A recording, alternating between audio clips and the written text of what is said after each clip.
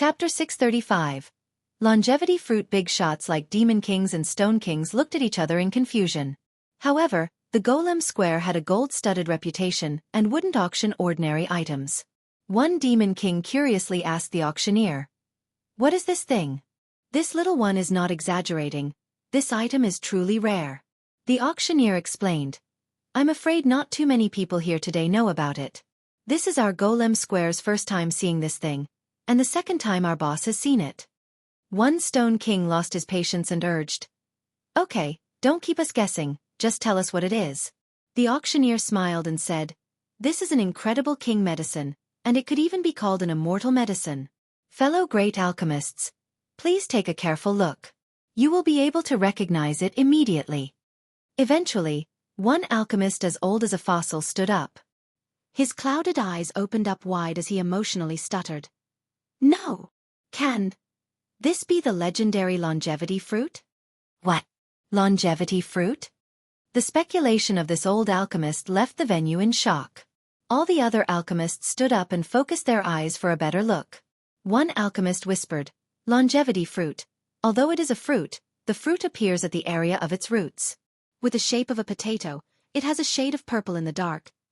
He then lost his voice and shouted, "This really is the legendary longevity fruit." After hearing the confirmation, the ancestors hiding in their private rooms all cried out, "Longevity fruit!" Inside these dark rooms came burning bright glares. Elder Lee's vision is quite keen, truly worthy of being a renowned alchemist in our alchemy realm.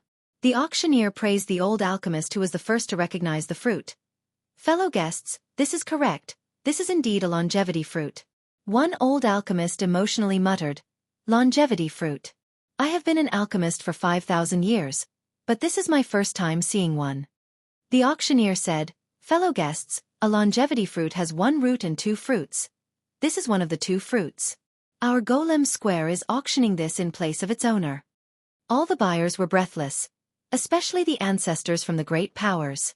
Just prior to this was the difficult Tao era, so new virtuous paragon didn't appear. Thus, all the current virtuous paragon's ancestors were those who had slept for tens of thousands of years or even longer. They relied on blood era stones to seal themselves deep underground for their slumber. These characters had limited lifespans. A few of them were even on the verge of dying and didn't want to come into being until the very last moment. They desired medicines that could prolong their life more than anyone else. Influential great powers, especially imperial lineages, tried their best to buy these longevity items for their ancestors. Although these longevity medicines had exorbitant prices, they were the most common form of life prolongment and had always been greatly sought after. Imperial ancestors ate these medicines like meals, but it was not an everlasting panacea. Eventually, the ancestors would keep using them until the effects diminished to the point where they would have to find rarer spirit grasses and immortal medicines to prolong their lives. The auctioneer spoke unceasingly, "Fellow guests, I know that there will always be someone in need of this longevity fruit. In fact, even if fellow guests do not need it, you can still buy it as a gift for your elders. It would be an amazing and filial offering." The auctioneer talked and talked, but the buyers were mesmerized by the longevity fruit, so they didn't mind his constant ramblings. This fruit was far too rare, so just looking at it a bit longer was a fortune in and of itself. In fact, the Golem Square was working to increase the impact of this matter.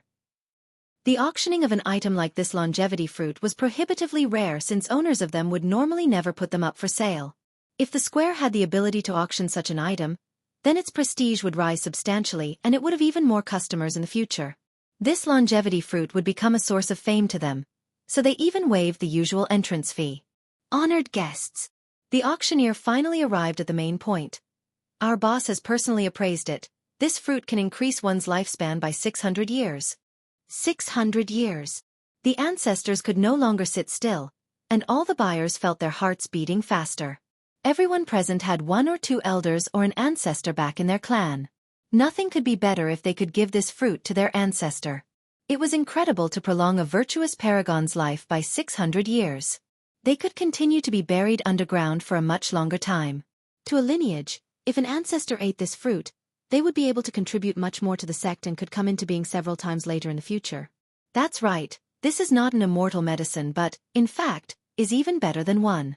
The auctioneer concluded, "Regardless of how many longevity medicines your ancestors has taken or what level they have reached, As long as they are not an immortal emperor or the highest level of God King, this fruit would absolutely be able to increase their lifespan by 600 years. Of course, ancestors who had taken this fruit before would have diminishing effects, but I trust that the ancestors in the stone medicine world that have tasted this fruit before can be counted on one's hand. Cultivators of different realms used different longevity medicines. As for the extent of life prolongment, it would depend on each person's circumstances. However, the longevity fruit neither cared for levels nor was affected by the previous usage of other longevity medicines. It would always increase one's lifespan by 600 years. This was a precious length of time for a near-death big shot. In fact, just as the auctioneer had stated, those who had tasted this supreme and rare fruit in the stone medicine world were exceedingly few in number. While the buyers were drawn in by the fruit, Baiwen glanced at Li Qie. At this time, he understood what Li Qie had brought to the golem square. He took a deep breath at this point and wondered for a bit. If Li Qie could take out even a longevity fruit, then what does the giant bamboo country have to attract him? Right now, it was not Li Qie asking the country to allow him to stay, it was the country begging for him to stay. Sure Hao, on the other hand, didn't think too much about it. He only curiously stared at the supreme longevity fruit. As for Li Qie, only a smile could be found on his face. The longevity fruit was something plucked from the lost garden of the immortals by him and Lan Yunju. The two of them managed to grab many king medicines. Since the start of time, only around 3 people had made it to the lost garden. King medicines were as common as vegetables in this garden, so one could imagine how many Li Qie had plucked. Others wouldn't dare to dream about immortal medicines like the ancestor ginseng, but Li Qie had quite a few of them. The longevity fruit was something Li Qie casually took out since he wanted to see if the golem square had something worthy of his attention. The longevity fruit had 2 stems, so Li Qie took the fruit with the younger spirit and kept the other fruit capable of prolonging one's life by 800 years. While the others didn't mind continuing to look at the fruit, one ancestor from a great power eventually voiced his question as he could no longer stand waiting. How will you sell this longevity fruit? What is the starting bid? The auctioneer replied, this fruit is being auctioned for an esteemed guest. This guest does not need refined jades, so he will only trade item for items. All the buyers here were well versed in this style of exchange. Someone who could take out a longevity fruit wouldn't give a damn about ordinary refined jades. The type of person who could produce supreme treasures would only trade with items. The auctioneer said, the esteemed guest is here as well. Everyone will only need to take out an item. After half a minute, if the owner does not ask for it, then we'll move on to a different person. The moment these words came out, all the buyers quickly planned ahead. Some did an inventory check on their treasures to see if there was anything that could tempt this mysterious owner. A bit later, the auctioneer slammed his gavel and proclaimed in a serious manner, very well, let the auction begin. Anyone can bid now. An ancestor in a dark room started with his bid. I am willing to trade a divine monarch's life treasure for this longevity fruit. This offer startled many others. Divine monarchs were true experts among virtuous paragons since they were eternal existences. A person who could take out such a treasure must be an incredible character. However, a treasure of the divine monarch level couldn't get into Li Qie's sight, so he didn't bother looking at it. Since the owner didn't answer, the virtuous paragon could only sigh. Before another ancestor could name his price, an older alchemist seized the opportunity and said, I will use my clan's alchemy scripture to trade for this fruit. My Non-Hu clan is renowned for its alchemy even in the alchemy realm. However, these words went into one ear and escaped from the other. No alchemy scripture could compare to the canon in Li Qie's possession. The alchemist laughed wryly after not getting a reply. He understood that the owner didn't like his clan inheritance. In a different room, another ancestor spoke at this time. I have a Saint Physique law for the diamond Saint Physique. I am willing to trade this law for the longevity fruit. But of course, this item also couldn't pique Li Qie's interest since no law in the present times could compare to his physique law. Chapter 636. Mysterious Wooden Horse. I have a life-saving order writ from the Jianlong clan. As long as you have this writ, no matter where you are or what danger you are facing, the Jianlong clan will do their best to guarantee your safety. Another hidden ancestor spoke. These words shocked everyone. The Jianlong clan was a monstrous existence, the only existence comparable to the alchemy kingdom in the stone medicine world.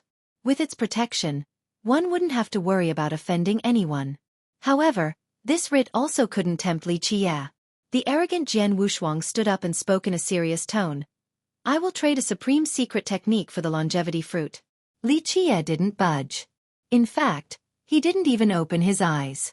As there was no response from the owner, Jian Wushuang gritted her teeth and lowered her tone once more. I have 3 drops of immortal emperor longevity blood. If the owner is willing, then I will use the supreme technique along with the 3 blood drops to trade for this fruit. Jian Wushuang didn't need the fruit, but she had an elder who really needed it. The rest of the buyers were shocked as they exclaimed, "What? Immortal emperor longevity blood?" This was something coveted by everyone due to its peerlessness. Even imperial lineages might not have some. However, this still was not enough to make Li Qie open his eyes. Both Bai Wang and Shi Hao were astounded by these incredible treasures. They had never seen so many ungraspable items before, but now they were revealed as offers. Bai Wang shuddered and reminded Li Qie. That is immortal emperor longevity blood. Li Qie still didn't respond, making Bai Wang understand that Li Qie didn't care for immortal emperor longevity blood either. Bai Wang couldn't help but feel afraid, not caring for such a level of treasure, too domineering. Jian Wushuang also sat down in frustration after getting no response from the owner. This was her second time being defeated today. The first time was her pride being trampled by Li Qie. Now, the owner also didn't react to immortal emperor longevity blood, so how could she not be frustrated? The other big shots all listed what they had, resulting in quite a cornucopia of items that included weapons, treasures, king medicines, and manuals among other things. However, Li Qie still didn't bat an eye. After the other buyers offered their items, one hidden ancestor finally spoke. I have a little wooden horse. He was very unwilling, but ultimately, he still mustered his will and made the decision to say, I can't say what this little wooden horse can do right now, but it is something left behind by the immortal emperor patriarch from my clan, a treasure of the utmost importance. The ancestor was still quite hesitant and full of remorse, but he really needed the longevity fruit. If the owner is willing, then I will trade this wooden horse for the longevity fruit. He was afraid that the owner wouldn't be able to see the horse, so he told the workers from the square to bring a tray over. This was a very normal tiny horse carved from wood of a gray color, not too eye-catching. The group stared at the horse, and no one could tell how this was valuable, but this ancestor was able to become an esteemed guest at the square, not to mention that he introduced his patriarch as an immortal emperor. Even if outsiders couldn't guess its background, it would surely not be a scam. Li Qie opened his eyes after hearing the words, little wooden horse. After a while on the balcony, he told the worker from the square, bring that wooden horse here so that I can take a look. After hearing this response, the auctioneer immediately told this great power's ancestor. The owner agrees to see your little horse. Good. Very good. The ancestor was in urgent need of the longevity fruit. Otherwise, he wouldn't have offered his immortal emperor's precious treasure to trade for it. Very quickly, the horse was in Li Qie's hands. He took a careful look before telling the worker from the square, I'll agree to this trade. The auctioneer heard it right away and immediately announced, I'm relieved to tell everyone some good news. The longevity fruit now has a new owner. Its previous owner is willing to trade the fruit for this guest's little wooden horse. After this announcement came out, everyone couldn't help but look at each other. Many wanted to know the effects of this horse left behind by an immortal emperor. Unfortunately, they couldn't research this horse at all. Neither the buyer nor the seller wanted to reveal much about this horse, so the curious crowd couldn't obtain an answer. The auctioneer excitedly slammed his gavel and announced, Very well, I now announce that this auction has officially ended with great results. He was very jubilant. This was the biggest and most surreal auction he had ever hosted. It would leave a bright mark on his career as an auctioneer. With the end of the auction, those who chose to remain hidden used a special passage to leave. Outsiders couldn't see all the participants. Meanwhile, since Li Qie ignored immortal emperor longevity blood for this little inconspicuous wooden horse, the shocked Bai Wang had to ask, Is this worth it? Li Qie smiled and said, That would depend on the person. Bai Wang and Shi Hao couldn't discern the use of this little horse and didn't know what was special about it. Li Qie didn't tell them either. After finishing the transaction process with the square, Li Qie left along with the other two. Both of them were very happy and excited. It was needless to mention Shi Hao. He obtained a cauldron left behind by the 100-grass alchemy emperor, something he wouldn't even dare to dream of before. Bai Wang also obtained a vermilion divine flame cauldron. Although it was not comparable to Xueqi's, this was more than enough for him. At the very least, he wouldn't have been able to buy one like this even if he strived for it for his entire life.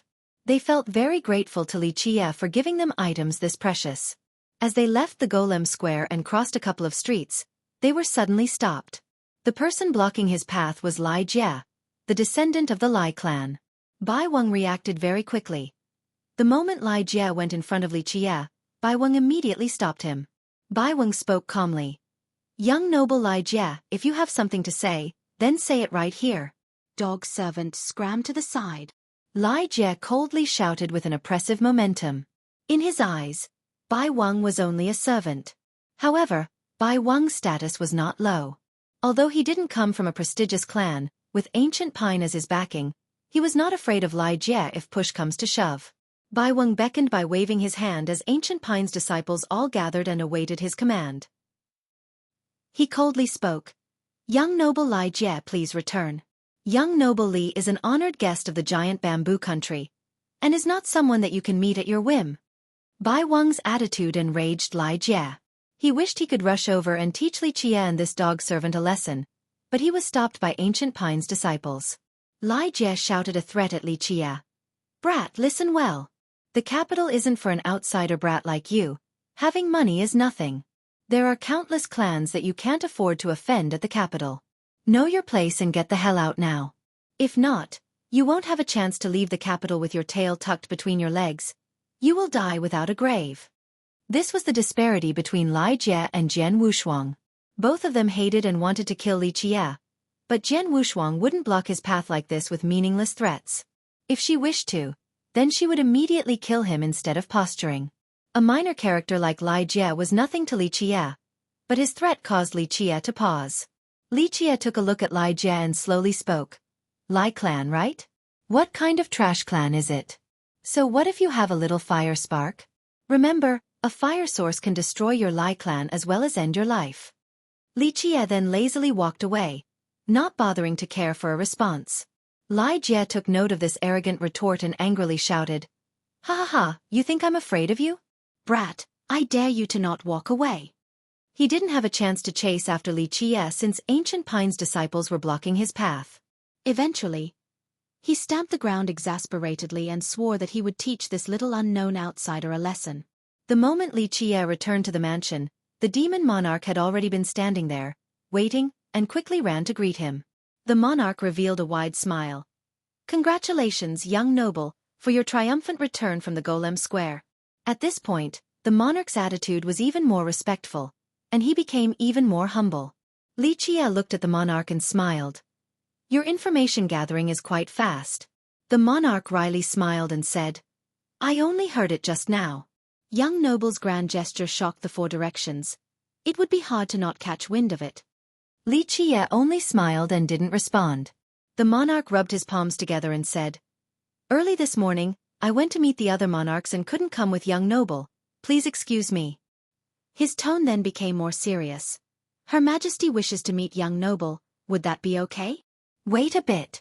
With that, Li Qie went inside. The monarch stood there on the spot, not knowing what to say.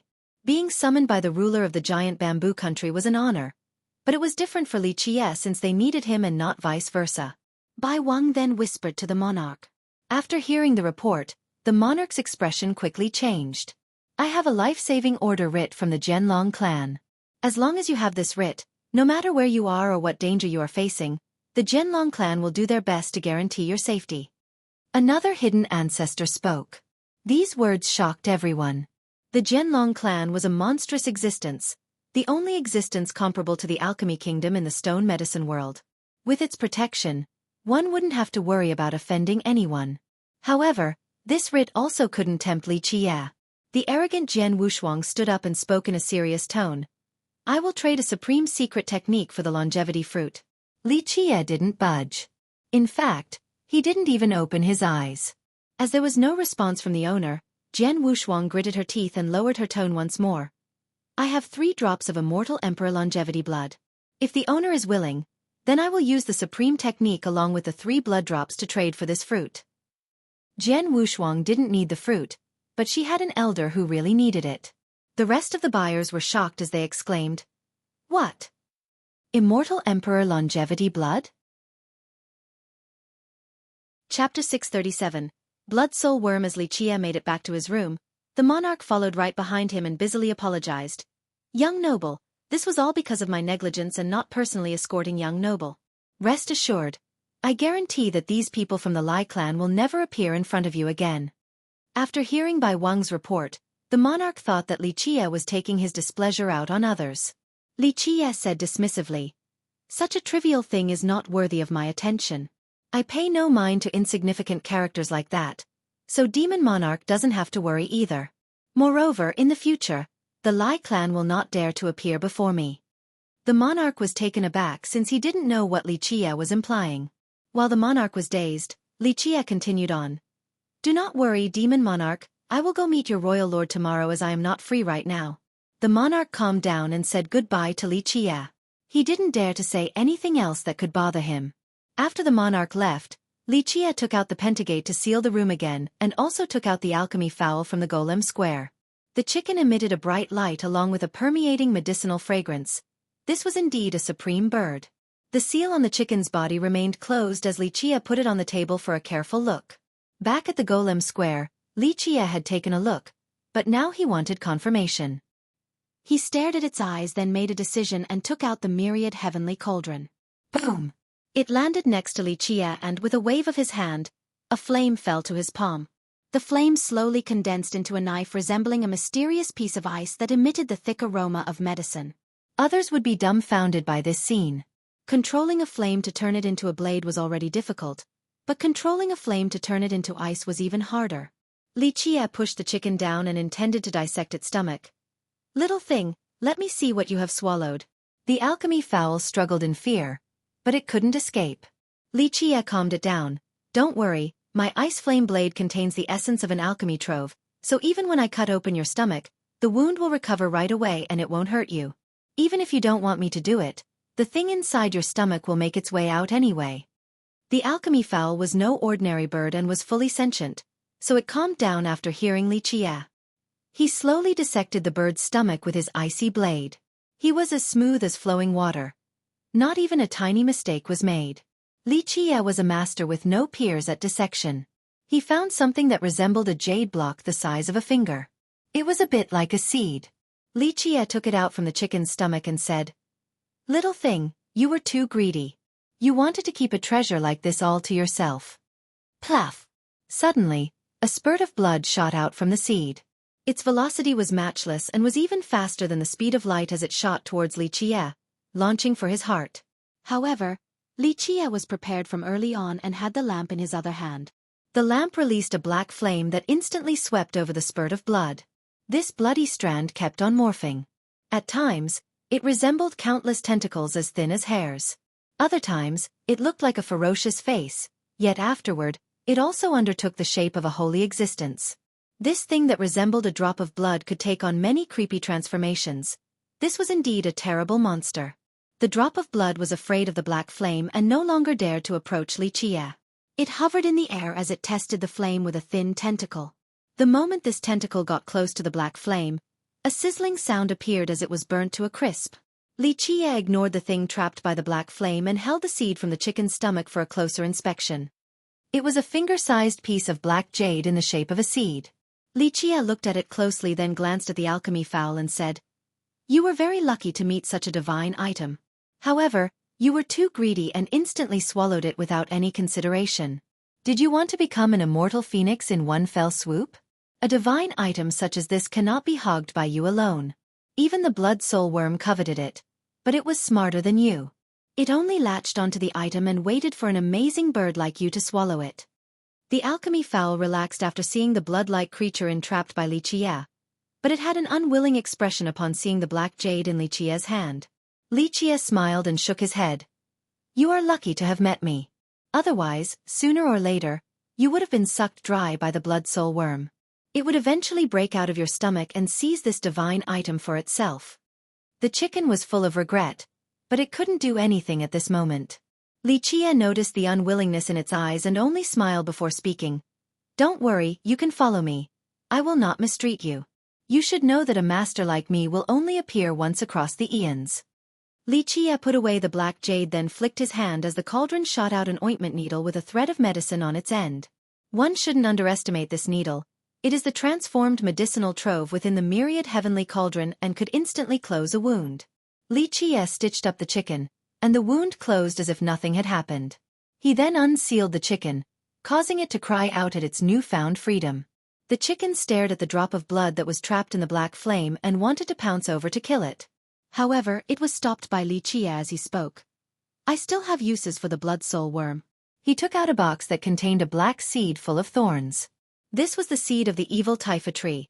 It had been refined by Li Qie for a very long time now, so its appearance had greatly changed.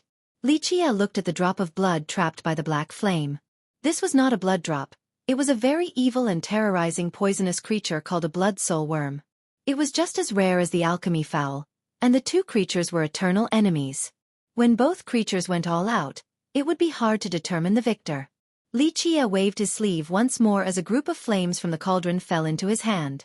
In an instant, this group of flames immediately turned into immemorial icicles. These icicles started to pin down the blood soul worm trapped inside the flame. The worm tried to wiggle around, but it couldn't move at all due to being pinned by the icicles. Li Qie then placed the worm on top of the evil Taifa seed as all the thorns on the seed latched onto the worm. The worm struggled, but it was meaningless. With that, Li Qie recalled his icicles. How could it just sit there and await its death? The moment the worm was freed, it recklessly crawled into the seed of the evil Taifa tree, wanting to devour it. However, the evil Taifa seed didn't back down. It tightened its thorns and tried to swallow the worm as well. At this time, Li Qie inserted a universal law as thin as silk into the evil Taifa seed, giving birth to a maelstrom inside. This boundless magical rune was the culmination of Li Qie's refinement, and it turned into a maelstrom. With this refinement, the blood soul worm and the evil Taifa seed slowly became one. After a while, the transmutation of the two was finalized. The evil Taifa seed was no longer black. It was of a crimson color just like blood.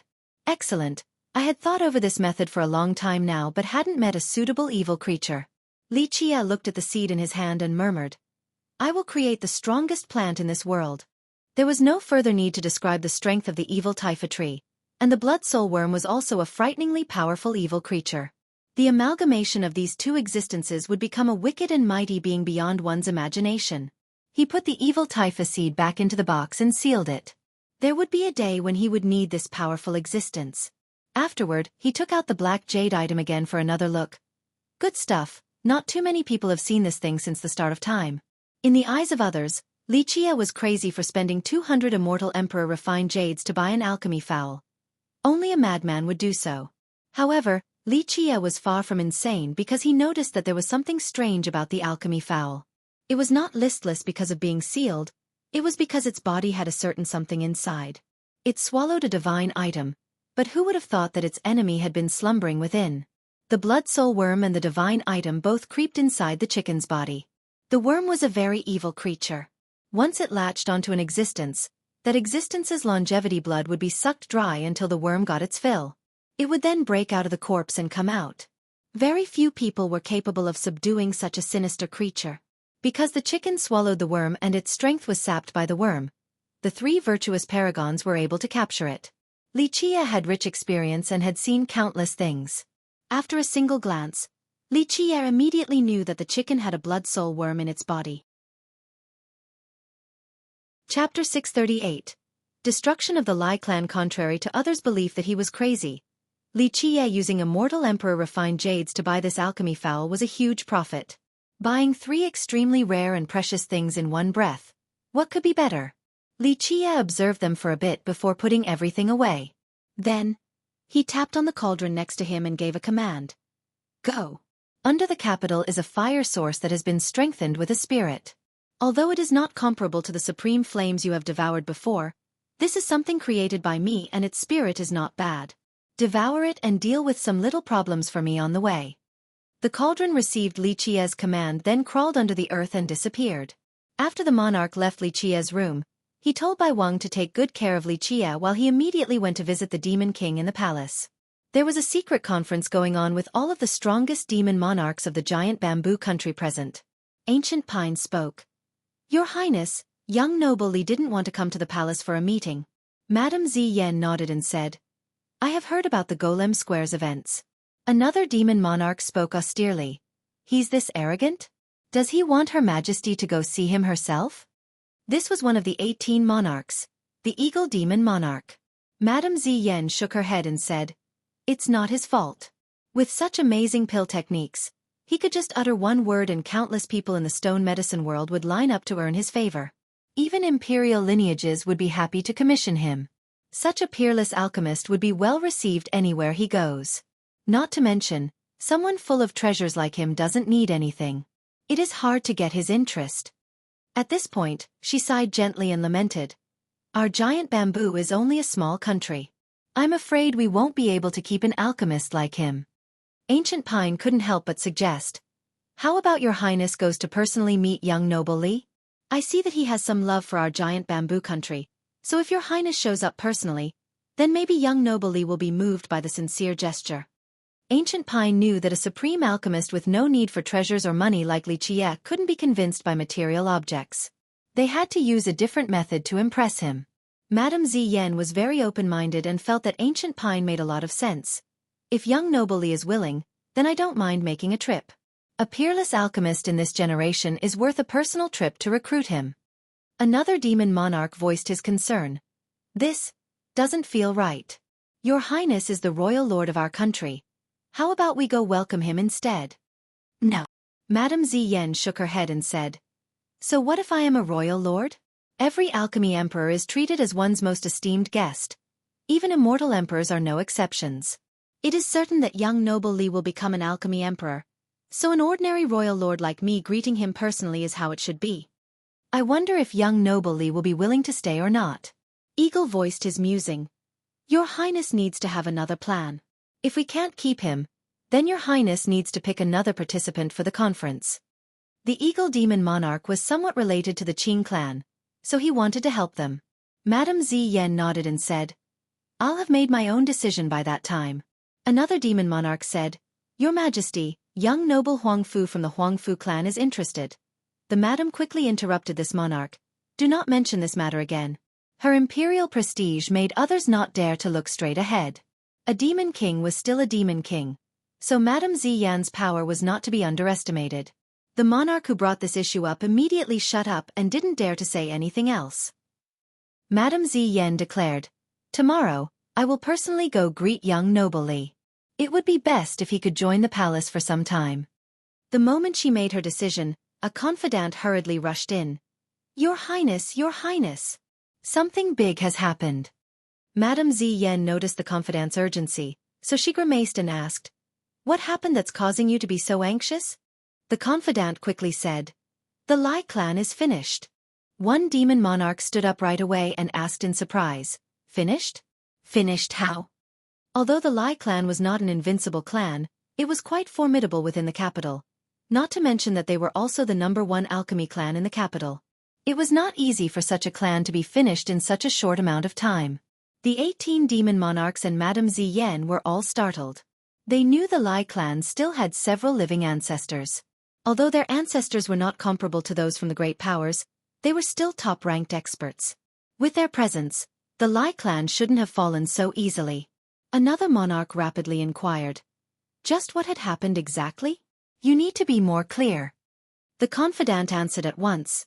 It happened not long ago. The fire source under the Lai clan suddenly exploded and blew away their ancestral ground. Their ancestors wanted to suppress the blast but were incinerated by the scorching fire source. People said that the fire source soared into the sky and rushed into the Lai clan, killing Lai Jie, the Lai clan's young noble. Our disciples said that the flame penetrated the stone heart of Lai Jie in just 1 second. Although the rest of his body is still intact, his soul is definitely done for. After hearing this report, all the monarchs looked at each other. The Lai clan was known as the #1 alchemy clan in the capital for a reason. Their fire source. This fire source not only helped them by providing great cauldrons, it also made their pill refinement much easier. An alchemist in the capital had previously proclaimed with disdain, the Lai clan's skill at alchemy is only third-rate at best. They would be nothing without that fire source. Although these words were quite extreme, there was a hint of truth to them. The Lai clan's alchemy Dao was not particularly outstanding. They would have been overthrown long ago without the fire source. The Lai clan's prestige and ability to refine great pills were mostly due to this fire source. One demon monarch murmured, "If the fire source has been destroyed, the Lai clan will fall into the abyss and will never be able to rise again. Their demise is certain." An alchemist among the 18 said, "Their alchemy Dao relied on a few old geezers for support. Their younger generation can't reach the apex." Now that those old men have been burnt to ashes, the slightly excellent Lai Jie had been killed, and most importantly, their fire source has been destroyed, the Lai clan can only withdraw from the alchemy path. Madame Ziyan sat on her throne and pondered for a moment before speaking. This is quite strange. The fire source has been passed down for a long time. The Lai clan has been guarding it generation after generation. It has always been very stable with its own sentience and is not the type to change or go wild. Why did it explode without any prior warning? It was not without reason that Madame Ziyan was able to become the royal lord, since she had many outstanding aspects. The moment she received the news, she understood that something was wrong about it. The monarchs looked at each other and felt that the matter made sense. Ancient Pine suddenly recalled something and shuddered. He stood up and told the madam, "Your Majesty, I just recalled something. Perhaps it has something to do with this matter." Madame Ziyan quickly urged, "What is it? Tell me." The Lai clan was a big clan in the capital, so their fate left the madam puzzled. Ancient Pine told the story of how Lai Jie blocked Li Qia's path since Bai Wang had reported it to him in great detail. And now, the Lai clan's demise reminded him of this matter. Ancient Pine continued on, "I heard my subordinates say that young noble Li had said that the fire source of the Lai clan will definitely be destroyed." Madame Ziyan stood up and asked after hearing this, "Has young noble Li left your mansion at all?" Ancient Pine shook his head in response. "When I left, young noble Li was still in the mansion. I believe he didn't leave at all." After hearing this, Madame Ziyan stood there, quietly thinking. The eagle demon monarch spoke. "Perhaps this is only a coincidence. It is normal for young people to utter a few words of arrogance." "That's right." Another monarch added, "The Lai clan has many experts, not to mention their ancestors. It would be difficult for an outsider to sneak into the Lai clan without being detected, at least, for those of the younger generation. But in this case, the Lai clan didn't seem to notice any outsiders, only their fire source's sudden explosion." Madame Ziyan thought about it a bit more and shook her head. "I'm afraid this matter is not that simple. That fire source definitely didn't explode for no reason, since it also killed Lai Jie. The Lai clan had so many people, so why did this flame only kill Lai Jie alone? She was not only a virtuous ruler but also very intelligent." This sparked more questions for the demon monarchs. The alchemist monarch said, "If this wasn't an accident, then there are two possibilities. However, these two possibilities are quite unlikely." Another demon monarch quickly asked, "Old son, don't keep us guessing. What are the two possibilities? Tell us so we can think about it together." The alchemist monarch mused it through a little bit before speaking. "I have only heard of these two possibilities and have never seen them before. These matters are only in the legends, so it is hard to tell whether they are real or not." Madame Ziyan said, "Demon monarch, go ahead and say it. Whether it is true or not is not important. At the moment, anything is possible." Chapter 639. Still a legend. The alchemist demon monarch smiled wryly and said, "This might sound a bit absurd, however, there is a legend about an alchemy emperor that goes like this. The emperor was able to control both the fire source and fire spark. Another tale told of him controlling the fire of a heavenly tribulation. But yes, this is strictly fictional. It might be possible to control a fire spark due to the matchless flame control of alchemy emperors. However, controlling a fire source is a different story. It is one thing if the fire source is above ground, but if it is below, then even an emperor would have a hard time controlling it. Controlling the flame of a heavenly tribulation is even more outrageous. However, people speculated that this would be possible for an immortal emperor who was initially an alchemy emperor. For example, immortal Emperor Yao Zhu of the Alchemy Kingdom might have been able to control the heavenly tribulation's flame, but other alchemy emperors won't be able to. Of course, all of this is just gossip among alchemists and no one is certain of anything. The alchemist took a deep breath and answered in a respectful and solemn manner. "The alchemy god, the existence that established the laws of alchemy. Anyone would display an extremely respectful attitude when mentioning the alchemy god, especially at the stone medicine world where alchemists thrive the most. The alchemy god had an unreachable prestige in this place, even higher than immortal emperors. Nothing but respect could be found from alchemists regarding this topic since the alchemy god had an incomparable status in their hearts. Without the alchemy god, there would be no complete Tao system for alchemy like the one today.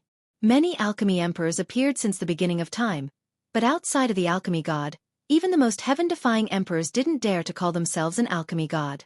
This was out of respect for the alchemy progenitor. In the end, Madame Ziyen told Ancient Pine, "Elder Pine, tomorrow, I will personally go to your mansion to greet young noble Li." She didn't bring up the matter of the Lai clan anymore. To her and the country, the fate of the Lai clan was not important. It was only another family in the capital, not one of her subjects. In the meantime, in Ancient Pine's mansion, Baiweng received the news about the Lai clan. He shuddered when he heard that their fire source exploded and Lai Jie died a terrible death. He heard what Li Chia had said to Lai Jie before, and now, it actually happened, so how could he not be astonished? Although he hadn't seen Li Chia take action, he was sure that Li Chia was the culprit even if he didn't leave the mansion. However, he didn't know how this was possible. He recognized that Li Chia was not as harmless as he seemed. Li Chia was not only a genius at pill refinement and a generous prodigal son that could scare people to death, he was also the ruthless type. He would decisively make a decision without showing any mercy as he unleashed his thunderous wrath upon his enemies. The Lai clan was a living example. The Lai clan's sudden accident caused a huge stir in the capital. Overnight, some people were happy, some were sad, and others lost sleep throughout the night. However, none of this had anything to do with Li Chia since he had a great night's sleep. In the morning, when Li Chia woke up, Ancient Pine and Bai Wang had already been waiting outside. Ancient Pine stepped forward after seeing Li Chia and respectfully spoke. "Did young noble have a good night's rest?" Li Chia glanced over at Ancient Pine and smiled. "Demon Monarch can be frank with me, there is no need to beat around the bush." Ancient Pine awkwardly smiled and rubbed his palms together to say, "Her Highness is here to see young noble and is in the main hall right now. Will you meet her?" Under normal circumstances, outsiders would find this matter hard to believe. The giant bamboo country was still a big country in the alchemy realm, and Madame Ziyen was its royal lord. As a demon king with a heavenly king cultivation, she would be regarded as a top character no matter where she went. However, today, Royal Lord Ziyen personally came early to visit with a sincere and humble attitude. This was quite surprising. It made sense if she was visiting an ancestor of a great power, but today, she was only seeing a young man, a youth without any fame. The entire country would be shocked if this were to come out. Just what kind of character was worthy of their royal lord's grand treatment? "If your royal lord is here, then I'll see her." Li Chia reacted very blandly and smiled. Bai Wang, who was standing to the side, didn't dare to comment. He knew that anyone else would have felt a sense of honor and pride, but Li Chia reacted calmly as if this was how it should be. This was indicative of his heaven-defying peerlessness. The alchemist demon monarch smiled wryly and said, "This might sound a bit absurd, however, there is a legend about an alchemy emperor that goes like this.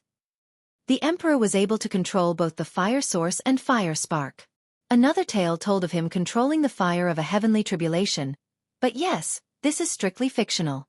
It might be possible to control a fire spark due to the matchless flame control of alchemy emperors. However, controlling a fire source is a different story. It is one thing if the fire source is above ground, but if it is below, then even an emperor would have a hard time controlling it. Controlling the flame of a heavenly tribulation is even more outrageous.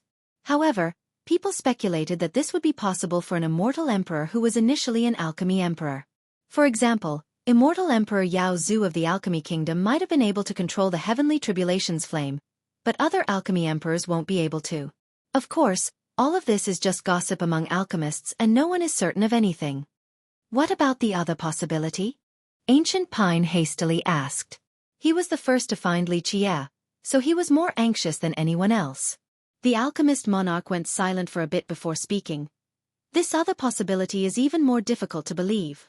There is a legend in the world of alchemists. There exists a heavenly cauldron in this world, one that is even better than the cauldrons of alchemy emperors. It is said that this cauldron can devour all the flames in this world as well as any immortal medicine. It has an extremely powerful fire source, the purest in this world, on top of the best and most unparalleled medicinal trove. In the legends, this cauldron could fly to the sky or maneuver beneath the earth. Not only could it control flames, it also devoured countless fire veins. A fire source is only a simple meal to it. Chapter 640. Meeting again in the main hall, Madame Ziyen sat there, waiting, accompanied by 17 demon monarchs. This was quite a grand showing. It could be said that all of the most powerful rulers in the giant bamboo country were here. Such a showing could only be seen when greeting virtuous paragons. Ordinary grand characters would never see such a big gesture. Initially, Madame Ziyen wanted to go see him alone, but the other monarchs also wanted to see just what this illustrious person who could refine pills like cooking named Xueqi looked like, so they followed to add to the fun. Anyone who had never witnessed such a grand team before would tremble upon seeing a demon king and 17 demon monarchs together. However, upon his arrival, Xueqi was still as relaxed and comfortable as ever. The monarchs were stunned to see Xueqi since he was completely different from what they had imagined. They assumed that a supreme alchemist with such great pill refinement skill should at least have a floating immortal aura. Each of his steps should give birth to lotuses or at least have an imposing momentum. However, Xueqi looked quite bland and lacked perceivably excellent qualities. If they didn't know of his skills beforehand, they wouldn't believe that this ordinary man before them was the famed alchemist. Madame Ziyen was also astounded to see Xueqi since she didn't expect to meet him again in these circumstances. Xueqi sat down and glanced around before stopping on Madame Ziyen, then he grinned. He laughed when he saw her dazed expression and said in a carefree manner, "Your Majesty, we meet again. It has been a while." The monarchs were surprised as well as they all looked back at Madame Ziyen. They didn't expect for their demon king to have met Xueqi once already. Ultimately, she was still a demon king, so she quickly composed herself and revealed an elegant and noble smile to say, "I also didn't expect that you were young noble Li." So it turned out that Madame Ziyen was the woman Xueqi met in the ancient house on the outskirts of the capital on that night. She didn't expect that man who spewed out such arrogant words and was lost in his delusions to be the supreme alchemist, Xueqi. In fact, it was not quite a coincidence. That night, Xueqi went to the ancient house in order to recall his past. As for the madam, she went there whenever there was a big issue to contemplate in silence, to follow the example of her matriarch. Young noble's arrival is our giant bamboo's honor. The elegant demon king Ziyen said, "I am very busy and couldn't greet you right away, so please excuse the lack of hospitality. Today, we prepared some meager gifts as an apology." A servant carried a chest forward. It had yet to be opened, but the immense sound it made when it dropped to the ground showed that the items inside were not ordinary. Xueqi didn't open it for a look, however. The majority of treasures was nothing in his eyes. He only revealed a carefree smile instead. "To meet is to be connected by fate. Your Majesty can be straightforward with me." Madame Ziyen replied, "I heard our demon monarch say that young noble is interested in being an alchemist of our country. I wonder if this is true?" Xueqi smiled and said, "We can talk about the alchemist position later, but I heard your Majesty needs someone to participate in the alchemy conference for the giant bamboo country. I can lend you a hand with this." The monarchs glanced at each other, and the madam was shocked as well. No one thought that Xueqi would agree so readily. A supreme alchemist was highly sought after no matter where they were in the stone medicine world. Even imperial lineages were no exception. One must pay a tremendous sum to invite such an alchemist. Even the Qin clan negotiated quite a lot with the giant bamboo country just for entering the alchemy conference. After all, alchemists were quite popular, especially the young and talented ones. So now, Xueqi's swift agreement was outside of everyone's expectations. However, Madame Ziyen understood that there was no free meal in this world, so she asked straightforwardly, "May I ask what your wishes are? Or what can the giant bamboo country do to assist you with? If you need anything, just say the word." Xueqi smiled and shook his head. "I am not looking down on the giant bamboo country, but this country does not have the things I desire. I trust that your Majesty is quick with your intel. So, do you feel that I lack treasures or wealth?" These words were quite arrogant and caused some of the monarchs to be unhappy, but they all admitted that he was only speaking the truth. Even Madame Ziyen had to smile bitterly. Spending 200 immortal emperor refined jades to buy an alchemy fowl. Such a wasteful act was indicative of his riches. Even if the country mustered up its entire treasury, it would still be very difficult to produce 200 immortal emperor refined jades. Li Qie alone was capable of throwing out such a sum without a care. He clearly was not short of money. Since even an entire country was not necessarily richer than him, the gap between the two sides was considerable. Li Qie smiled and asked, "However, if your highness really wants me to provide a condition, this wouldn't be hard either. I will participate in the alchemy conference for the giant bamboo country, but I have a brother who wants to be a court alchemist. What does your highness think about this?"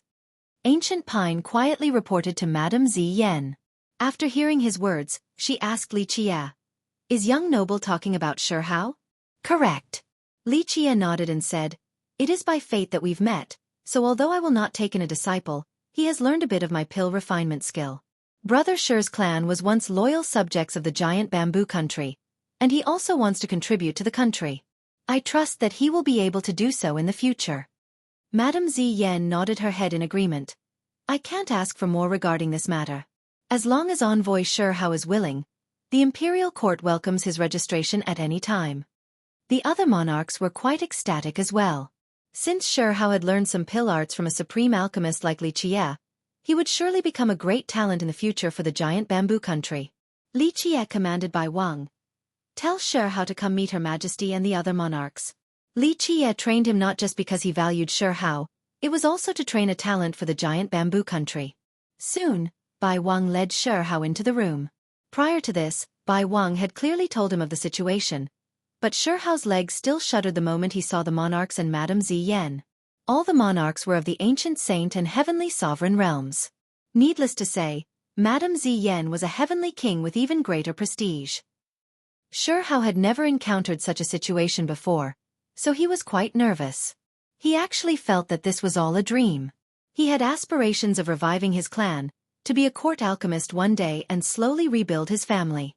However, these were only dreams buried deep inside his heart since, as a little envoy, he was very far from reaching these aspirations. Prior to this, he didn't even dream about meeting Her Majesty, but it was one of his wishes during his youth. His dream came true too fast and he was not mentally prepared. He stepped inside the room while quivering, clearly having lost his calm. Seeing Xueqi's anxiety, Li Qie encouraged him. "Xueqi, go greet the monarchs and Her Majesty. Her Majesty has agreed for you to become a court alchemist."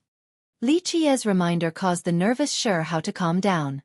He kneeled down and bowed. "Xueqi from the Xue clan greets Your Majesty." "Rise." Madame Ziyan accepted his bow and nodded her head. The Xue clan from the Calm River County had always been loyal subjects of the giant bamboo country with great contributions. "Today, you may enter the court and will bring prestige back to the name Xue."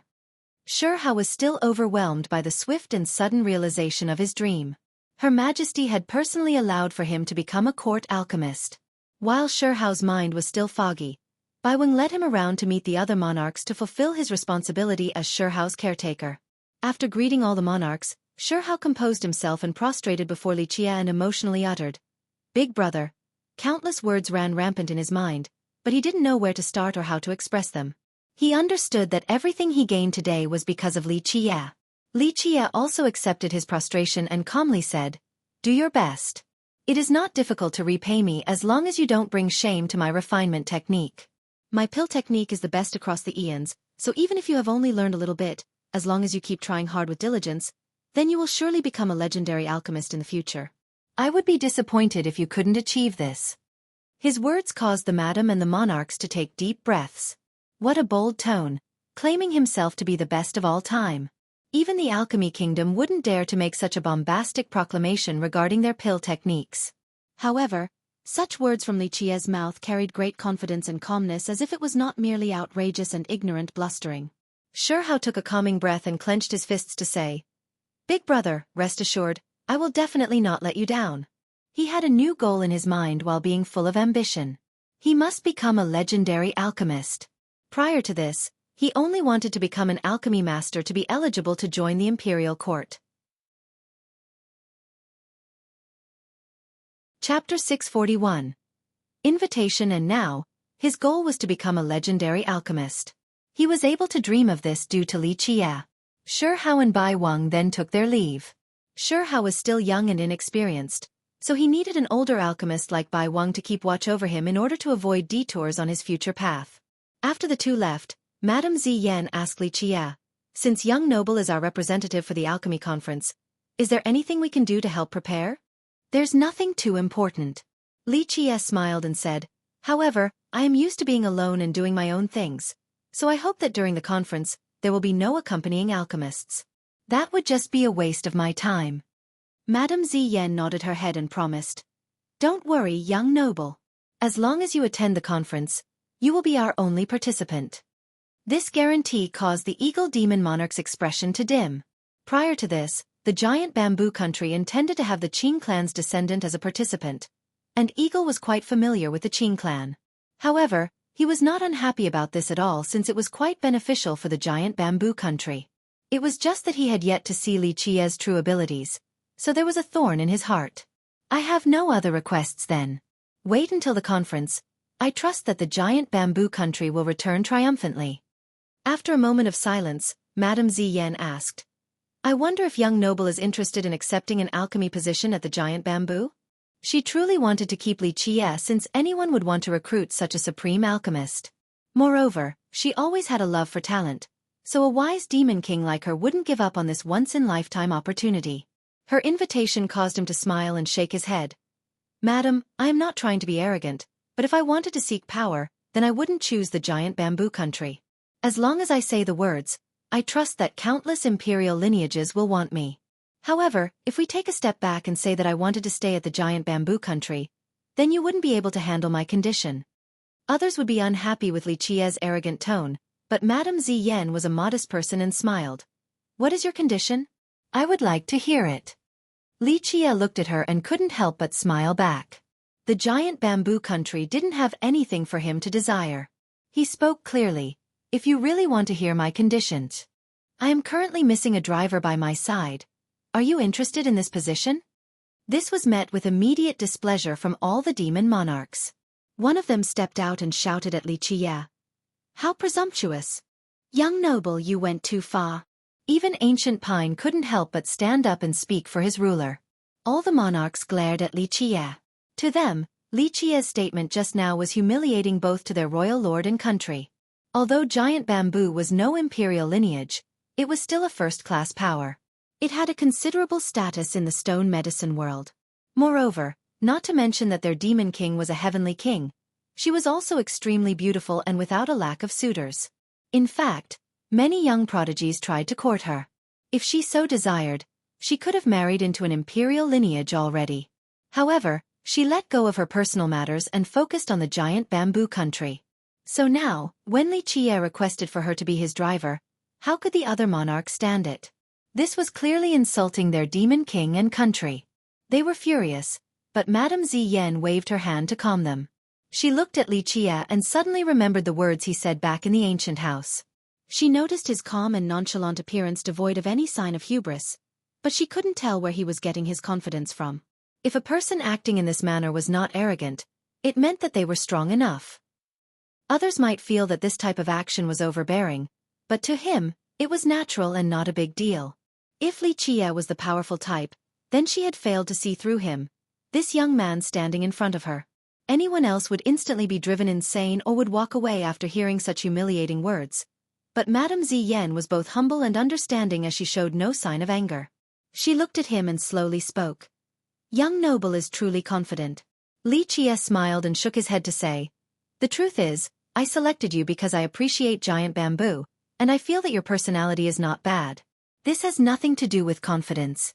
To be frank, when it comes to qualifications, even a descendant of an imperial lineage might not enter my sight. The calm Madame Ziyan inquired further. Then so to say, young noble believes that I should feel honored for being chosen as your driver? You are correct. Li Qie flatly replied. Being a driver for me is indeed an honor. You are a demon king, a ruler of a country, so what will your future accomplishments be? At best, you will stop at virtuous paragon. Will you be able to earn divine bestowment? As for God King, this is far beyond your reach. His response stunned her. She was indeed aspiring to become a virtuous paragon, but obtaining a divine title was too difficult for her, and the title of God King was basically impossible. It was not due to a lack of confidence, but rather, a deep understanding of her capabilities. Since the start of time, which God King had not been heaven-defying. Those who gave themselves the title are excluded from this, but real God Kings were all apex existences and not far off from immortal emperors. Li Qie smiled and said, "If you become my driver, then your figure will be there as we hover over myriad races. When my carriage departs, myriad races will prostrate and immortal emperors will come to greet us. If you stay next to my side and accept some of my pointers, you will gain boundless benefits for the future." What a big tone. The eagle demon monarch unhappily snorted by the side. Li Qie still smiled without batting an eye and continued, "It is fine if you don't believe me. I am only speaking the truth." And this was indeed the truth. For tens of millions of years, Li Qie's drivers all enjoyed illustrious fame. Even if they were not God Kings, they were still able to sweep through the 9 worlds. The weak were not eligible to become his driver. Keep in mind that back when Li Qie's carriage was on the move, there used to be immortal emperors who came to greet him. Thus his driver had to be extremely strong to be worthy of this role. Madame Ziyan waved her sleeve to prevent the eagle demon monarch from speaking any further. She only sighed and didn't say anything else. Li Qie cheerfully said, "Of course, I won't force the unwilling. You can go back and think it over." Madame Ziyan didn't say anything else. This request was indeed too unreasonable for her. Seeing the tense atmosphere, the ancient pine demon monarch rubbed his palms and changed the subject. "Haha. There is nothing to worry about since young noble Li has agreed to represent us at the conference this time. Young noble is a supreme alchemist with unprecedented skill at pill refinement." The eagle demon monarch spoke at this time. "Recently, I've been trying to find an alchemist but was unable to find a suitable one.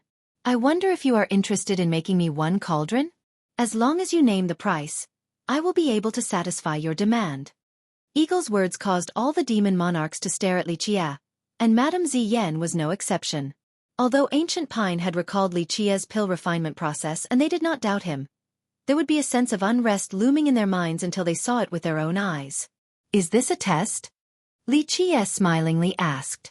Ancient Pine stepped in to smooth things over and said, "It is a misunderstanding, young noble.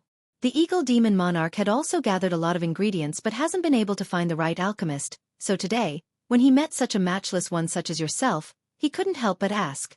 Li Qie interrupted Ancient Pine.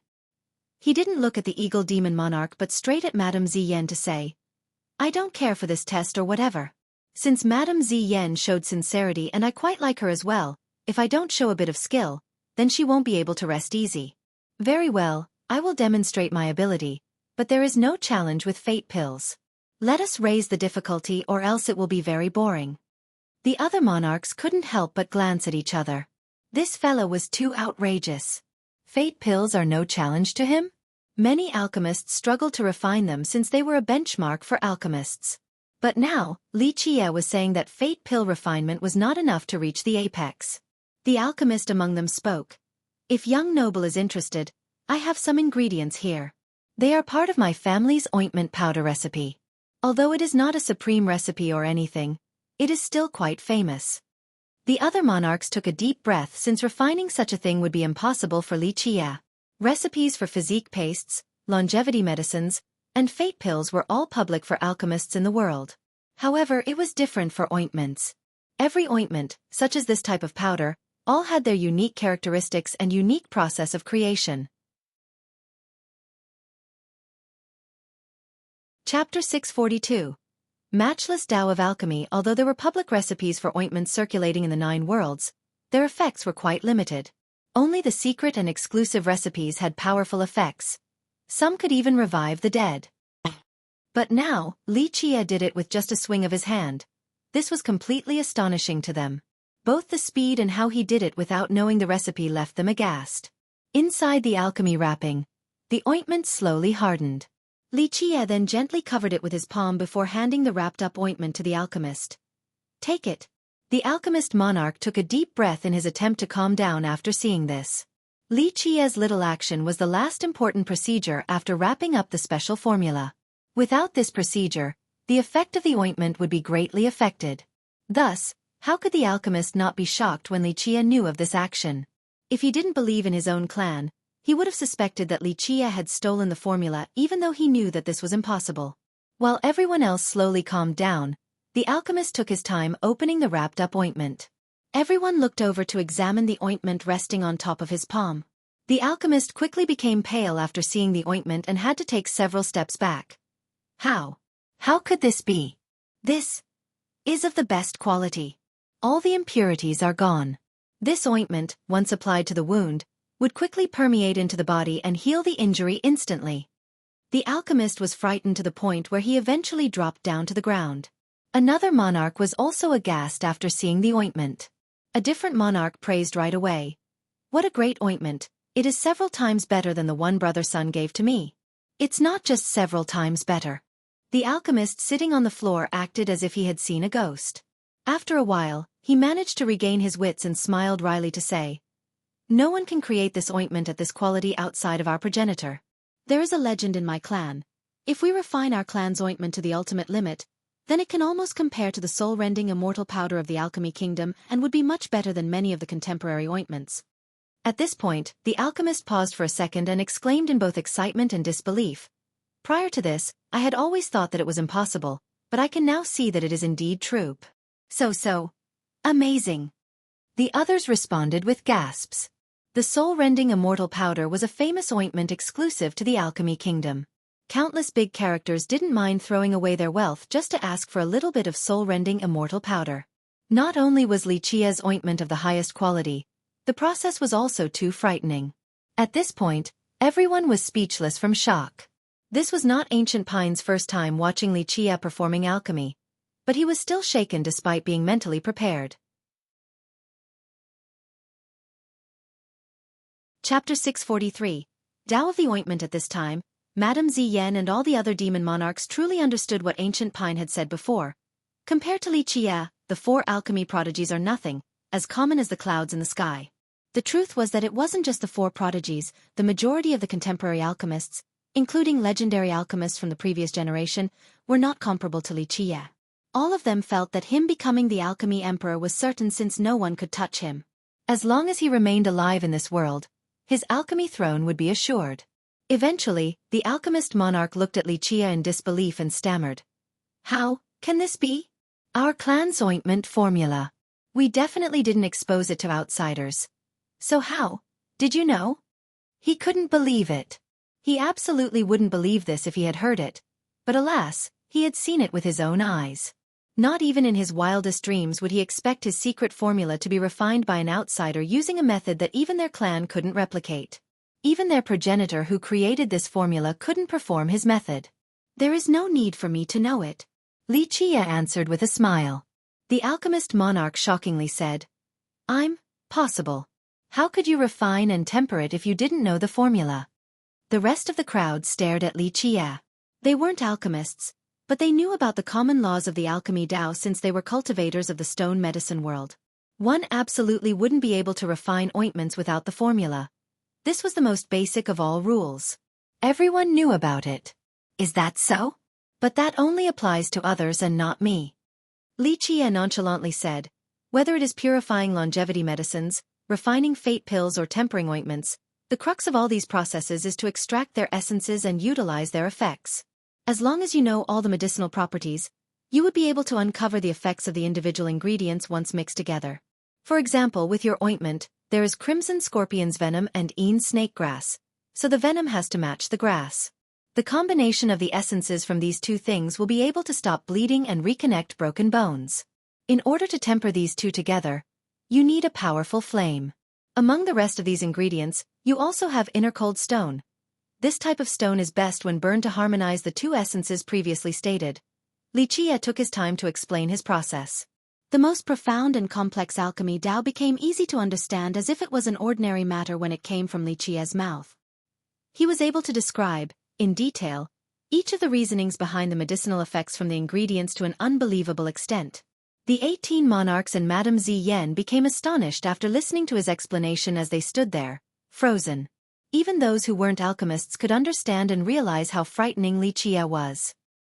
He looked at the frozen bunch and lightly said, "For any kind of pills and creations, in principle, we are not the ones who create them, and neither are the recipes. We only manage to recognize the formulas because the alchemy foundation has always existed. It is only that the world had yet to discover its magical effects." The group continued to be speechless. It didn't matter whether they were the arrogant type or not, at this moment, they were truly convinced. They were shaken by Li Qia's skill in the Tao of alchemy, and felt that no one in the world could compete with him in this regard. In the end, the alchemist monarch said while still slumped, "My life. I've wasted my life studying. I didn't even know the basics." This alchemist monarch could be said to be the most skillful among the loyal subjects of the giant bamboo country, and others called him the #1 demon monarch alchemist. But today, he felt that his knowledge and skill regarding the alchemy Tao that he accumulated throughout his entire life was not worth mentioning. The young man before him, Li Qia, was a vast ocean while he was only a drop of water. A drop of water was indescribably insignificant compared to the vast sea. Today, Li Qia had shattered his confidence since he felt that he didn't even manage to grasp the basics of the alchemy Tao. Several other demon monarchs slumped as well and understood how frightening Li Qia's skill was. A while later, Madame Ziyan shuddered and calmed down, then she asked, "Young noble Li, may I ask how long you have been studying the Tao of alchemy for?" "How long you say?" Li Qia shook his head and said, "I do not know, but I can say that pill refinement is only a hobby for me to relax in my spare time." Hobby. Even a demon king like Madame Ziyan nearly choked after hearing this. She was not the only one since something similar occurred to the 18 monarchs. Only a hobby? One monarch even wanted to prostrate out of disbelief. This was not just a literary expression. Li Qia's answer sounded awfully pretentious, but since he had such abilities, no one thought that he was just bragging. Unfortunately, it had the effect of causing the alchemist monarch to want to slam his head into a wall to commit suicide. This was only a hobby? A hobby, yet he could already become an alchemy emperor? Then those other alchemists who spent their whole life on this path should just die already. Could he at least show some mercy to those who couldn't become an alchemy emperor despite striving for it throughout their entire life? At this moment, all of them finally had their doubts erased and no longer felt that Li Qia was being too arrogant. They decided to leave and, compared to earlier, the monarchs were much more respectful.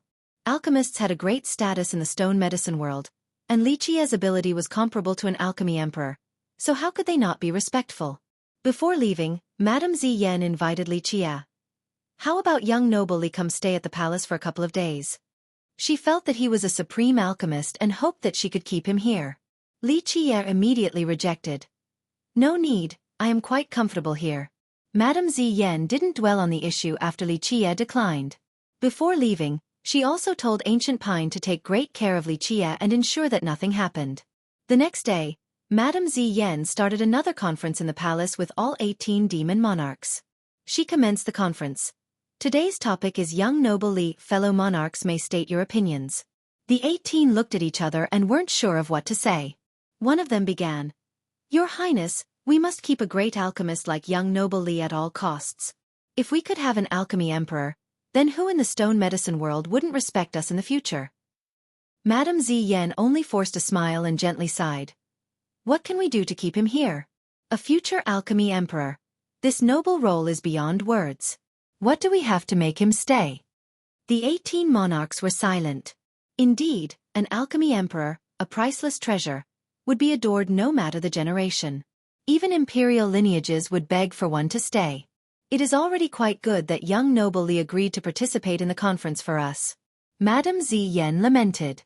It was not from a lack of confidence, but an alchemy emperor was simply too highly sought after. Sure, how is a good place to start since young noble Li seems to value him a lot. The eagle demon monarch deepened his tone. Another monarch spoke. "What the eagle demon monarch said makes sense. Even if we can't keep him here, we can invite him to the giant bamboo country even if it's only in name. Then, we'll still greatly benefit. Even if it is only titular, what do we use to tempt him?" Ancient Pine said, "In my opinion, very few things are capable of doing so. It seems that nothing can enter his eyes." Ancient Pine's words were not unreasonable. Back in the Golem Square, Li Qia threw out Immortal Emperor refined jades. A person who could do so would not lack divine weapons or immortal items. And even if these types of items could tempt him, the giant bamboo country did not possess such things. A demon monarch suddenly remembered something and said, "Oh, we do have something. This item might be something all alchemists crave." Madame Ziyan's eyes became serious and slowly asked, "Demon monarch is talking about the legendary immortal nectar?" "Yes." This demon monarch replied, I heard that even alchemy emperors from the alchemy kingdom wanted our giant bamboo's immortal nectar. Maybe this nectar will be able to tempt young noble Li. At this time, Madame Ziyan and all the other demon monarchs truly understood what Ancient Pine had said before. Compared to Li Qie, the 4 alchemy prodigies are nothing and are as common as the clouds in the sky. The truth was that it wasn't just the 4 prodigies, the majority of the contemporary alchemists, including legendary alchemists from the previous generation, were not comparable to Li Qie. All of them felt that him becoming the alchemy emperor was certain since no one could touch him. As long as he remained alive in this world, his alchemy throne would be assured. Eventually, the alchemist monarch looked at Li Qie in disbelief and stammered. How can this be? Our clan's ointment formula. We definitely didn't expose it to outsiders. So how? Did you know? He couldn't believe it. He absolutely wouldn't believe this if he had heard it. But alas, he had seen it with his own eyes. Not even in his wildest dreams would he expect his secret formula to be refined by an outsider using a method that even their clan couldn't replicate.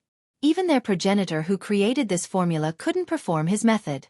There is no need for me to know it. Li Qie answered with a smile. The alchemist monarch shockingly said, I'm possible. How could you refine and temper it if you didn't know the formula? The rest of the crowd stared at Li Qie. They weren't alchemists, but they knew about the common laws of the alchemy Tao since they were cultivators of the stone medicine world. One absolutely wouldn't be able to refine ointments without the formula. This was the most basic of all rules. Everyone knew about it. Is that so? But that only applies to others and not me. Chapter 644. Legendary Immortal Nectar, Our Immortal Nectar. Madame Ziyan smiled wryly before looking at the 18 monarchs and asked, Has any demon monarch seen our immortal nectar before? This was met with silence since they only knew about it as part of a legend, a tale that told about the supreme treasure of the giant bamboo country, the immortal nectar. However, this was strictly folklore since none had seen it before. Generations of royal lords did not believe in this legend or the nectar's existence. This doubt was not surprising at all since seeing was believing. The monarchs were silent, not knowing what to say, and Madame Ziyan was no exception. This mythical nectar was rumored to be extremely amazing. In fact, Madame Ziyan didn't know whether to believe in its existence or not since there were formal records in the palace that verified its existence. However, its location and the method to obtain it remained unknown. As the royal lord, she had read many records but couldn't find a clue of its whereabouts. This immortal nectar, another demon monarch bitterly laughed. Who knows if this elixir truly exists or not? Since none of us have seen it before, it would be very difficult to convince young noble Li by using such an impalpable item. The eagle demon monarch spoke austerely. Not necessarily. Although people said that many had searched all over our country to no avail, there is still one location that remains untouched. All the monarchs glanced at each other upon hearing this. Ancient Pine deepened his tone to say, Brother Eagle is referring to the bamboo garden? Correct. The bamboo garden. If our country does indeed have this immortal nectar, then it is probably inside the bamboo garden. Eagle answered. A different monarch shook his head and said, Only the heavens will know. Who has ever been to the bamboo garden before? Take a step back and pretend that it is in there. It would still only be like flowers in the mirror and the moon on the water's surface. Although his accomplishments and fame regarding the alchemy Tao were not as illustrious as the other 4, he came from an alchemy clan so his personal abilities were not bad at all. Very few geniuses could compare to him outside of the other 4. However, he also had one condition if he were to participate in the conference. He desired a marriage between the giant bamboo country and the Huangfu clan, one between him and Madame Ziyan. This was not a strange request at all for she had never lacked suitors and admirers. She was a charming and beautiful demon king, and her looks, temperament, intelligence, and cultivation left no room for criticism. Moreover, she was the ideal virtuous wife for many men. However, Madame Ziyan immediately refused Huangfu Hao's request with a firm resolution. Her countenance turned cold after hearing the confidant. Normally, she carried a gentle aura, but she was now emitting a cold energy as she was quite enraged. Huangfu Hao's gesture was not as simple as it seemed. With an ancestor with him, it was clear that he was not just here to talk and was already leaning towards the path of coercion. It is rare for a Huangfu ancestor to come to our country while keeping such a low profile. The madam coldly spoke. The 18 monarchs were furious as well. It was a different matter if the Huangfu clan master was to come for the marriage proposal with Huangfu Hao. But an ancestor was a totally different story. How could an ancestor from a great power come into being so easily? Such an existence should be sealed underground unless a great matter beckoned their presence. Now, his presence meant that this marriage proposal must be successful, and this showed the determination of Huangfu Hao and the Huangfu clan. One demon monarch couldn't help but coldly say, "The Huangfu clan's actions are intolerable. Do they think our giant bamboo country has no one that could stop them?" Humph. Huangfu Hao came to their abode with force, so how could the 18 monarchs not be furious? At this time, the always gentle madam emotionlessly declared, "Tell them to leave. I will not grant an audience at this moment." As a demon king, she was no pushover. "Your Majesty, I'm afraid that won't be the wisest course of action." The eagle demon monarch pondered for a moment. Although he was dissatisfied with the Huangfu clan's actions, he still had to voice his advice. "Although our giant bamboo country will not become in-laws with the Huangfu clan, it hasn't come to the point where we need to break all formalities. Your Majesty should still meet Huangfu Hao and tactfully reject him. After all, even visitors such as them are still guests." Chapter 649. Ominous Starflower. Madame Ziyan grimaced and deepened her tone. "Young noble Li's skill of alchemy is flawless." All of the monarchs had witnessed his supreme pill refinement ability. Qing Yu quickly said, "I trust your Majesty and all the demon monarchs." However, as an alchemist speaking on behalf of alchemy, discussing and exchanging alchemy arts is how it should be. Moreover, Li Qi'er is here to represent our country, so everyone should see his alchemy Dao with their own eyes. What do you think, your Majesty? The other alchemists all clamored. "Yes, your Majesty. If Li Qi'er's alchemy Dao is peerless, then let him broaden our horizons." It was only natural for the dissatisfied crowd to support Qing Yu. This was their chance to let out their dissatisfaction without truly offending Madame Ziyan's imperial prestige. Madame Ziyan's eyes became serious after seeing Qing Yu's refusal to yield. It was not difficult for her to chase him away, but she still wanted to see how Li Qi'er wanted to deal with this situation. Li Qi'er stopped looking at the spirit plants and glanced at Qing Yu. He smiled and said, "Ah? You want to challenge my alchemy Dao?"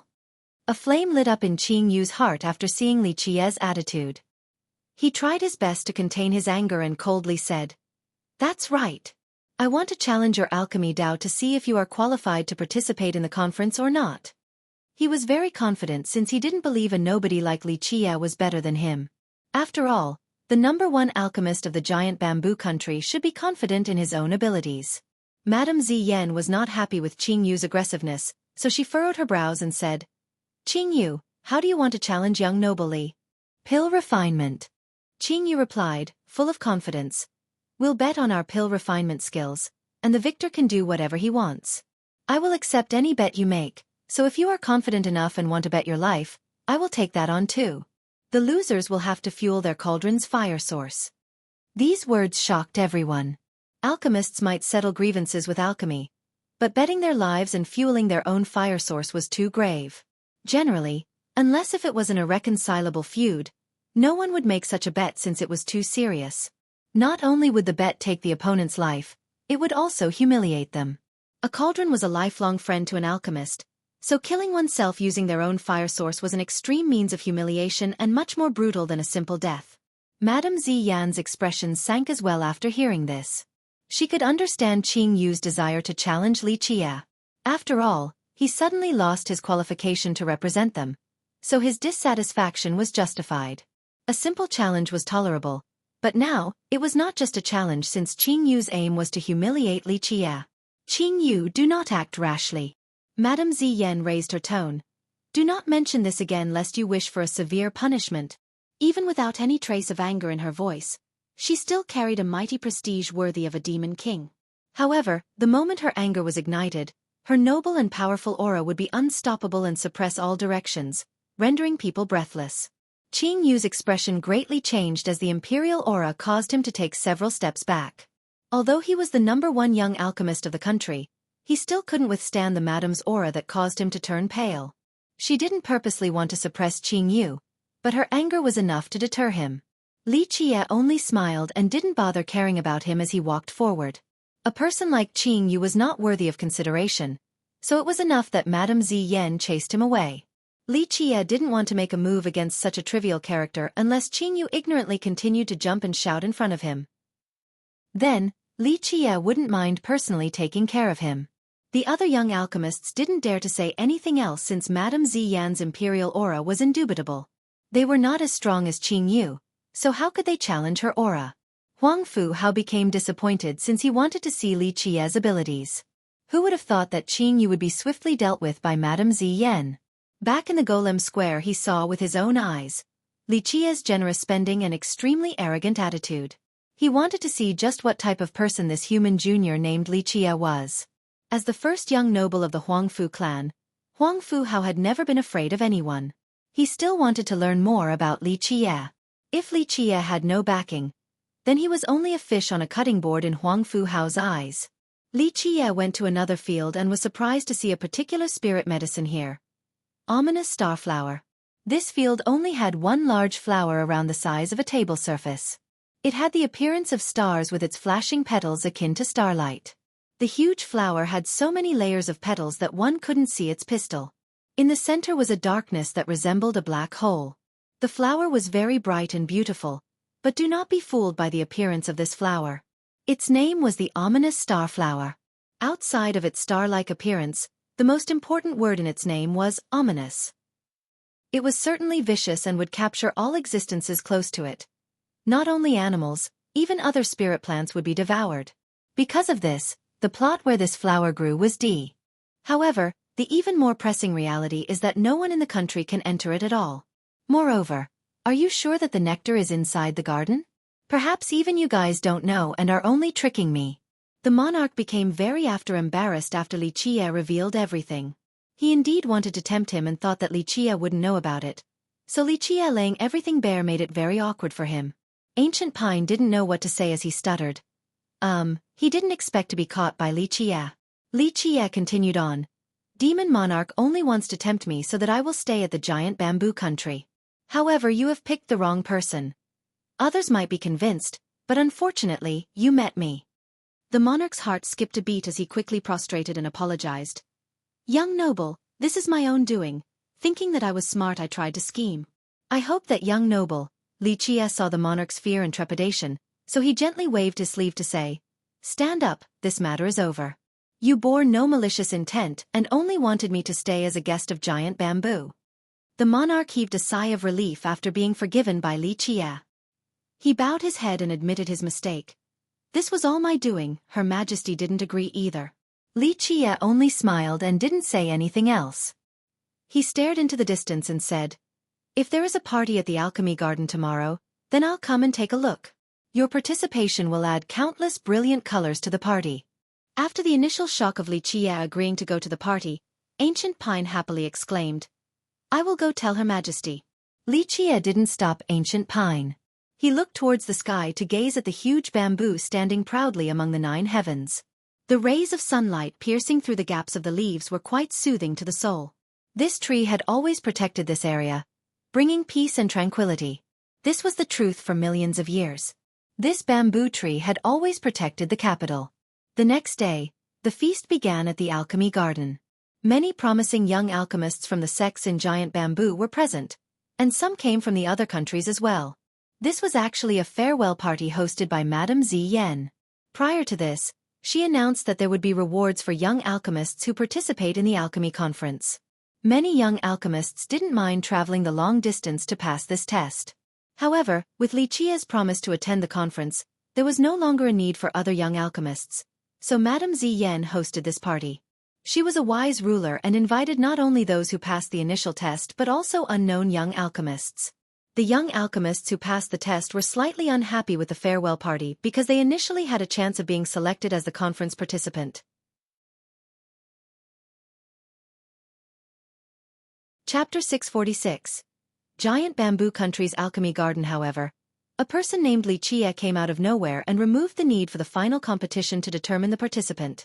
Despite their unhappiness, the Giant Bamboo Country still compensated them for the long journey.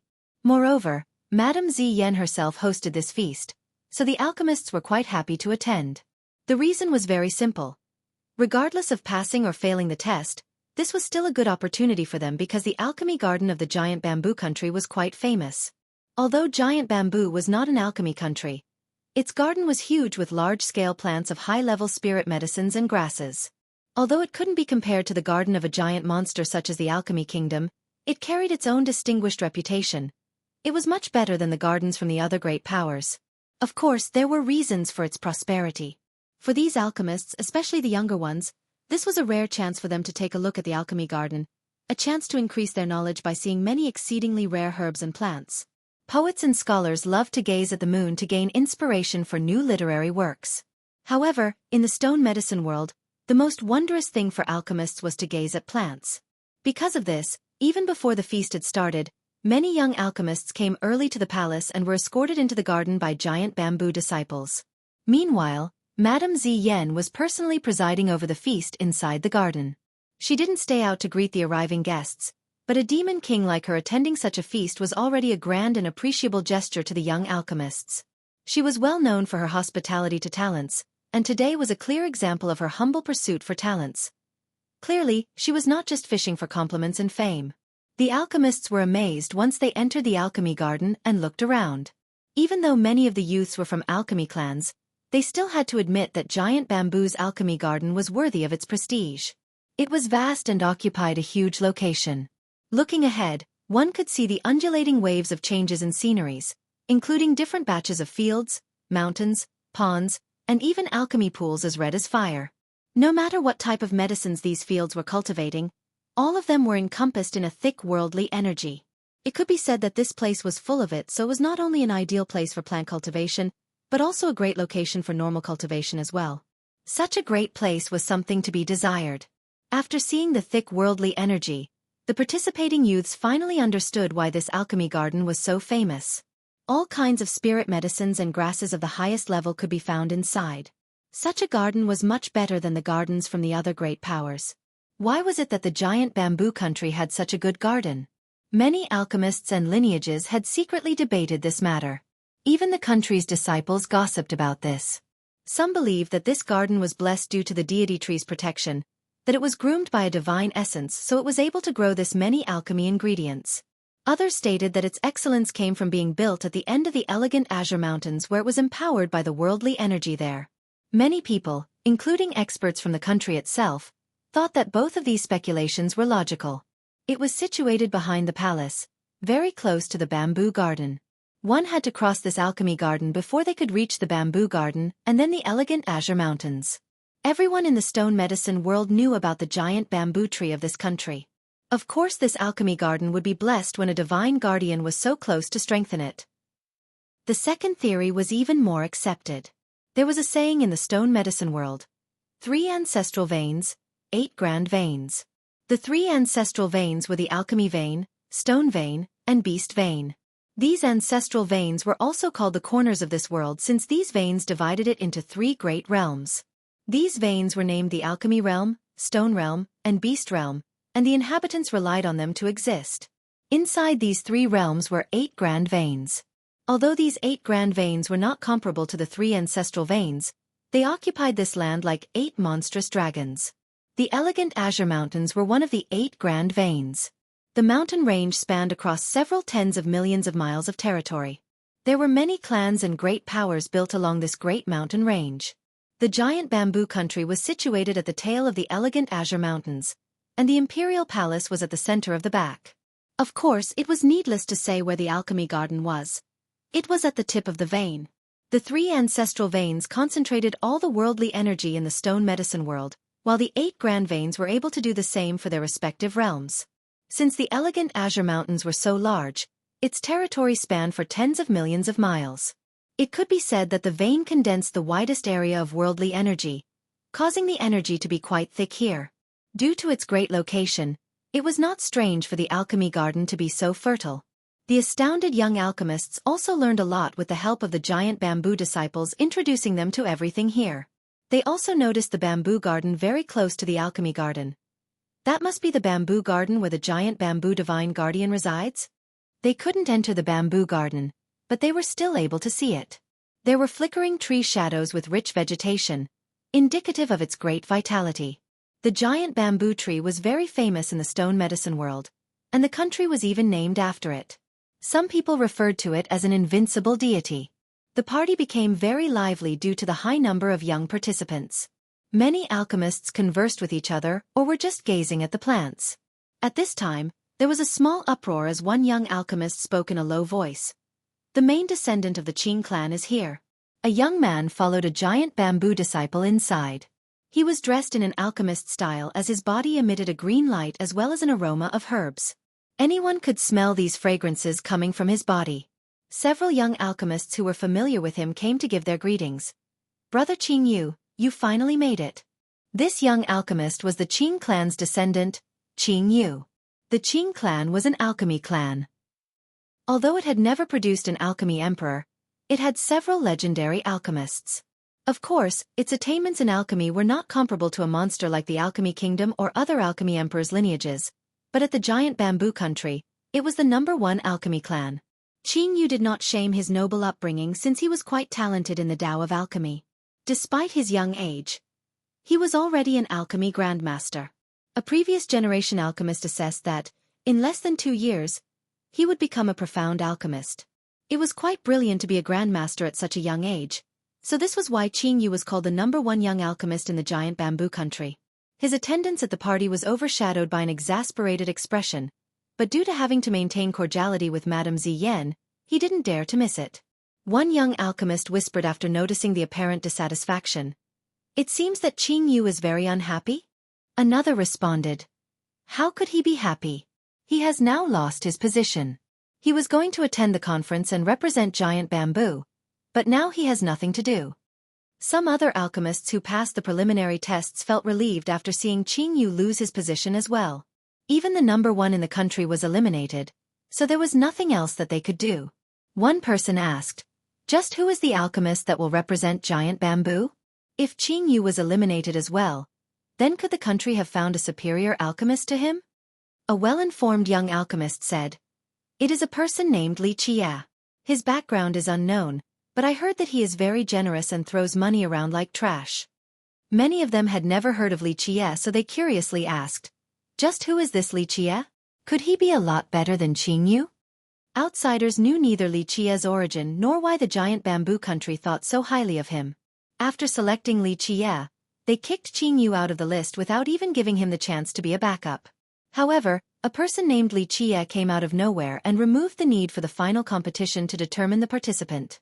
Despite their unhappiness, the giant bamboo country still compensated them for the long journey. Moreover, Madame Ziyan herself hosted this feast, so the alchemists were quite happy to attend. The reason was very simple. Regardless of passing or failing the test, this was still a good opportunity for them because the alchemy garden of the giant bamboo country was quite famous. Although giant bamboo was not an alchemy country, its garden was huge with large-scale plants of high-level spirit medicines and grasses. Although it couldn't be compared to the garden of a giant monster such as the Alchemy Kingdom, it carried its own distinguished reputation. It was much better than the gardens from the other great powers. Of course, there were reasons for its prosperity. For these alchemists, especially the younger ones, this was a rare chance for them to take a look at the alchemy garden, a chance to increase their knowledge by seeing many exceedingly rare herbs and plants.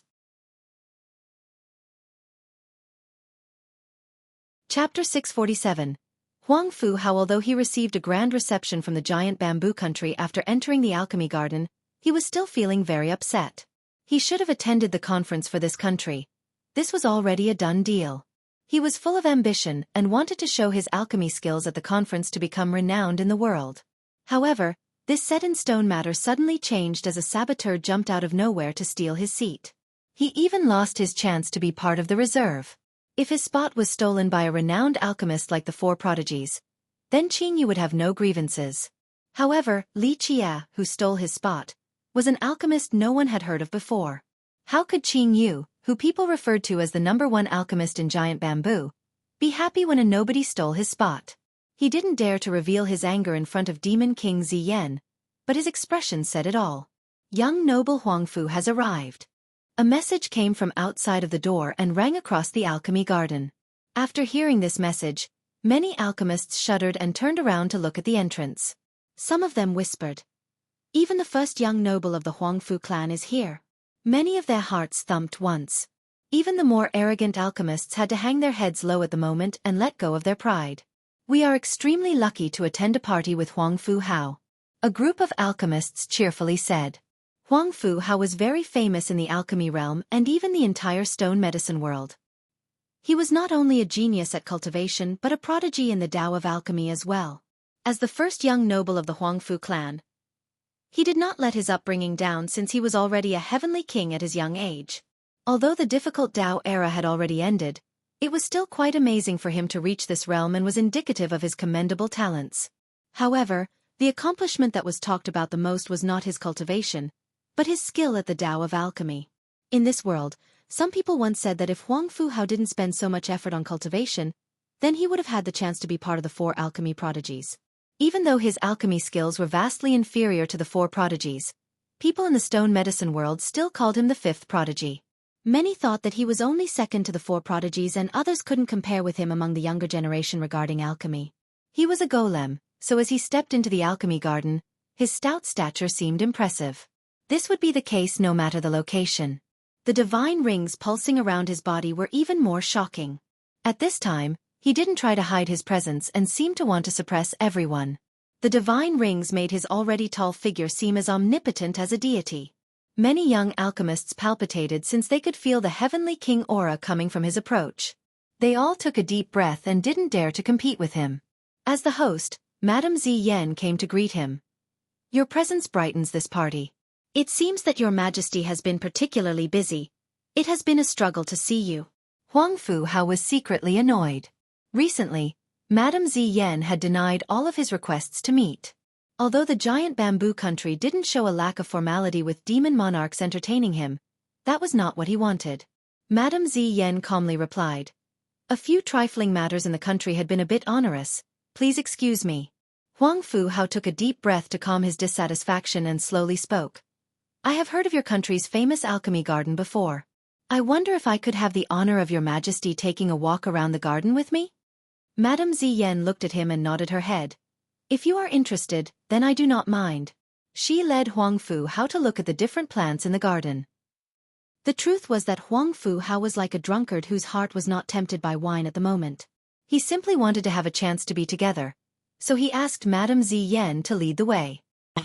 One yearning alchemist couldn't help but say, "Fairy Ming is the #1 beauty, so if I could just see her face once, I don't mind losing a decade of my life." He wasn't the only alchemist who was a big fan of Fairy Ming. All the other alchemists inevitably longed to see the #1 beauty. Ming Yexue, the descendant of the alchemy kingdom, was very famous throughout the stone medicine world. Although very few people had seen her and she kept a very low profile, her fame didn't diminish one bit. An innocent alchemist from a smaller sect asked, "Didn't the Huang Fu clan have a marriage alliance with the alchemy kingdom for several generations? How come Huang Fu Hao isn't marrying Fairy Ming?" This naive comment annoyed the other alchemists. In the stone medicine world, cultivators and alchemists, especially the younger ones, all considered Ming Yexue to be a goddess amidst the clouds. Thus, they all snorted at this comment and then glanced at Huang Fu Hao standing in the distance with a contemptuous smile. They didn't dare to answer this question in front of Huang Fu Hao. They waited for him to go far away, of course, before showing their disdain. One of them sneered in a low voice. "How could that be possible? The Huang Fu clan isn't worthy of the alchemy kingdom." It is indeed impossible. Although the Huang Fu clan had a marriage alliance with the kingdom for several generations, this was limited to the regional level. As for the main branch or the imperial family of the alchemy kingdom, it didn't need a marriage alliance to consolidate their position. One alchemist who was knowledgeable about the kingdom answered, "The Huang Fu clan has no chance of a marriage with the kingdom's direct branch. Not to mention a male from the Huang Fu clan wanting to marry a direct female disciple from the kingdom, it is already exceedingly difficult for their main daughter to marry a direct male disciple." This makes sense. The other young alchemists nodded their heads after hearing this explanation. There were very few existences comparable to the monster that is the alchemy kingdom in this world, so its descendant had no need for a marriage alliance. Then young noble Huang Fu wants to marry Her Majesty Ziyan.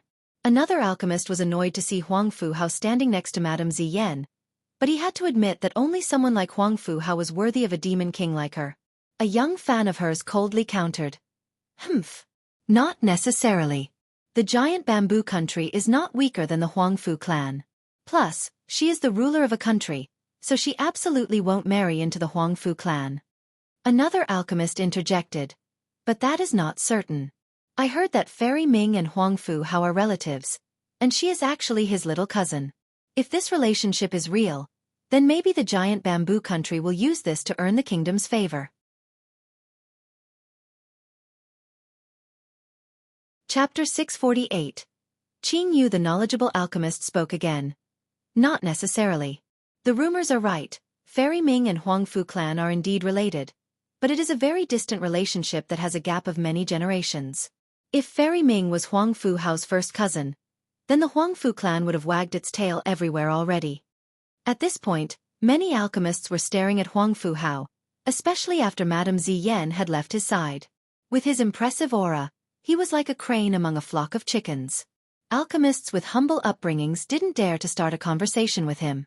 Only an excellent talent like Qing Yu would strike up a conversation. At this time, a disciple ran over in a hurry and reported to Madame Ziyan. Your Majesty, young noble Li is here. After hearing this news, Madame Ziyan's spirit suddenly became better and went out herself to greet him without the slightest delay. Even Huangfu Hao didn't enjoy such treatment. All the alchemists were glancing at each other after hearing about Li Qiye's arrival. They became even more curious when they saw Madame Ziyan personally going to greet him. They all knew that the giant bamboo country erased all the alchemists from the list, even Qing Yu, just because of this unknown Li Qiye. They were very interested while simultaneously shocked to see what kind of god Li Qiye might be in order to be so highly regarded by the giant bamboo country. Qing Yu's expression sank after hearing about Li Qiye. It would be strange if he was fine with it. Li Qiye was the reason why Qing Yu lost the chance to show himself and become renowned throughout the world. If given the chance, he wouldn't mind killing this nobody, Li Qiye. At the same time, Huangfu Hao's glare became cold with flashing glints akin to needles. He had this expression because even his treatment had been inferior. As the first young noble from the Huangfu clan, his nobility was without question, yet Madame Ziyan didn't go to the door to greet him. Alas, this was still reasonable because Madame Ziyan was at the highest position as the ruler of a country and a heavenly king. It was normal for her not to personally greet Huangfu Hao. But now, this nobody Li Qiye was enjoying this grand gesture, causing Huangfu Hao to hate Li Qiye even more. More important, there had already been a brewing feud between these two. Back at the Golem Square, Huangfu Hao had wanted to buy the heavenly cauldron from the 100-grass alchemy emperor. With great difficulty, he managed to convince Jian Wushuang and had to pay an exorbitant price. He thought that he would be able to own the cauldron, but who would have thought that Li Qiye would bid even higher and paid several times the price, drowning out his beautiful dream of owning the cauldron? He wanted to kill Li Qiye due to this hatred since that cauldron was extremely rare. It was an opportunity for him to get closer to the imperial family of the alchemy kingdom as well as suck up to his little cousin, Ming Yeshue. However, Li Qiye's unexpected interference made him lose all hope of this. Li Qiye entered the garden with Madame Ziyan as his escort. He took a deep breath to feel the pure worldly energy from the alchemy garden. He couldn't help but become a bit sentimental once he stepped on this familiar land as he felt an intimate connection with it. It was as if this place had a beating heart and remained the same since the last time he had visited. Madame Ziyan, playing the role of escort, was very attentive. This is our giant bamboo's medicinal garden that contains a few spirit medicines. Our alchemist skills are limited, so I hope that young noble Li can teach us a thing or two. She didn't only lead him to see each plant, she also introduced them very carefully. Her goal was to take him throughout the entire garden and hope that he could give them some pointers. As long as he was willing to depart with a bit of his knowledge, the country would greatly benefit from it. Her care, patience, consideration, and enthusiasm as a guide made all the onlookers jealous. Huangfu Hao didn't get nearly the same level of treatment. People realized now that earlier, Madame Ziyan was only fulfilling her duty as the host when she took Huangfu Hao around. Her demeanor was completely different as she took Li Qiye around. It was clear that she was entirely driven by a sincere passion. However, the young alchemists were greatly disappointed after seeing Li Qiye. Everyone here knew that they were removed from the list because of Li Qiye. Prior to them seeing his face, they all thought that he was a grand and untouchable character. But now, it turned out that Li Qiye was only an ordinary human, an inconspicuous junior. They secretly looked at him with scorn. Why does the giant bamboo country value this Li Qie? Could it be that he is very gifted at pill refinement? This doubt was understandable because any alchemist with some achievements would have a different appearance. It could be due to the sweet aroma of herbs or something special about them. However, there was nothing special about Li Qie outside of his origin. The human race. An alchemist had heard of a certain rumor and spoke. I heard that he threw around enough money to scare people to death. An unconvinced young alchemist snorted and said, "What does being rich have to do with this matter? The giant bamboo country is looking for an alchemist, not a financial backing." Some of them had the urge to challenge Li Qie. They didn't believe that this ordinary human brat was better than them. However, out of fear of Madame Ziyan's imperial aura, they didn't dare to go forward. Others might be scared, but this didn't mean that Qing Yu was afraid. He snorted after seeing the madam accompanying Li Qie the entire time. He had been annoyed this whole time after being replaced by Li Qie, even though he was the #1 young alchemist of the country. He felt especially snubbed after seeing Madame Ziyan treating this nobody with the highest level of courtesy. This difference in treatment greatly exasperated him, so he wanted to take it out on Li Qie. He walked closer then bowed towards Madame Ziyan before directly asking Li Qie, "You are Li Qie, correct?" It was apparent to everyone that Qing Yu wanted to cause trouble with his aggressive demeanor. Madame Ziyan couldn't help but grimace. Meanwhile, the other alchemists were becoming more excited. Many of them were already displeased with Li Qie, but out of fear for Madame Ziyan, no one wanted to do anything. So now, they were more than happy to watch Qing Yu provoking him. However, Li Qie didn't bother looking at Qing Yu, who wanted to cause trouble, and continued to nonchalantly gaze at the spirit medicines. This attitude enraged Qing Yu even further. Who was he?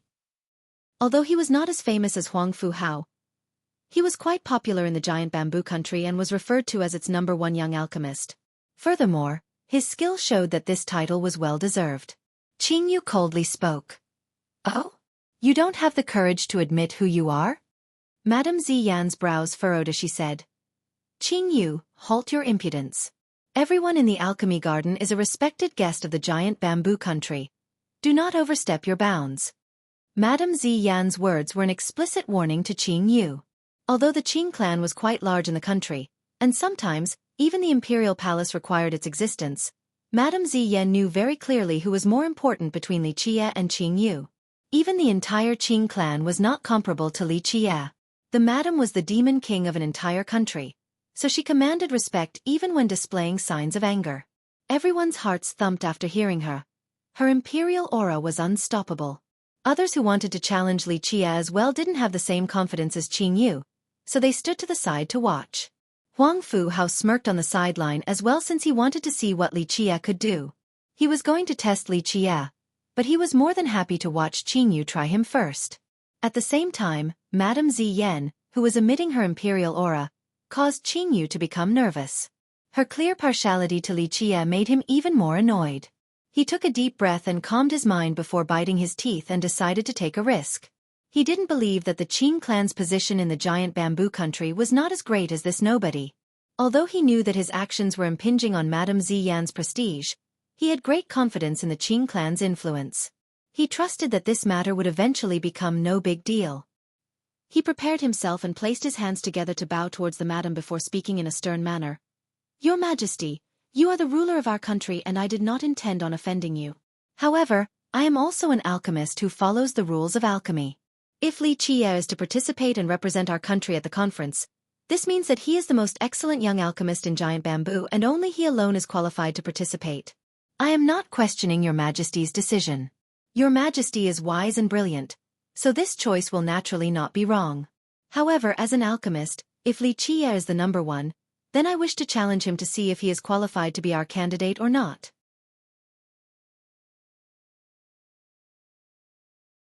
Chapter 649.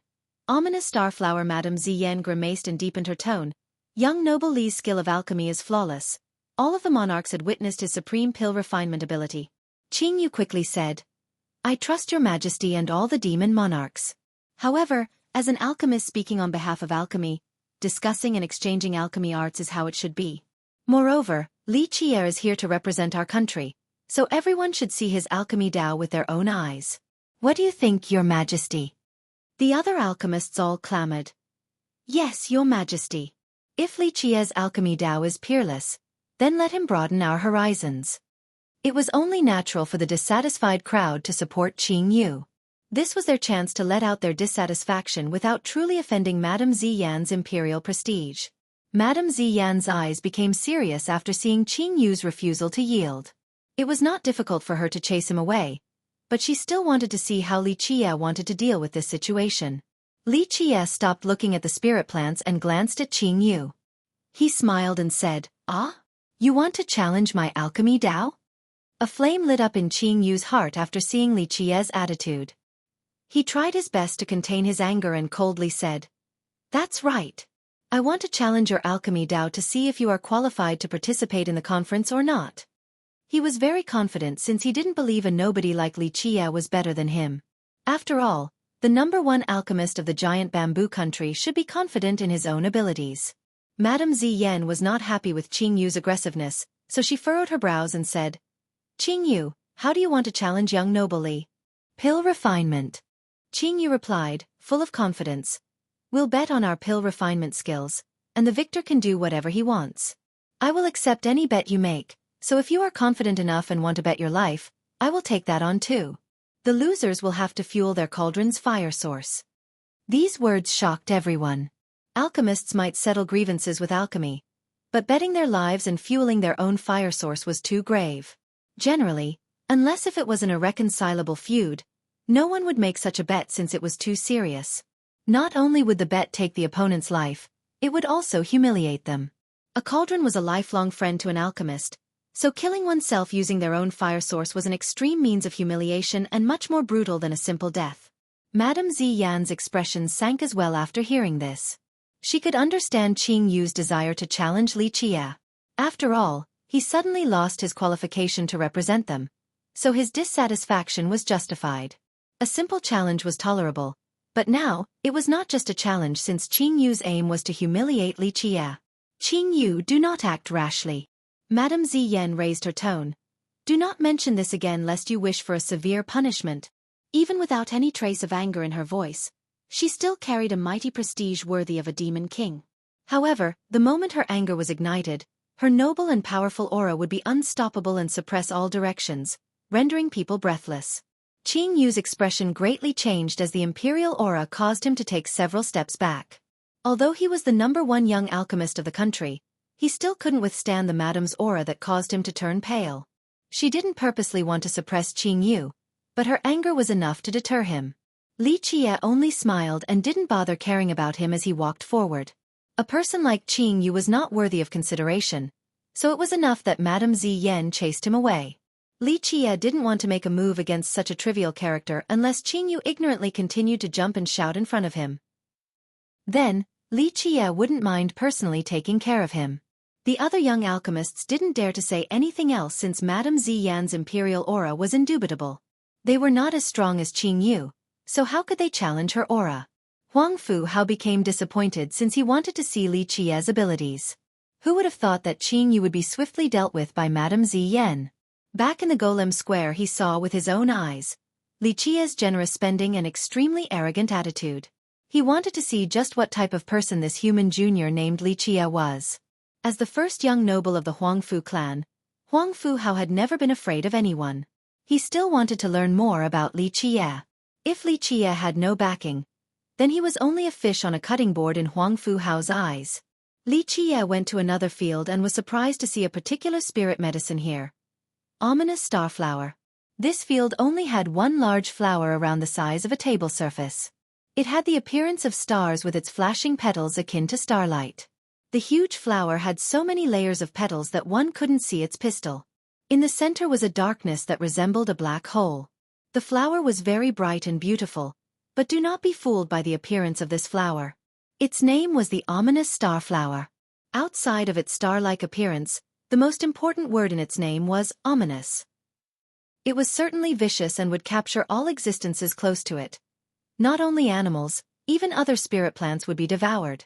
Because of this, the plot where this flower grew was devoid of other plants. The older it was, the stronger it became. Once it reached a particular level, it could then even fly around. This flower was extremely malefic but also exceeding rare and precious with a sky-high price. Madame Ziyan explained after seeing Li Qia's interest in the flower. We bought it several years ago from an auction. At that time it was only a seedling, but it was quite vicious already. Li Qia only gave a passing glance at the flower and nodded his head approvingly. It is growing well. It seems that your alchemists have a bit of skill. Others would think that Li Qia was arrogant without peer after hearing this. The imperial palace had many alchemists, but Li Qia said it as if they were not worth mentioning. Madame Ziyan didn't think anything of it. Since she had seen his pill refinement skill personally, she knew he was qualified to make such a statement. However, the other alchemists were very unhappy, especially Qing Yu, who responded with a scowl. Madame Ziyan smiled and said, "Young noble is too kind. This is only a display of insignificant skill and is not worthy of your approval. Moreover, the palace can't take all the credit for this. It was really difficult to grow this ominous star flower. After planting it, it would prey on the other spirit medicines, never settling down. Luckily, an elder alchemist from the Qing clan and Qing Yu researched and created a new fertilizing water meant for this flower. With it, we were able to calm it down and the flower was able to grow much better." Qing Yu's actions caused her displeasure, but she was a wise ruler and didn't want to bury a good talent, so she asserted his contributions to this matter. Qing Yu couldn't help but reveal a smug look after being praised by Madame Ziyan. This was one of his greatest achievements since mixing fertilizer was a test of skill.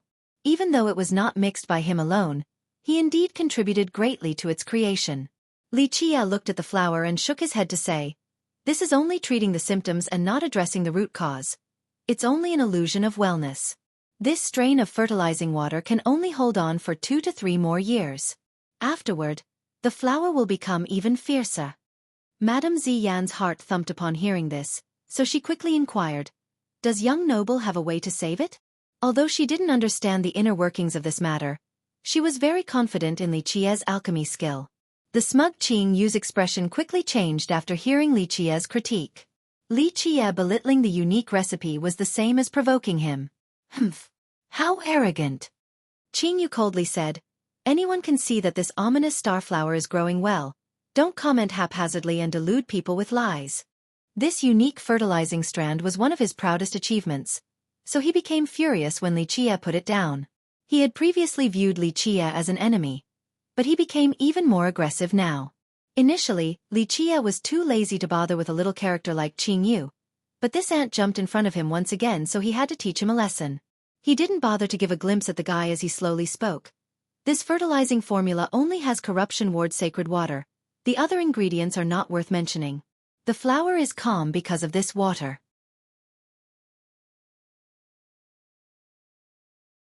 Chapter 650. The Tao of Cultivating Flower. Qing Yu was astounded when Li Qia quickly revealed the crux of his secret formula, but he recovered very quickly. Perhaps Li Qia was only lucky and guessed correctly. Qing Yu coldly spoke. "So what? The ominous starflower is vicious by nature, but this is due to its environment. It usually grows up in nether and dangerous lands, so it has vicious tendencies. Coincidentally, the corruption ward sacred water is able to dispel the evil aura from these spirit plants. By dispelling the evil impulses from the flower as well as nurturing it with this fertilizer so that it could have a better growing environment, this would allow for it to calm down. Through time, its vicious nature will be erased, and one day, it will become a divine flower." Although Qing Yu and Li Qia were enemies, it had to be said that Qing Yu was indeed slightly capable with some knowledge regarding the Tao of alchemy. "Young noble Qing, you definitely deserve to be called the #1 alchemist of the giant bamboo country. This solution truly is wonderful." After hearing what Qing Yu said, many of the surrounding alchemists couldn't help but voice their praise. It really is amazing to be able to use this fertilizer to change the vicious habits of this flower. As long as we continue to use it, with the passage of time, this fierce flower will turn into a divine flower. Another young alchemist couldn't help but admire Qing Yu's method. Madame Ziyan was not an alchemist, but prior to this, she also appreciated Qing Yu's solution. She told Li Qia, Qing Yu's fertilizer was indeed effective. Ever since the ominous starflower was treated with it, it changed a lot and became very docile while exhibiting great growth. Li Qia looked at Qing Yu and smiled. "This is only an illusion. The corruption ward sacred water has the effect of removing evil from ordinary spirit medicines. But what is an ominous starflower? It is an extremely precious and rare strand that has its own awareness. The water won't be able to remove the evil from it. In fact, it would only act as supreme nutrients for the flower. Li Qie nonchalantly continued on. A young ominous starflower would grow very quickly with the sacred water, so why would it need to catch other prey when this super nutritious water was being handed to it directly? It is only pretending to be docile since there is no reason for it not to. Humph. How can an alchemist speak such nonsense? Qingyu coldly smiled.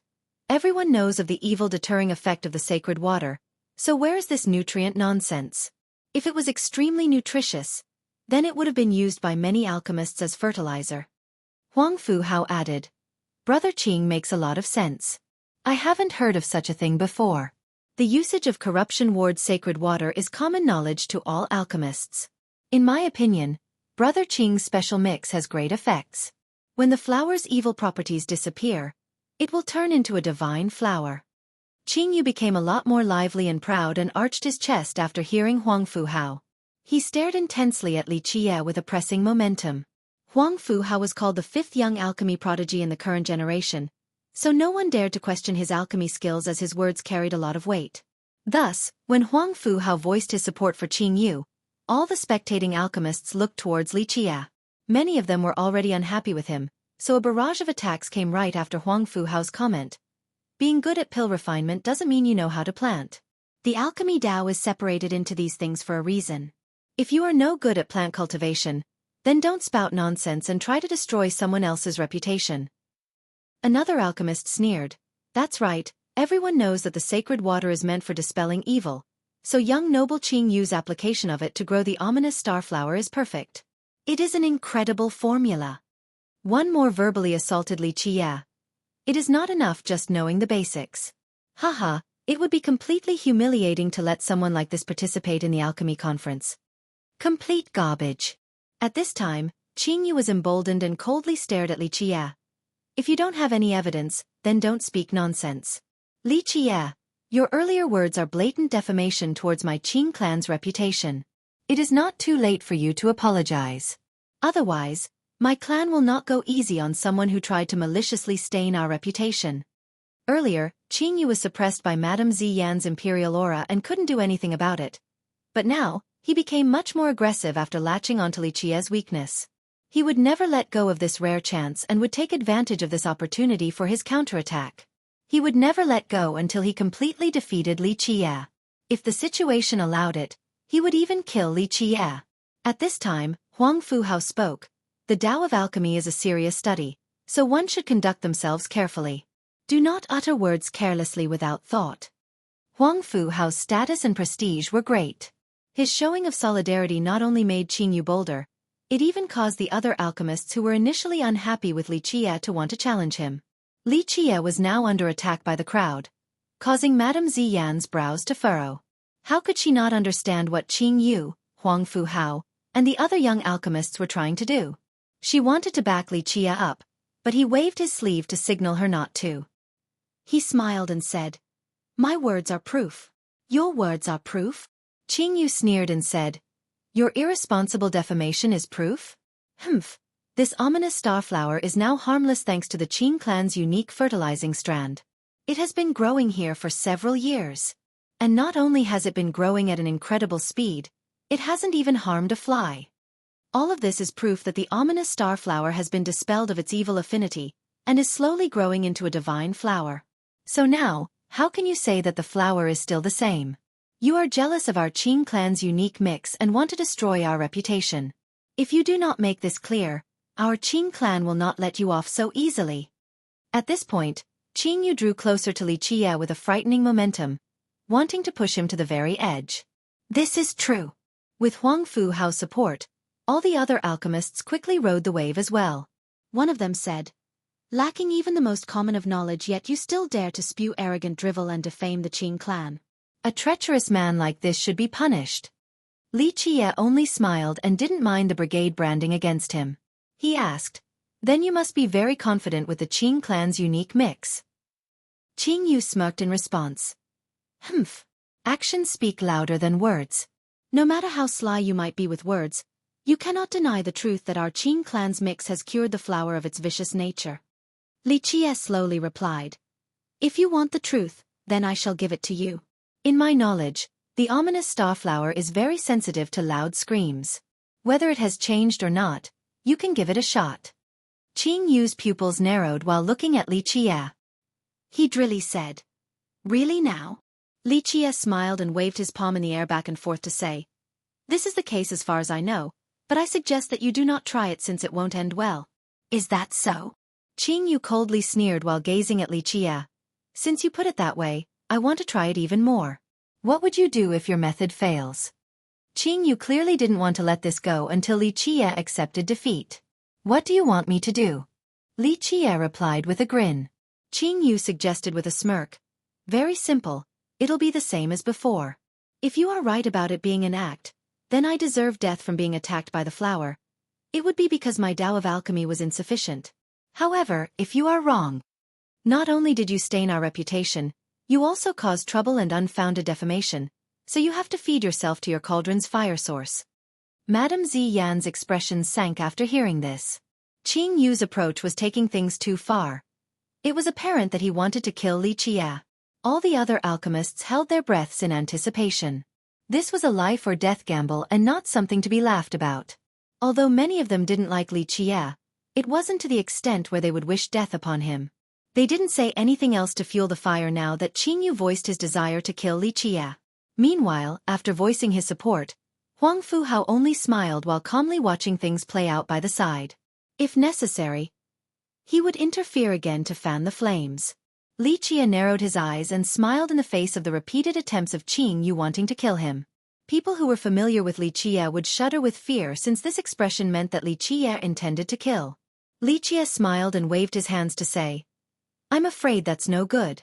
In my opinion, this ominous starflower has flourished very well and it might take your life if this goes sour. Ha ha ha, I should thank you for your concern. Qing Yu sneered, but there is no need, I trust my Qing clan's unique mix. If you are afraid to die, then just say it.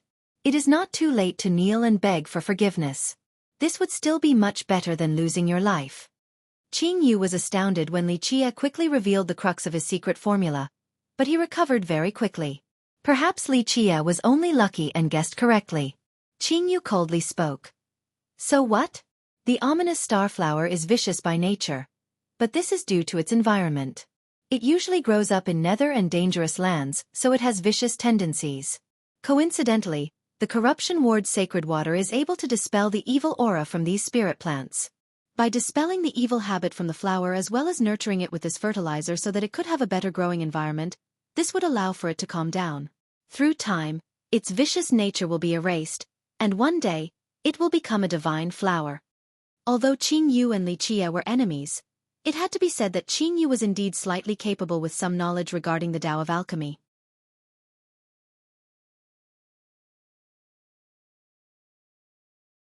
Chapter 651.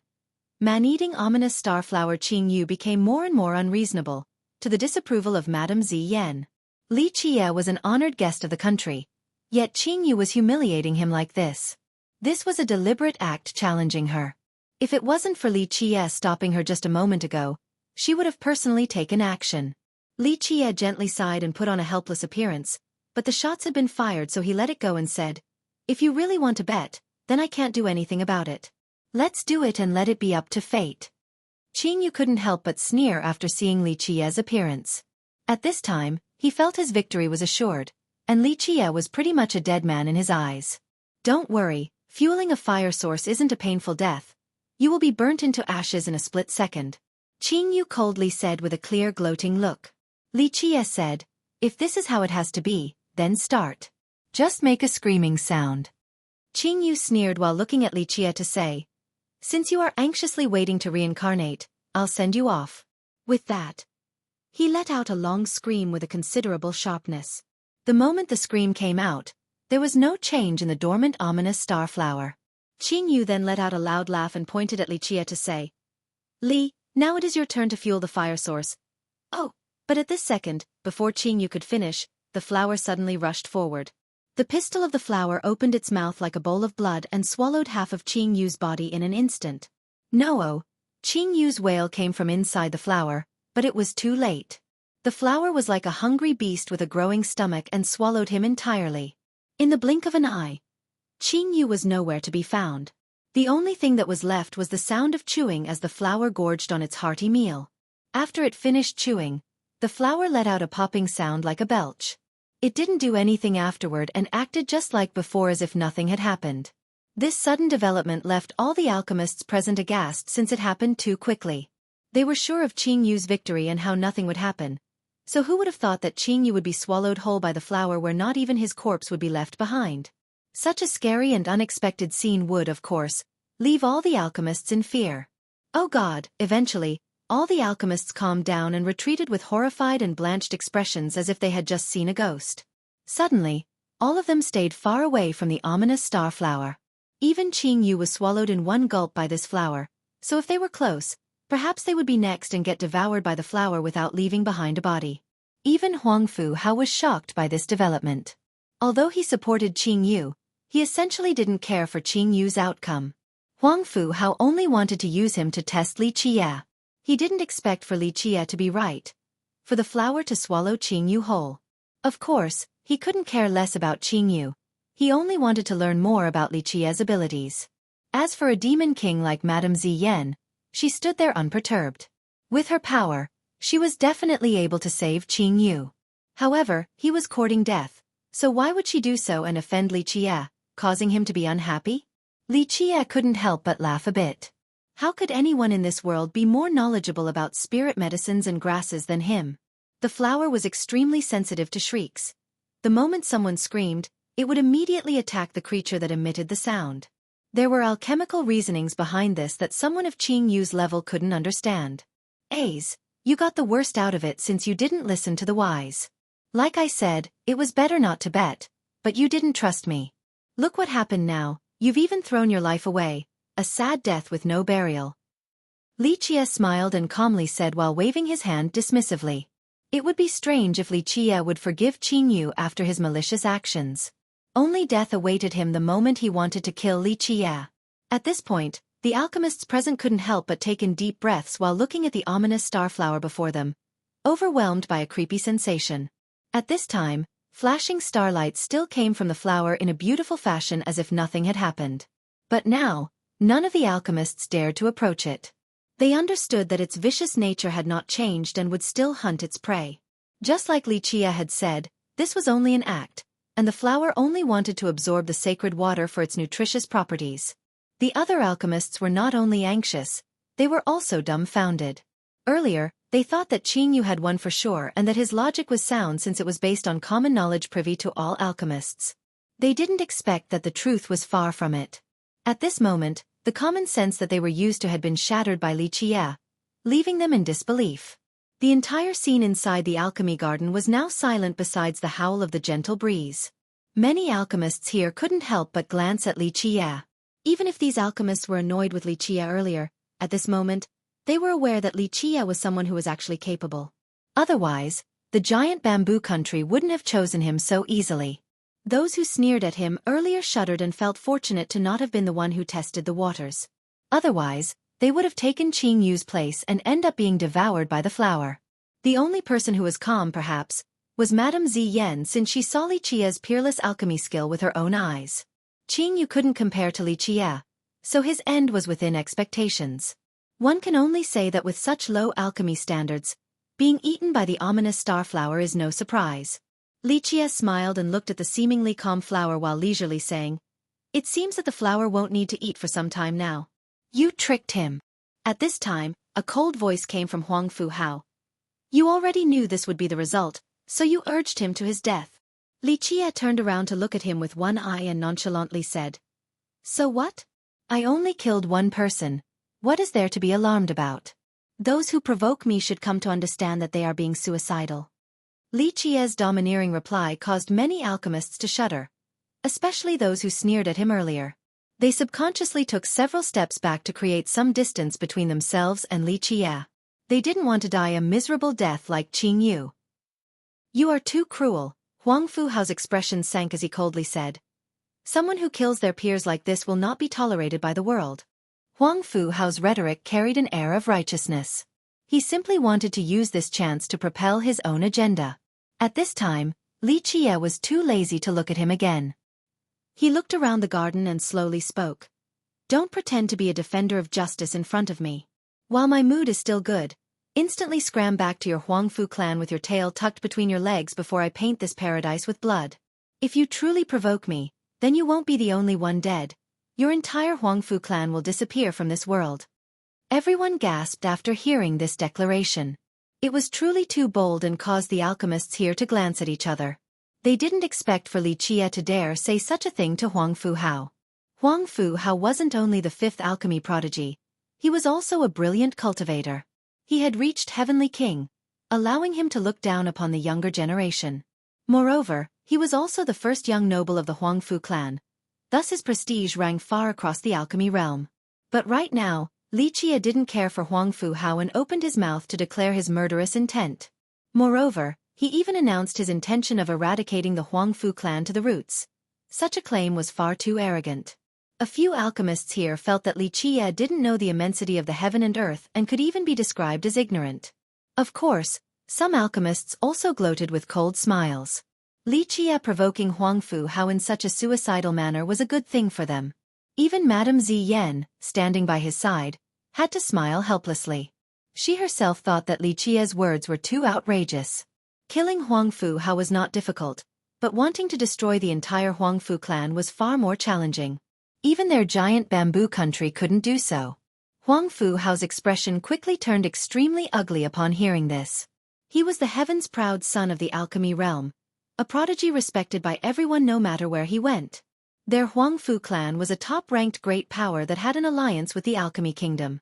Not too many existences dared to touch their clan in the alchemy realm. Well, Huangfu Hao was enraged and replied with a cold smile. Naive fool, I want to see what you can do. Today, I will personally skin you and pull out your tendons. Having said that, he took a step forward. Earlier, he wanted to find an excuse to teach Li Qie a lesson, but he didn't expect Li Qie to be so bold and choose to meet the blade's edge head-on. This was actually perfect for Huangfu Hao. With a sneer, he raised his foot and instantly stepped over towards Li Qie's direction. As a heavenly king, his stomp carried an untouchable momentum like a gigantic mountain crashing down. He wielded an attitude as if Li Qie was an insignificant ant in his eyes that couldn't reach the apex. 1 foot alone was enough to crush Li Qie to death. However, Li Qie didn't even bat an eye. He slightly stomped on the ground with his foot and shouted, "Scram!" The moment his words came out, a series of rumbles appeared. It was as if there was a dragon underground. One could hear a crash, and suddenly, the muddy soil seemed to turn into a dragon that soared into the sky. In an instant, a shadow snapped forward like a long whip. Qing Yu became more and more unreasonable to the disapproval of Madame Ziyan. Li Qie was an honored guest of the country, yet Qing Yu was humiliating him like this. This was a deliberate act challenging her. If it wasn't for Li Qie stopping her just a moment ago, she would have personally taken action. Li Qie gently sighed and put on a helpless appearance, but the shots had been fired so he let it go and said, "If you really want to bet, then I can't do anything about it. Let's do it and let it be up to fate." Qing Yu couldn't help but sneer after seeing Li Qie's appearance.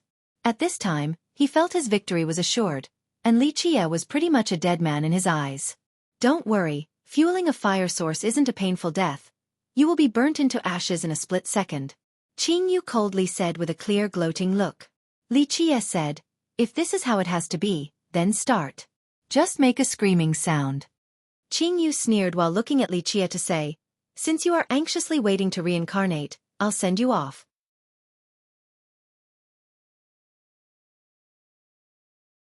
Chapter 652. Green Bamboo Pa. Huangfu Hao, who seemed to be a gigantic mountain stomping down, was suddenly smashed into a bloody pulp. Ah! Before he could react, his entire body was slapped away by this whip-like shadow. He was blown out of the capital and sent all the way towards the horizon before eventually disappearing in the farthest reaches of the sky. His shrill scream filled the sky after being whipped and blown away. Even if he didn't die, he would still be at death's door. After blowing Huangfu Hao away with one blow, both the dragon-shaped soil and the item that resembled a whip disappeared underground without a trace. That was, after seeing this whip-like item, Madame Ziyan was astounded. Amidst its action, she noticed that the whip was actually a bamboo root. To be more exact, it was a branch connected to the root. Madame Ziyan herself used to be a violet bamboo tree, so after seeing the bamboo root, she immediately thought about many things. The other alchemists didn't know what was going on since they were scared silly. They actually thought that there was a dragon hiding underground. They couldn't calm down as they shuddered at the thought of Huang Fu Hao, a heaven's proud son at the heavenly king realm, being swatted away like a fly by the shadow underground. How could they not be shocked by this development? Was there really a dragon underground? Of course, there was no dragon beneath the soil. This earth was personally sealed by Li Qie and strengthened by many wise sages, including god kings. An extremely formidable law suppressed the area below. After stepping into the garden, Li Qie seemed to be enjoying the spirit grasses. But the truth was that he was measuring this land and calculating the changes to once again take complete control of the gigantic seal underground. At this location, Huang Fu Hao causing trouble was akin to courting death. Li Qie didn't even have to do anything and could still easily kill him. Could that have been? Madame Ziyan regained her composure, but she still carried a shocked expression. She lifted her head up to look at the giant bamboo that pierced the firmament. You guessed correctly. At this time, while looking at the madam, Li Qie slightly raised his brows to say, that was a branch of the bamboo's root, just a tiny one. This answer left the madam frozen. Although the giant bamboo tree was their divine guardian, for millions of years, no one had seen it take action. From the time she became a disciple of the country, she had never witnessed any movement from the tree. The giant bamboo tree had always been the same, staying high above the clouds without any changes, as if it would forever be this way for many more millions of years to come. However, today, an outsider like Li Qie came and spurred the giant bamboo deity to take action. Under Li Qie's control, a small root actually came and swatted Huang Fu Hao away to the ends of the earth. This was simply unthinkable. While she was still in a daze, Li Qie moved forward and instantly crossed the alchemy garden. At this moment, he was standing at the end of the garden, and in front of him was the path towards the bamboo garden. Even though the two gardens were connected, the bamboo garden was currently full of rippling radiance. The giant bamboo in the sky poured down little specks of light that came together to form an extremely realistic ward and sealed off the entire bamboo garden. No one could cross this barrier to enter the garden. Li Qie looked at this barrier ahead and then the giant bamboo in the sky. He couldn't help but laugh as old scenes started to play out in his mind. At this time, the endless sea of memories in his forehead shot out a golden law. Bang! This law struck the barrier and dissolved it before swiftly turning these flashing runic lines into a door. The door opened as Li Qie stepped inside the barrier and into the bamboo garden. After he entered, the door disappeared while the barrier remained without any changes, prohibiting entry for anyone else. Impossible. After seeing this scene, Madame Ziyan was horrified and had to take several steps back from the shock. How could she not be shocked? This bamboo garden had always been a forbidden ground in her country. For millions of years, besides the progenitor, she had never heard of anyone else being able to enter the garden. However, an outsider like Li Qie could easily walk inside without using force. It was as if the bamboo garden specifically allowed him entry. It became even clearer to the madam after seeing the door formed on the barrier. This meant that the garden accepted Li Qie, and more importantly, the deity of her country accepted Li Qie. For tens of millions of years, the giant bamboo country had produced many brilliant geniuses along with wise rulers. However, outside of their progenitor, none of these people had been accepted by the garden and the deity. Despite all of this and to the dismay of the madam, an outsider like Li Qie was accepted. She even saw it with her own eyes. As for the other alchemists in the alchemy garden, they didn't know what was going on. They actually thought that Li Qie was a disciple of the giant bamboo country. Fellow guests, today was truly a grand event where everyone took the time to join us here. The madam composed herself and immediately told all the alchemists in the garden. However, some unexpected events happened and there was a misunderstanding, resulting in spilled blood, so we can't do anything except end the party before the appointed time. At this moment, she formally ended the party. After all, this sudden development caught even a royal lord like her unprepared. The alchemists here didn't dare to say anything else. Qing Yu was dead and Huang Fu Hao's fate was unknown. They knew a storm was brewing after such a big event occurred, so at this time, many of them quickly left the party. After all the alchemists were sent out, Madame Ziyan immediately went to the end of the alchemy garden and stood in front of the entrance, the barrier to the bamboo garden.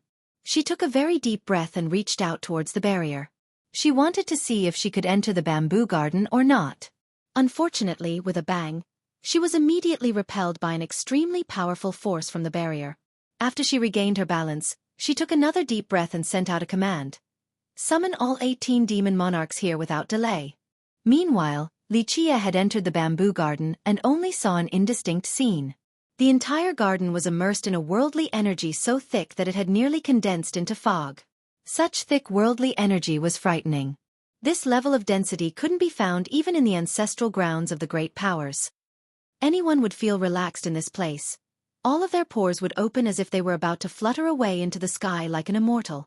By standing in this location, even those with the most ordinary of talents would be able to feel the laws of this ground.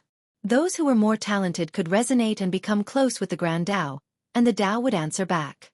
This place could only be described as a treasure ground, one great enough to be coveted by all great powers. So tens of millions of years of saturation could turn a regular location into a sacred ground. Xueqi stood amidst this fog and felt the beat of the earth as well as the elegant azure grand vein beneath the ground. It was as if this earth was hiding a dragon, and it caused him to become sentimental. Long ago, this land was only an ordinary location, but after a certain era, Xueqi planted a green bamboo here. At that time, the kings heeded his call. Virtuous paragons and god kings all gathered here just to strengthen this ground. Many invincible existences created a supreme seal at this place. In that year, Xueqi used an extremely heaven-defying method to alter this land. He gathered the worldly energy from the elegant azure grand vein and moved it here so that the entire vein would cultivate the green bamboo planted by him.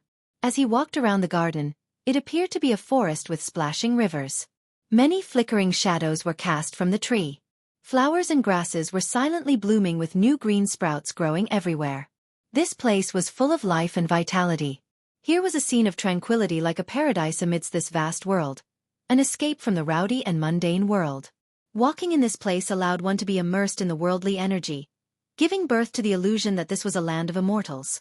Xueqi took a leisurely stroll through the garden and eventually found himself standing before a bamboo tree. This tree was beyond gigantic, and after millions of years, he had finally seen it once again. It had a lush green color like jade.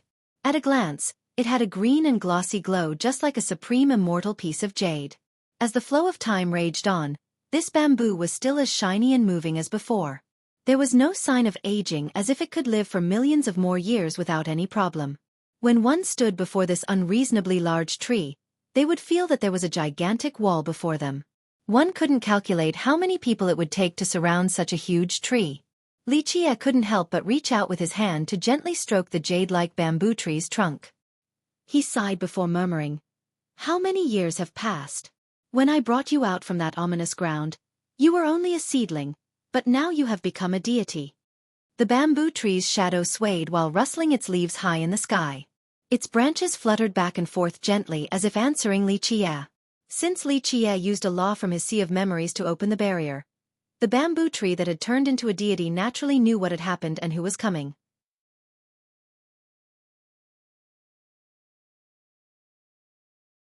Chapter 653. Your disappearing fragrance. Xueqi gently caressed the giant bamboo and couldn't help but gently sigh in his mind. He suddenly became sad for no reason and murmured, "Not everything in this world can be perfect. Although you can't turn your Tao into sentience, why is it not a good thing for you? Tens of millions of years would only be a blink of an eye. You can watch the seas turn into mulberry fields, and all the grievances and feuds in the mundane world are just ephemeral clouds and puffs of smoke." The green lights coming from the tree slightly shifted as if it was listening and responding to Xueqi. He gently leaned against the tree and closed his eyes. At this moment, he felt relaxed and carefree. At this second, his mind gained a rare moment of serenity. Many things had happened in the past millions of years. Although he could cause a storm in the 9 worlds with a simple sway of his hand, although a simple gesture from him could massacre myriad realms, although his anger had caused the world to tremble, although the state of his eyes could change day and night. For the past millions of years, he had too many things to do. Kill, battle, scheme, venture, train talents. For millions of years, besides his deep slumbers, it was as if he had never slept before. His time seemed to pass by slowly as if each moment was an eternity. At this time, he was sitting comfortably with peace of mind. Here, he didn't need to think too much. He didn't need to be vigilant against anything. Although he had countless secrets, he was able to relax at this time. The giant bamboo seemed to be very quiet as well. Its green light became gentle as if it was quietly protecting Li Qie. After a long period of time, Li Qie opened his eyes and reorganized his thoughts. He couldn't help but smile while slowly walking around the bamboo tree. The moment he made it halfway around, he saw a pond before him, emitting a gentle light. Before one even got close, they would feel the approaching water vapor permeate deep into their body. The water in the pond was a collection of dew that dripped down from an old root of the tree. It took a very long time for this old root's dew to slowly accumulate into an entire pond. People in this world always talk about the immortal nectar, but how many of them have actually seen it? How many of them know that immortal nectar is merely a name? Li Qie chuckled after seeing the pond. This was the giant bamboo country's immortal nectar. For many generations, many people of the country had tried to find the legendary immortal nectar, but all had failed. Every single location in the country had been searched, but no one was able to find it. The immortal nectar was merely a name. Only those who were unaware would call this water immortal nectar. In fact, there were many types of immortal nectars, and the difference in rankings was quite great. Li Qie didn't linger by the pond.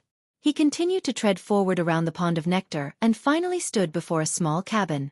This cabin was not big and was also very simple. However, after millions of years, it was as if it hadn't changed at all. It was still as clean and bright as before. Countless images appeared in his mind while gazing at the little cabin ahead. The graceful and lively young girl that was as gentle as water and oh so considerate. As he found himself lost in this scene, it felt as if all of it happened just yesterday, even though millions of years had passed. Squeak. He opened the door and amidst his daze, he could still hear the two words young master being tenderly cried out just like that year. The two words young master made his heart so happy. This room was still clean, and the table and chairs inside were still the same. The bookshelf by the wall was still stocked neatly with old scrolls and trunks of books. Yenner, you were not able to let go back then. Li Qie couldn't help but let out a light smile. In the end, he could only sigh softly with a sad and helpless sensation while saying, "Those years lasted for ages. I once ruled myriad worlds, and some people even said that there was nothing I couldn't do. However, the truth is, since time immemorial, frustration arose countless times. Countless people left my side, and I couldn't keep them even if I wanted to." In the quiet little cabin, Li Qie's eyes were like a flowing river running across each corner of the room. This place was once filled with his presence. Before he knew it, he was standing next to the bookshelf that housed many old scrolls. He couldn't help but open some of them. He easily read the words they contained as old scenes appeared right before his eyes. It was as if the past had struck him, as if it were yesterday, as if he was reliving past events. If Madame Ziyan saw these old scrolls, her soul would be scared away from her body because all of these things were secrets of the giant bamboo country that were never passed down. Some of them were merit laws and techniques that even her country didn't have. Li Qie only casually flipped through these secrets. They were not much to him. The merit laws and techniques that belonged to the giant bamboo country mostly came from him. Only a small portion was created by its progenitor. Back in that time, its progenitor was only an ordinary girl. Li Qie let her stay by his side and led her down the path of the Grand Tao while teaching her supreme arts. Due to various restraints, Li Qie didn't train her as a potential immortal emperor. Nevertheless, she stayed by his side as his maid and took care of his daily needs. Li Qie, at the same time, gave his all and taught her the best techniques. Although she couldn't become an immortal emperor, her life and skill were extremely frightening and completely heaven-defying. Li Qie gently went through all of the scrolls on the shelf once before putting them back. By the window, a guqin could be found. The sight of it caused Li Qie to gently sigh. He sat before it and took a deep breath to calm his emotions before lifting his hands to play a melodious song that carried a free and relaxed temperament. Outside the bamboo garden, Madame Ziyan summoned all 18 demon monarchs. The moment they received the urgent order, they immediately came running. At the same time, she ordered that besides her and the monarchs, no one else could enter the alchemy garden. It could be said that at this time, the entire garden was barricaded completely. That can't be real. After hearing the madam's words, the eagle demon monarch couldn't help but take a deep breath and display a shocked expression. In fact, all the other monarchs were aghast as well. To them, this was an impossible matter. How can this be? For millions of years, the legend stated that besides the progenitor, no one else has been able to enter the bamboo garden. Ancient Pine emotionally stated. Although they knew that Madame Ziyen was absolutely not lying, they still found such a matter hard to believe and couldn't accept it in a short period of time. For many generations, even invincible virtuous paragons from the giant bamboo country had tried to enter the bamboo garden, but they couldn't successfully do so. And yet, an outsider like Li Qie, a nameless junior, was able to enter as easily as flipping one's palm. If such words didn't come from Madame Ziyen, then the monarchs would have never believed it. He didn't forcefully enter and instead went through a portal. This means that our deity has accepted him, Madame Ziyen said in a solemn tone. The monarchs glanced at each other in astonishment. One of them said, "This is incredible. Our country has produced many wise rulers and geniuses, but none were accepted by our bamboo deity. Yet now, an outsider was able to enter. I just can't believe it." Your Majesty, what should we do now? Another monarch had to ask. At this point, all the monarchs looked at Madame Ziyen and awaited her orders. They felt a bit helpless when an outsider had been recognized by their bamboo deity. Madame Ziyen looked at the monarchs in a serious manner and said, "Do fellow monarchs have any opinions? Go ahead, voice them." Ancient Pine pondered for a bit before speaking. "Your Majesty, in my opinion, this is a good thing and is killing two birds with one stone. Young noble Li's Tao of alchemy is peerless, so it is extremely hard for us to keep him. But now, with the acceptance of the deity, maybe we can keep him here." Your Majesty, I feel Brother Ancient Pine's opinion is right. The alchemist monarch added, "Since no one from our country was able to obtain the deity's acceptance for so long while young noble Li was able to, this means that he has fateful ties with our giant bamboo country.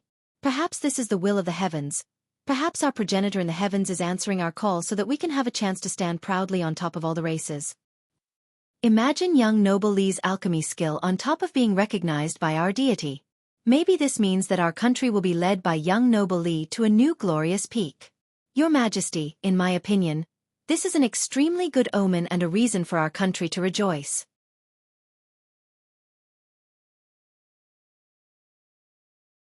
Chapter 654. Which path to take? Regarding this affair, the alchemy monarch and Ancient Pine held an optimistic attitude. Another demon monarch also agreed. "Your Majesty, this is indeed an auspicious omen. Just think about it. If our country could have an alchemy emperor, then even the alchemy kingdom would respect us. Moreover, millions of years have gone by without anyone gaining the acceptance of our deity, so maybe young noble Li is the bringer of prosperity and the ruler of our giant bamboo. I'm afraid we need to be more careful about this matter." The eagle demon monarch pondered for a moment and said, "If young noble Li agrees to stay in our country, then I will wholeheartedly agree to this. However, for him to act freely as the bringer of prosperity, this requires further consideration. We don't even know of his background." When the title bringer of prosperity came up again, the monarch who spoke earlier had to cough with a slightly embarrassed expression. He misspoke earlier because Madame Ziyen was the current royal lord of the country. If Li Qie becomes the new ruler of prosperity, then where would Madame Ziyen go? Brother Eagle is right. Maybe young noble Li only came for our bamboo garden. A different monarch agreed with Eagle's view and said, "It is not that we don't trust young noble Li, but we really know nothing about his origin. What if he came with a hidden agenda?" Although the phrase bringer of prosperity is somewhat inappropriate, the Ancient Pine demon monarch quickly tried to defuse the situation. "However, I think it is very unlikely for young noble to come with an agenda. Not to mention that his Tao of alchemy is beyond the reach of all the sects. We can take a step back and pretend that young noble came here for our bamboo garden. However, is this at all plausible? Let's forget about outsiders. Even we don't know what is inside the garden outside of our deity. We'll take another step back and assume that young noble Li really came for our garden. But this in itself is impossible since everyone knows that outside of our progenitor, no one else had been able to enter before.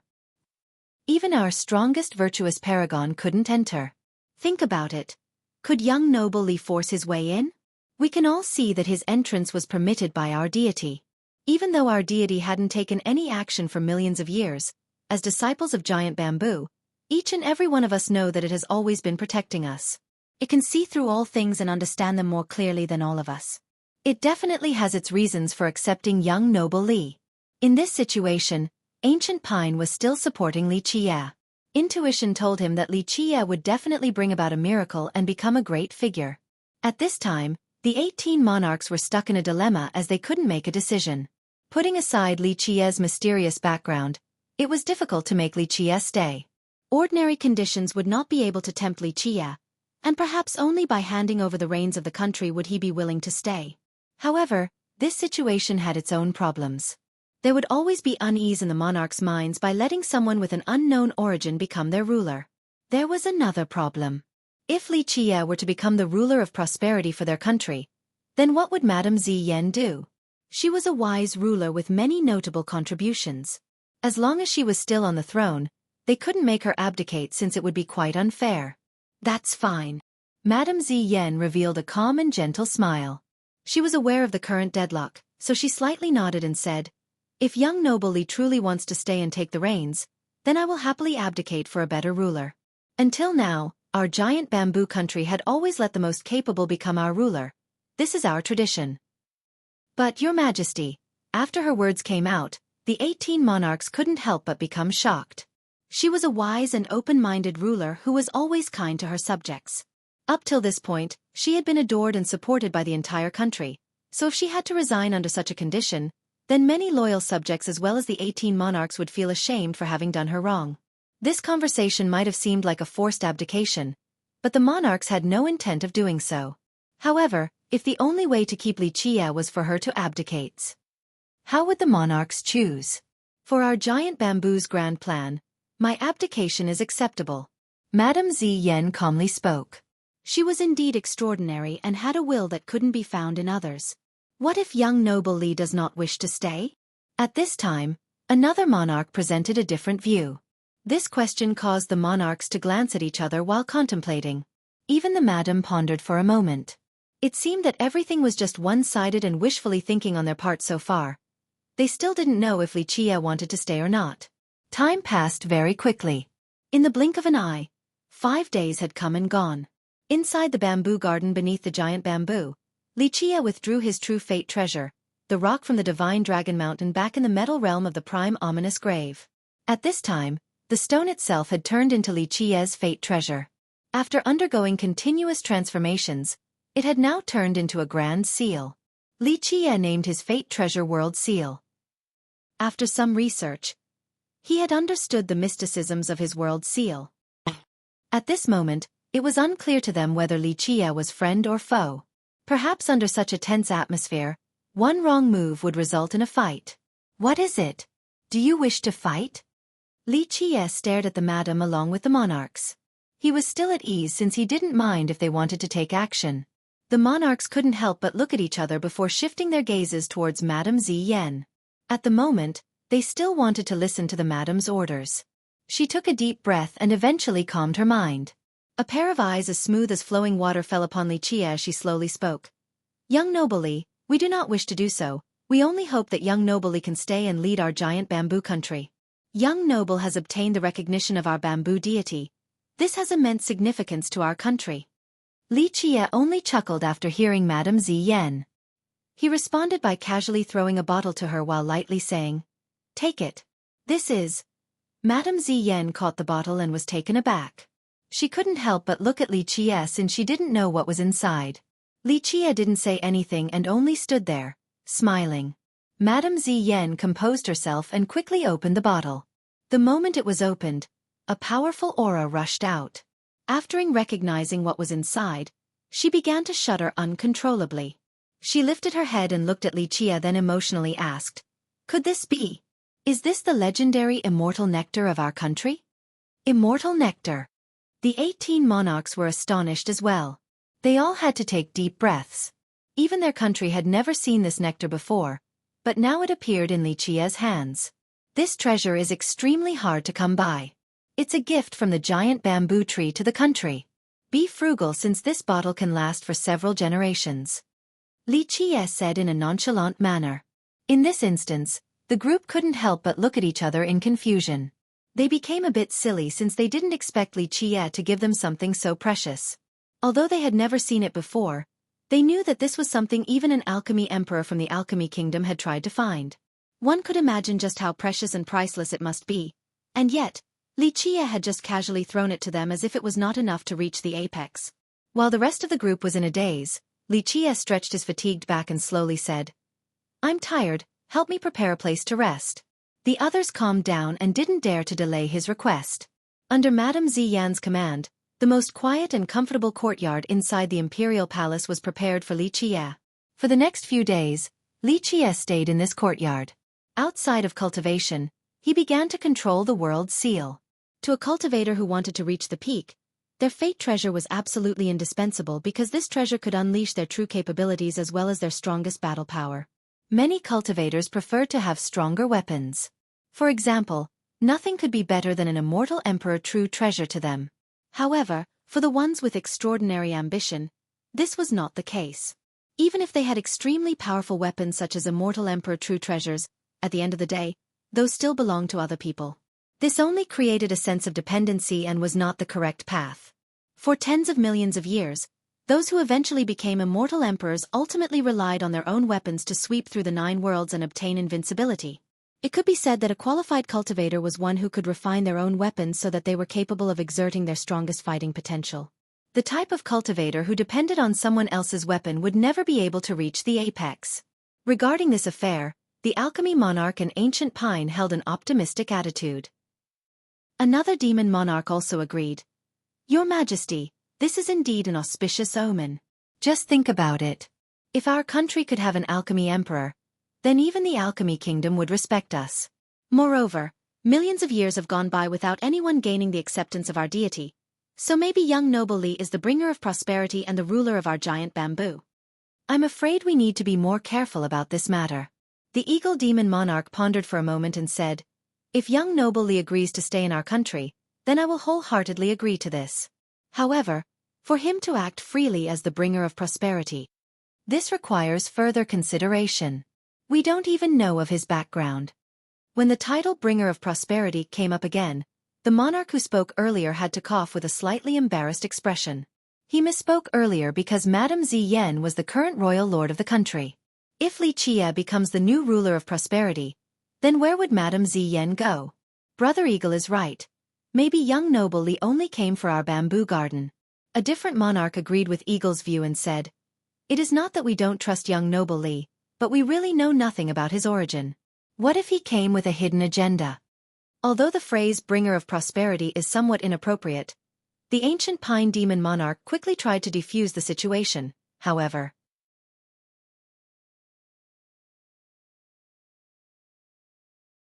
Chapter 655. Madame Ziyan's abdication. In the past few days, the 18 monarchs didn't dare to come bother Li Qie. Meanwhile, Madame Ziyan came to see him every day. More often than not, she even personally took care of his daily accommodations. It didn't stop there.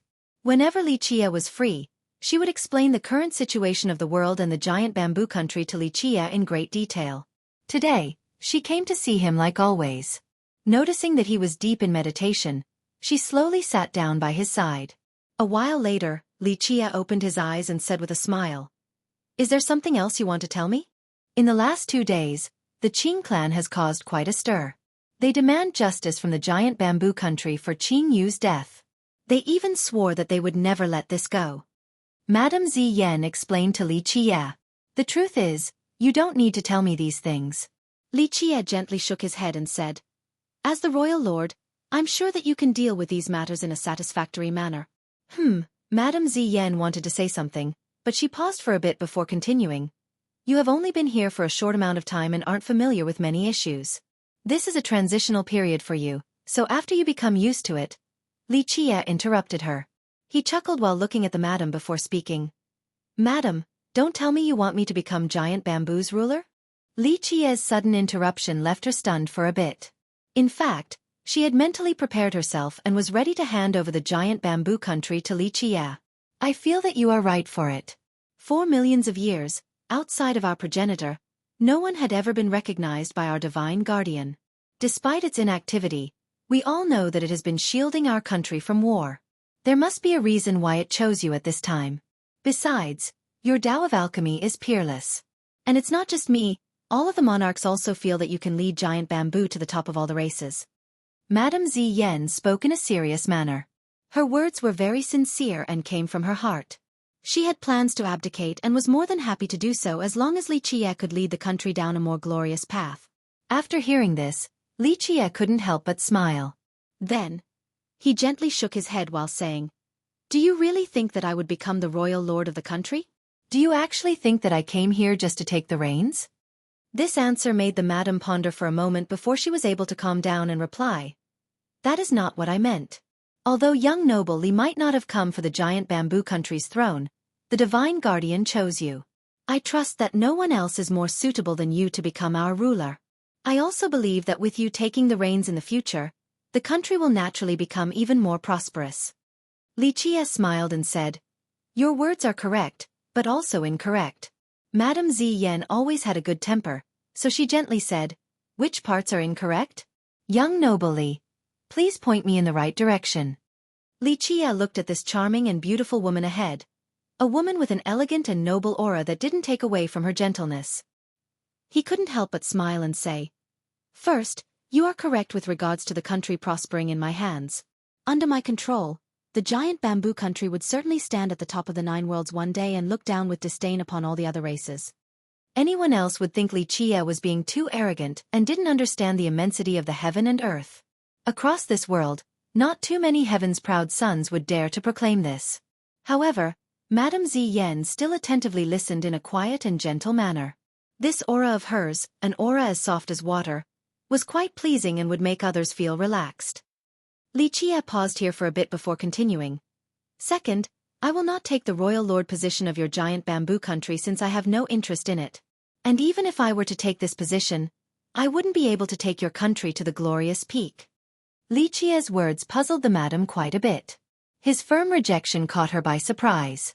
His Tao of alchemy was peerless, and such a talent would be sought after by countless great powers.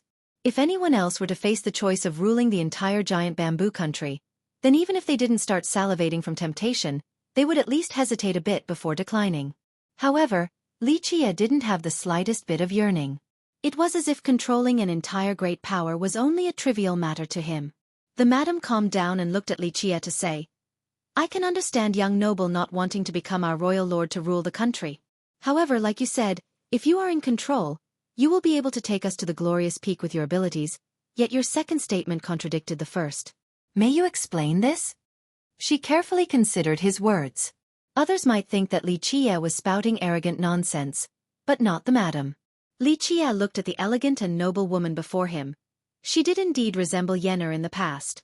He shifted his gaze and looked outside the window before slowly speaking. "The giant bamboo country. This is a tranquil place, a land of peace. I do not wish to involve it in a bloody conquest.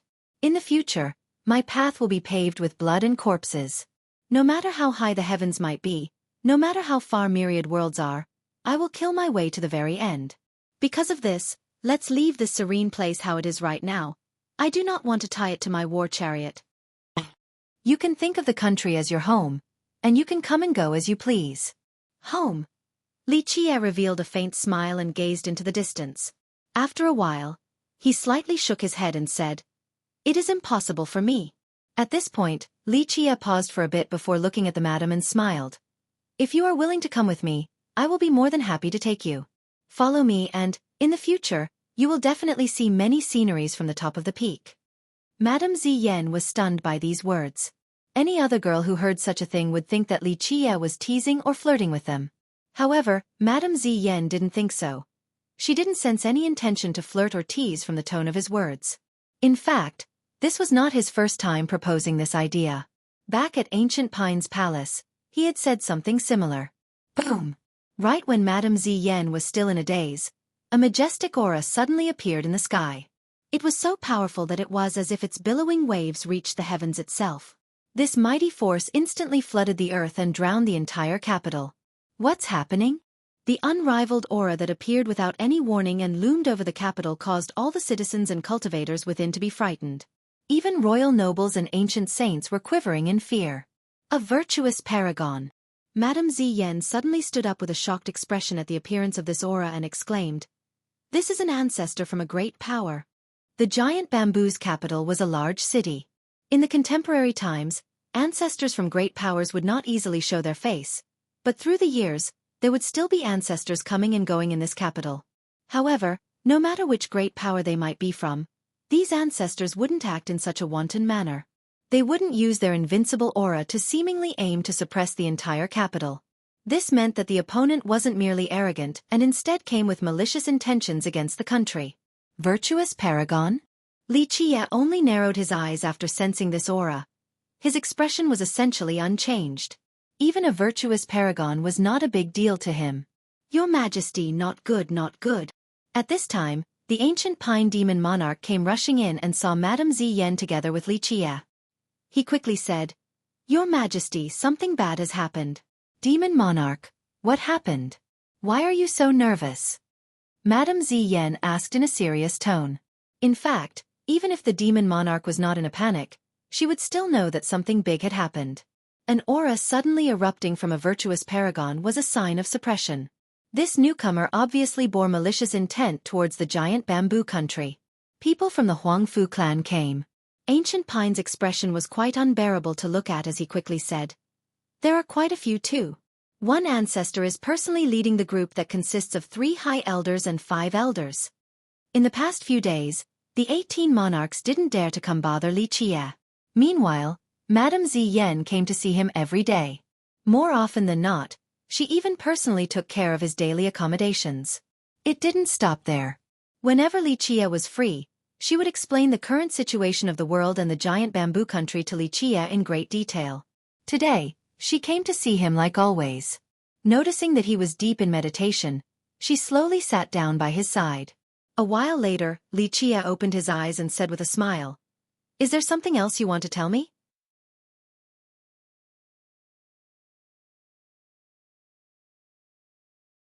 Chapter 656. The Huangfu clan's vengeance, so they are finally here? Madame Ziyan's glare became serious as she tried to confirm the situation. Ancient Pine quickly responded, They still haven't entered the capital and are staying on the outskirts. Their ancestor sent a message to Brother Eagle's group and wants our giant bamboo country to give an explanation regarding Huangfu how or face the consequences. It turned out that after being blown away from the capital, the Huangfu clan expended a lot of effort before finding him. Huangfu Hao was found on the verge of death. Although he managed to survive, his wounds were quite grave, so he would be bed-stricken for some time. The Huangfu ancestor quickly brought Huangfu Hao back for treatment. After his wounds stabilized, the people from the Huangfu clan regained their calm and refocused their attention. How could the people from the Huangfu clan swallow this anger? Because of this, the ancestor brought a group of experts from the clan, demanding an explanation. Madame Ziyan's visage became cold as she stated, So if we say no, they will massacre our capital. Ancient Pine had cold sweat running down his face as he said, Most likely. It seems that the Huangfu clan won't give up unless we give them an explanation. If they actually attack, I'm afraid the Eagle Demon Monarchs group won't be able to withstand it. Madame Ziyan scowled while showing a cold glare. She knew very clearly that there were many great powers in the alchemy realm who had been eyeing their country. However, all of them had been living together peacefully. Nevertheless, with such a good excuse at the moment, how could the Huangfu clan let this great opportunity go? In addition to all of this, Huangfu Hao desired a marriage alliance with her, so their clan could use this as leverage as well after this event. It was killing 2 birds with 1 stone. Your Majesty, what should we do? Ancient Pine hastily asked. With a serious gaze, Madame Ziyan austerely declared, If the Huangfu clan wants to play hard, then we shall entertain them. Our giant bamboo country is not so easily bullied. I'm only worried that behind the Huangfu clan is the alchemy kingdom. They had been in-laws for several generations. Ancient Pine couldn't help but worry. Madame Ziyan coldly replied, When the soldiers come, let the generals deal with them. When the flood arrives, let the earth halt it. If the Huangfu clan is too dumb to scram, then even if they have the alchemy kingdom as their backing, I will still exterminate their clan to their very roots. Having said that, his eyes narrowed. The giant bamboo country had a special position in his heart, so if the Huangfu clan dared to touch this country, he didn't mind massacring their whole clan. Those who dared to offend the giant bamboo country would be killed without mercy. This was one of his uncrossable bottom lines. Madame Ziyan slightly nodded and formally said, "Since you have such confidence." "Very well then, we'll leave this for you to deal with." Although she did feel that his words were somewhat arrogant, her intuition told her that Li Qie was not the type to bluster.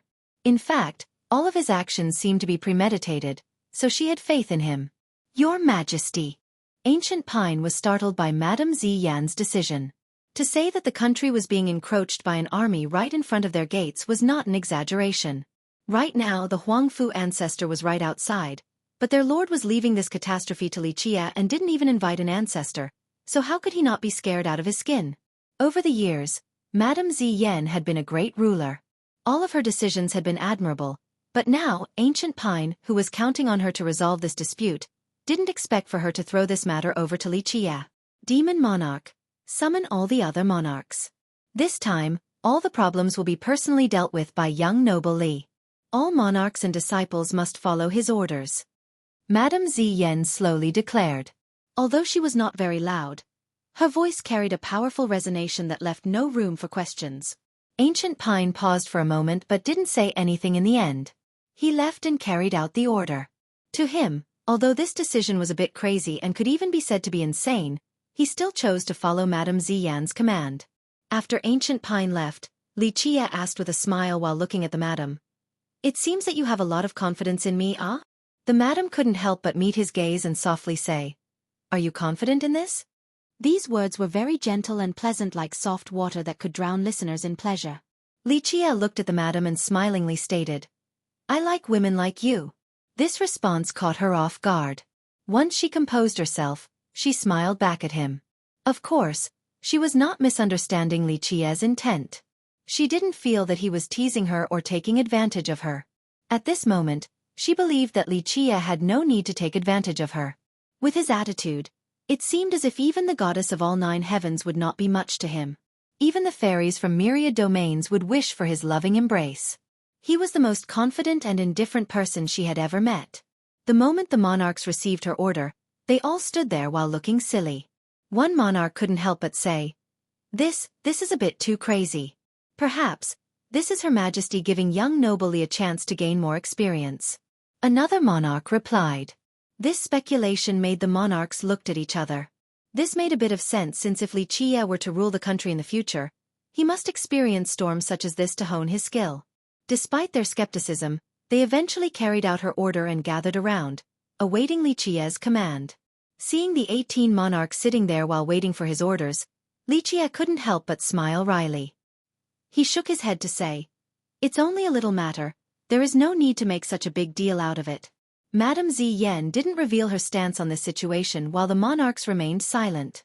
Their extremely dangerous predicament was not exaggerated at all, since they were under siege by a virtuous paragon ancestor. But now, Li Qie was saying that it was only a minor matter. This was the most indifferent person they had ever met.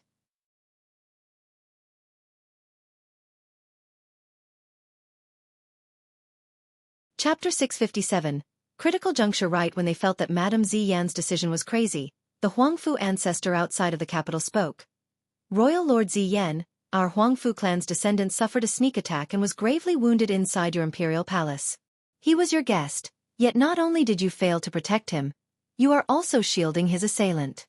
Does your country wish to oppose my Huangfu clan? I hope that you will be able to give us an explanation.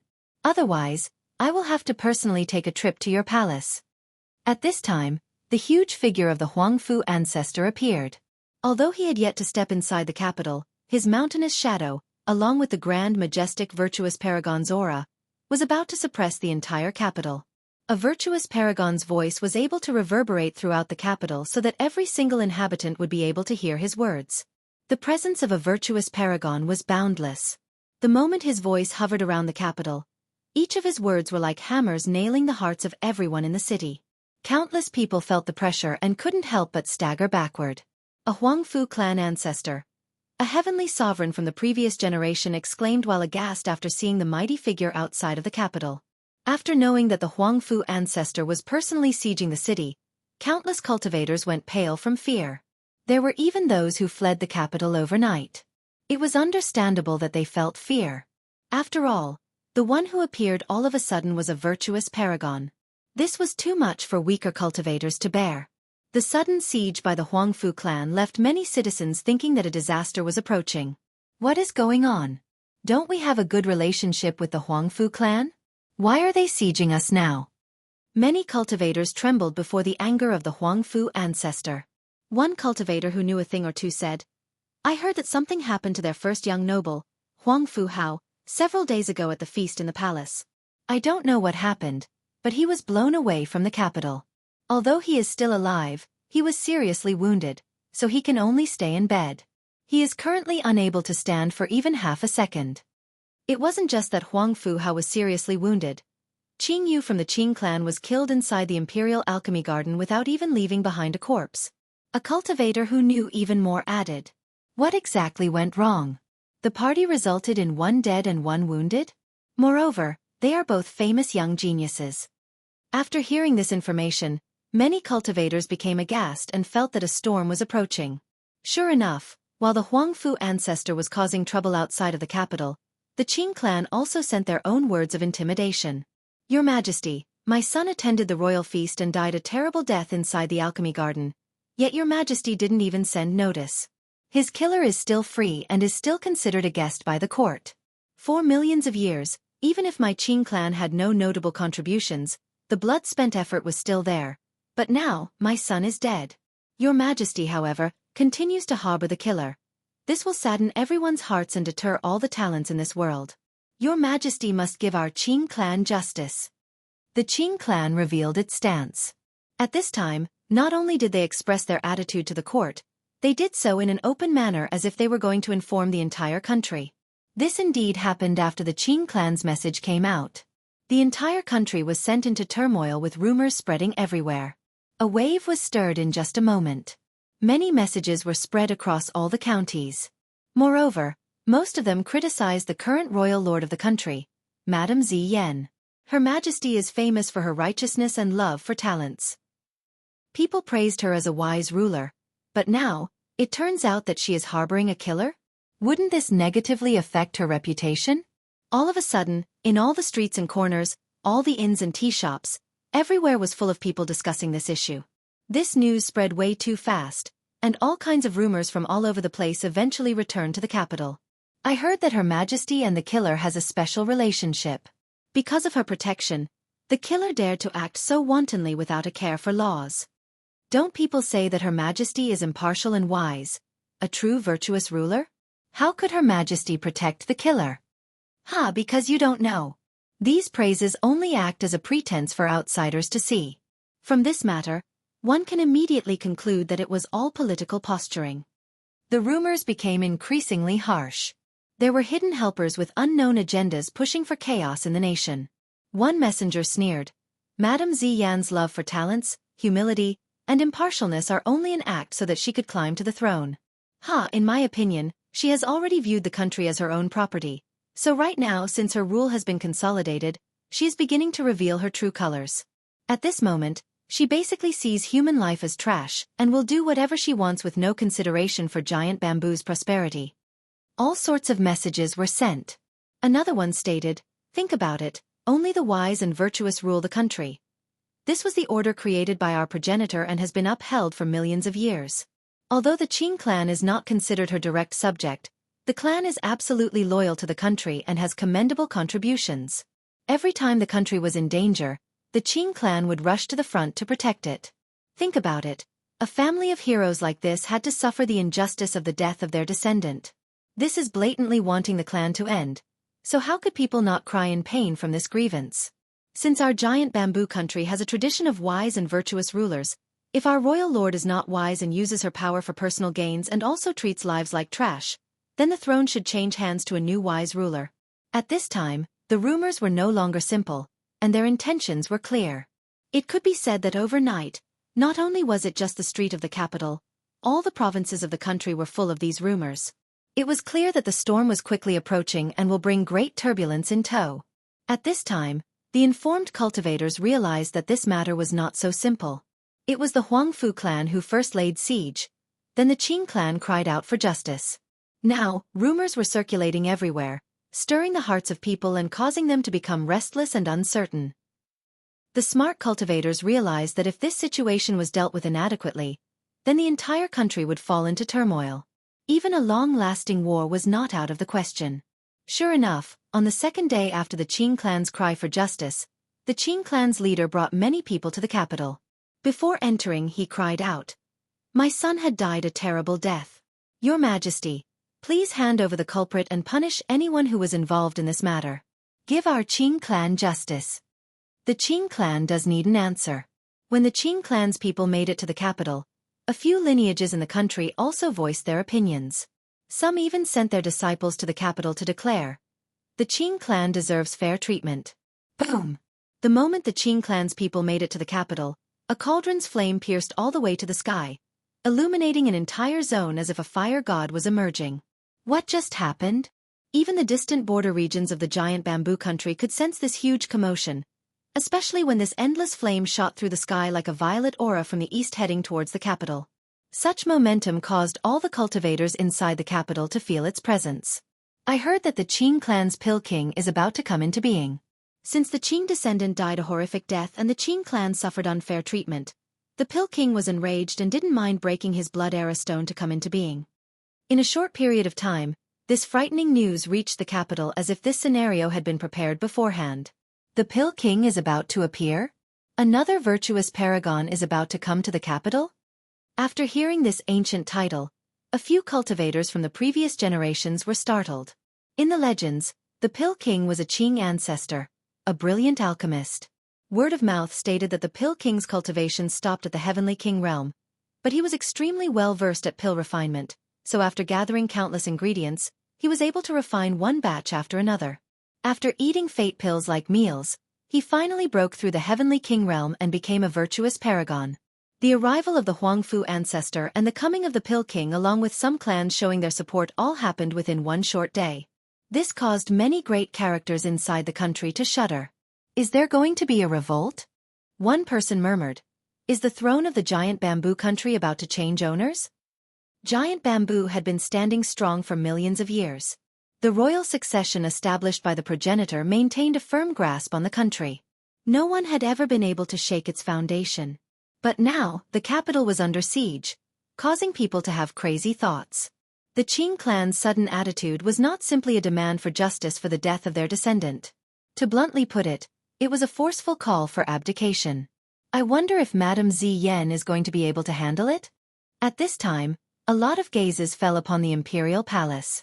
Although the Qing clan had an aggressive momentum at this moment, the madam in the country still had a great reputation. Moreover, she was loved and supported by her subjects.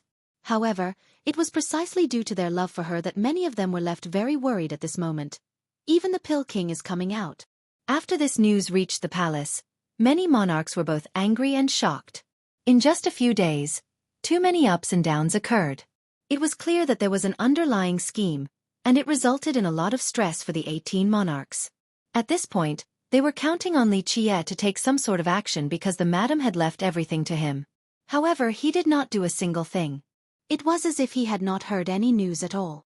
Let it be known that anything that happened in the country had been reported to Li Qie by the monarchs. Despite all of this, he was still relaxed. It was as if he paid no mind to this whole matter. Such a situation made the monarchs very nervous. One even hoped for Madame Ziyan to take over, but the madam only smiled and said, "We need to have confidence in young noble Li."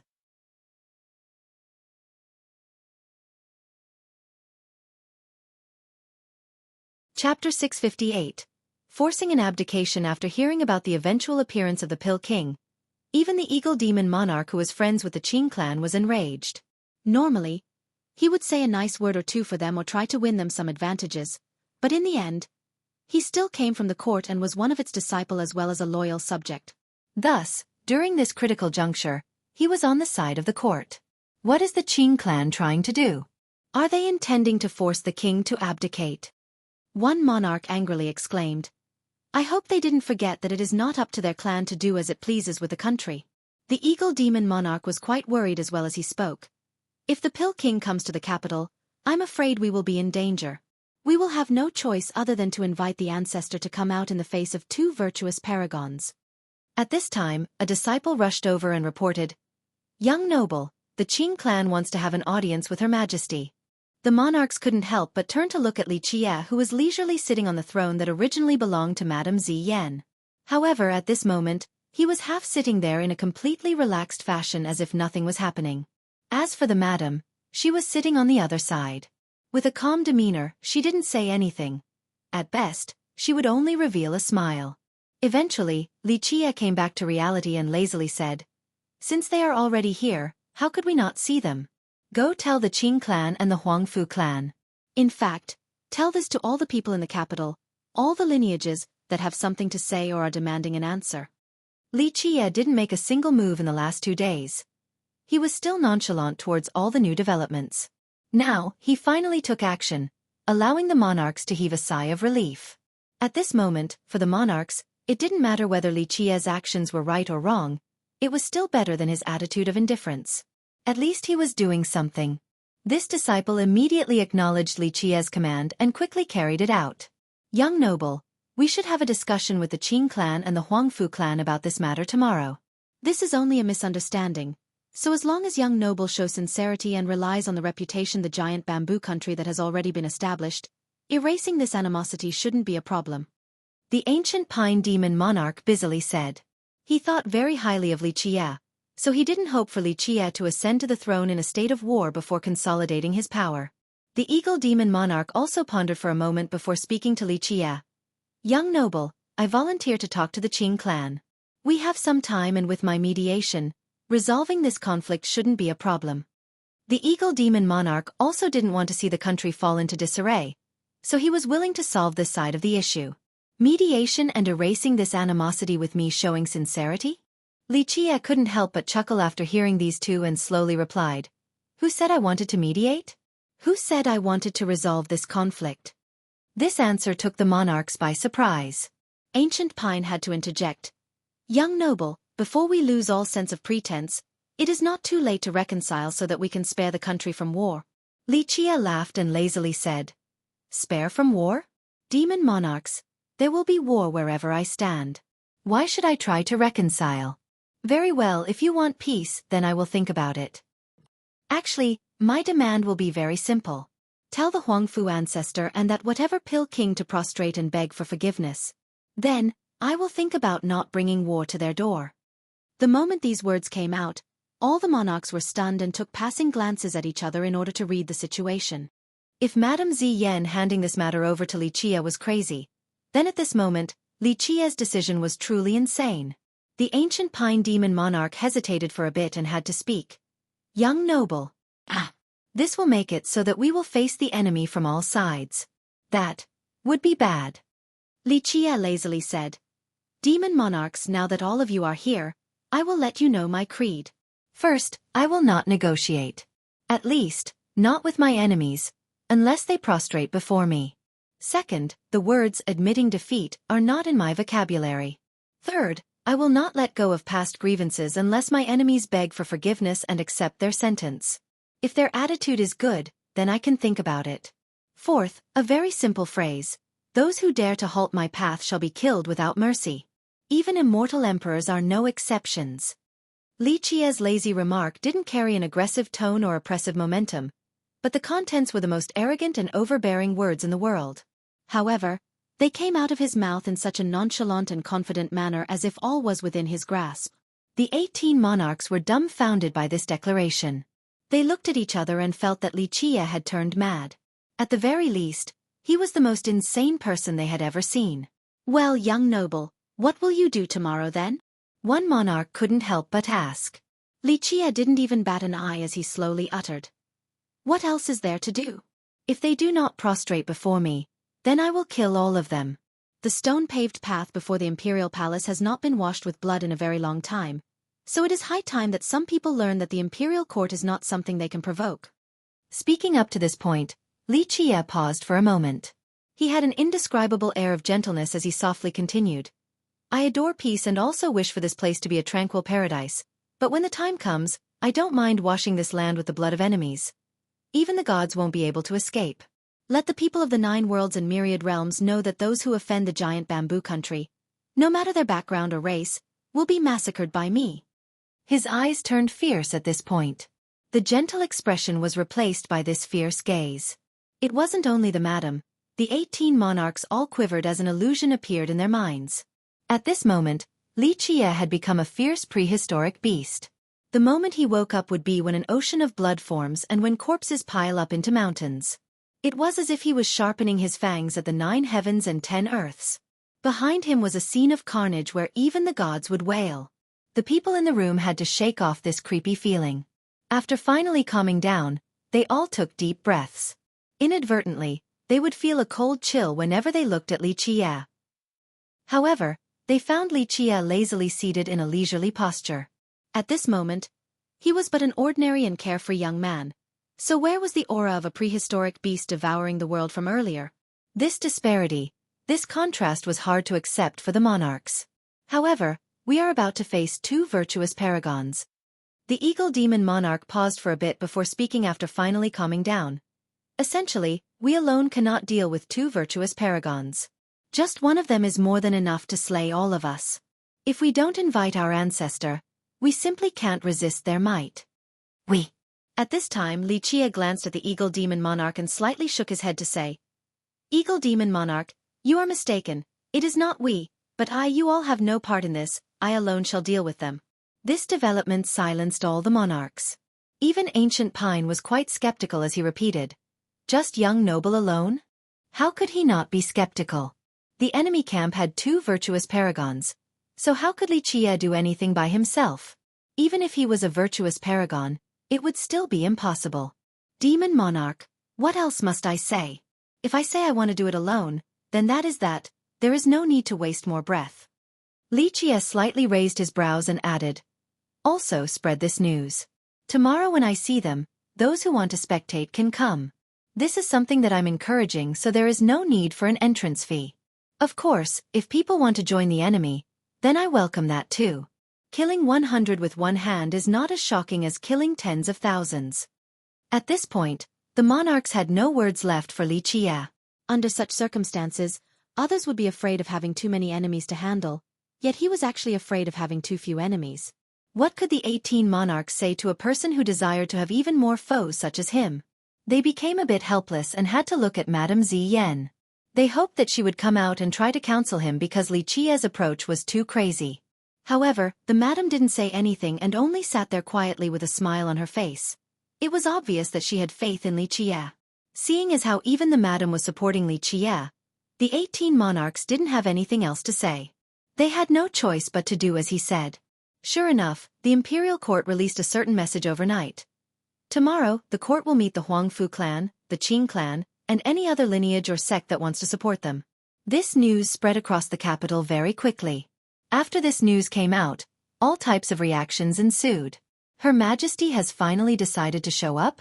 After hearing this news, there were those who were excited since they were confident in Madame Ziyan. They trusted that, with her appearance, she would be able to solve this problem. In fact, her popularity was very high in the country. Even though there were 2 virtuous paragons challenging them, there was still quite a lot of people who believed that the madam was capable of quelling this storm. However, there were also those who were shaken by this stormy situation. A few gazed towards the imperial court and murmured, "Will the court survive this disaster?" After hearing the eventual appearance of the Pill King, even the eagle demon monarch who was friends with the Qing clan became enraged. Normally, he would say a nice word or two for them or try to win them some advantages, but in the end, he still came from the court and was one of its disciple as well as a loyal subject. Thus, during this critical juncture, he was on the side of the court. What is the Qing clan trying to do? Are they intending to force the king to abdicate? One monarch angrily exclaimed, "I hope they didn't forget that it is not up to their clan to do as it pleases with the country." The eagle demon monarch was quite worried as well as he spoke. "If the Pill King comes to the capital, I'm afraid we will be in danger. We will have no choice other than to invite the ancestor to come out in the face of 2 virtuous paragons." At this time, a disciple rushed over and reported, "Young noble, the Qing clan wants to have an audience with Her Majesty."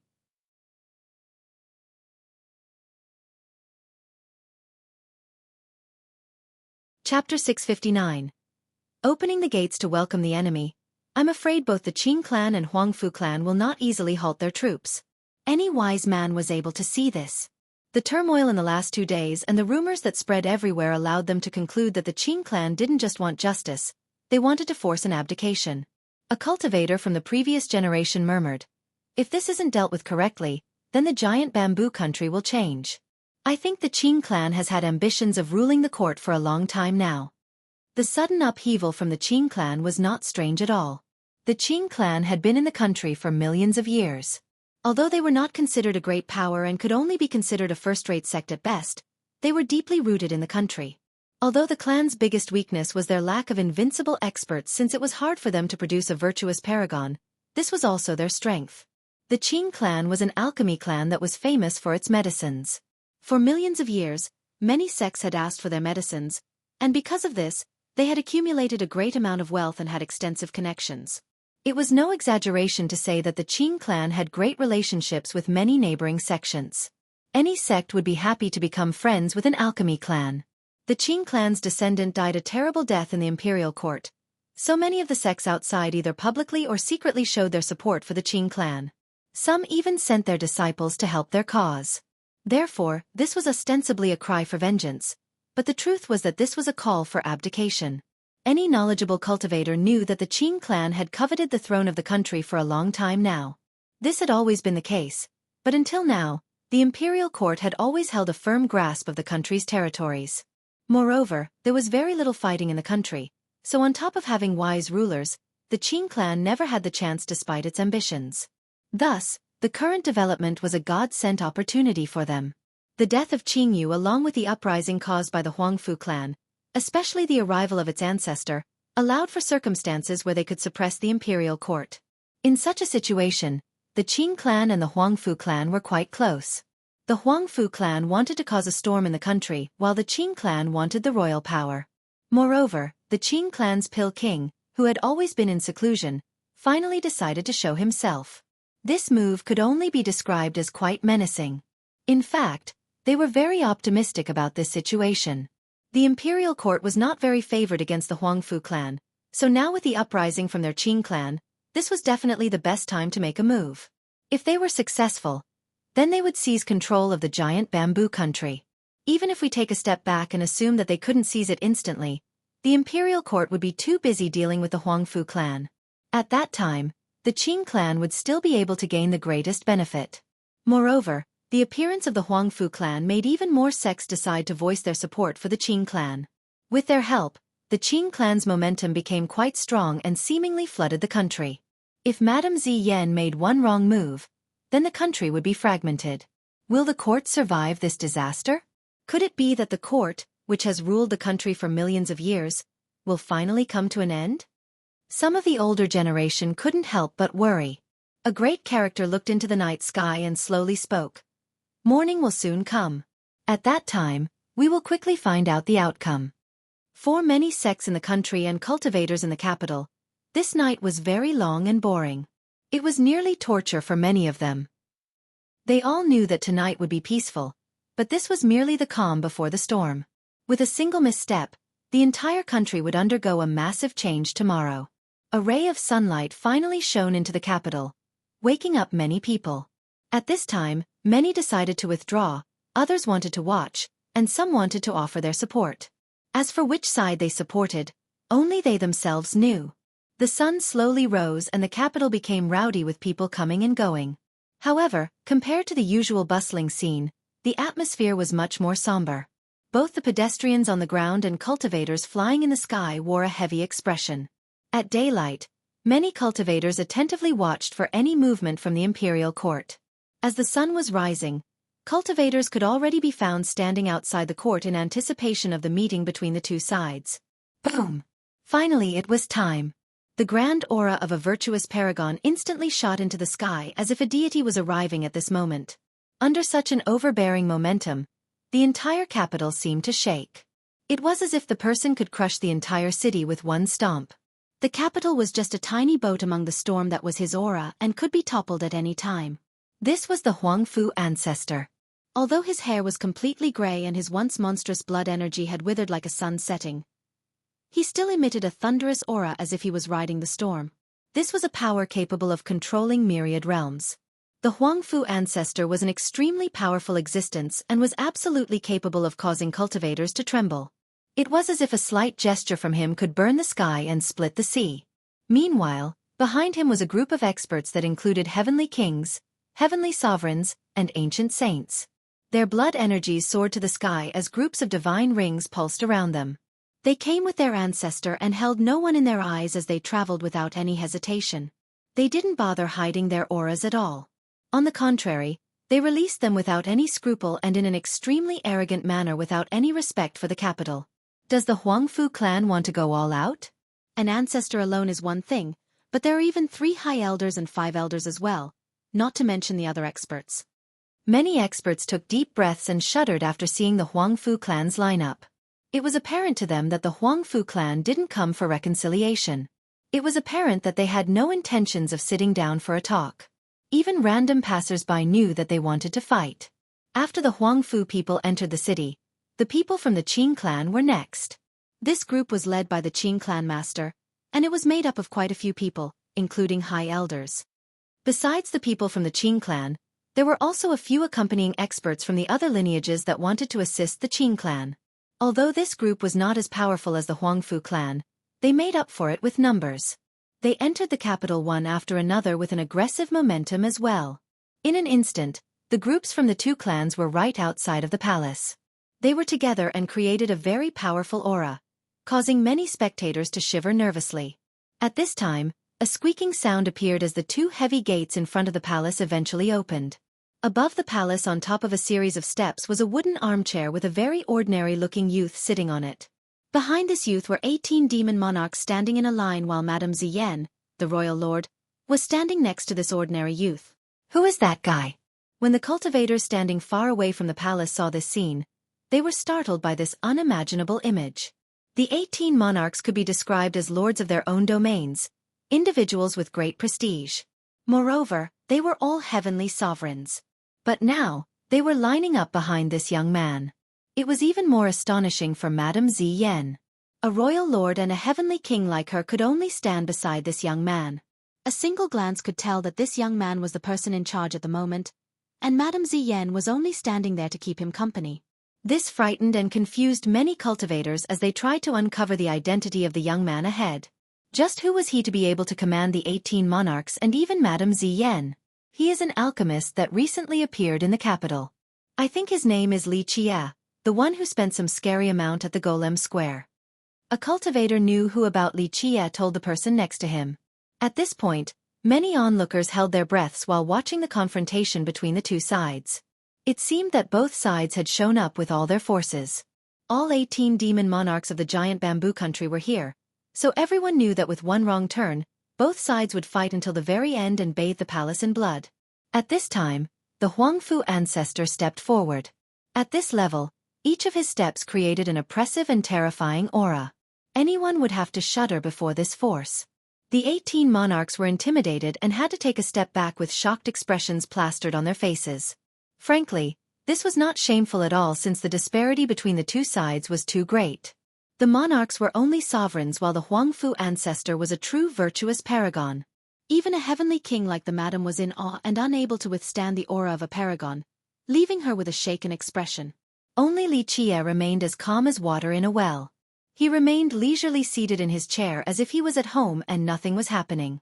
It could even be said that the Huangfu ancestor before him was only a passerby. Not enough to cause any trouble.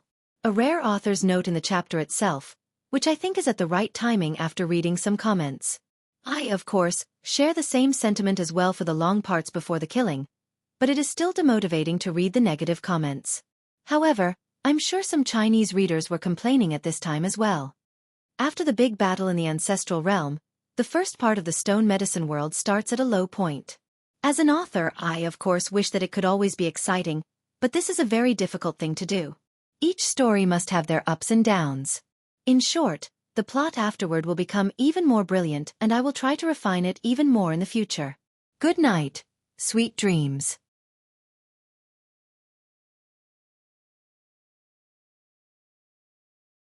Chapter 660. Playing with the enemies. The Huangfu ancestor was a person who knew his stuff.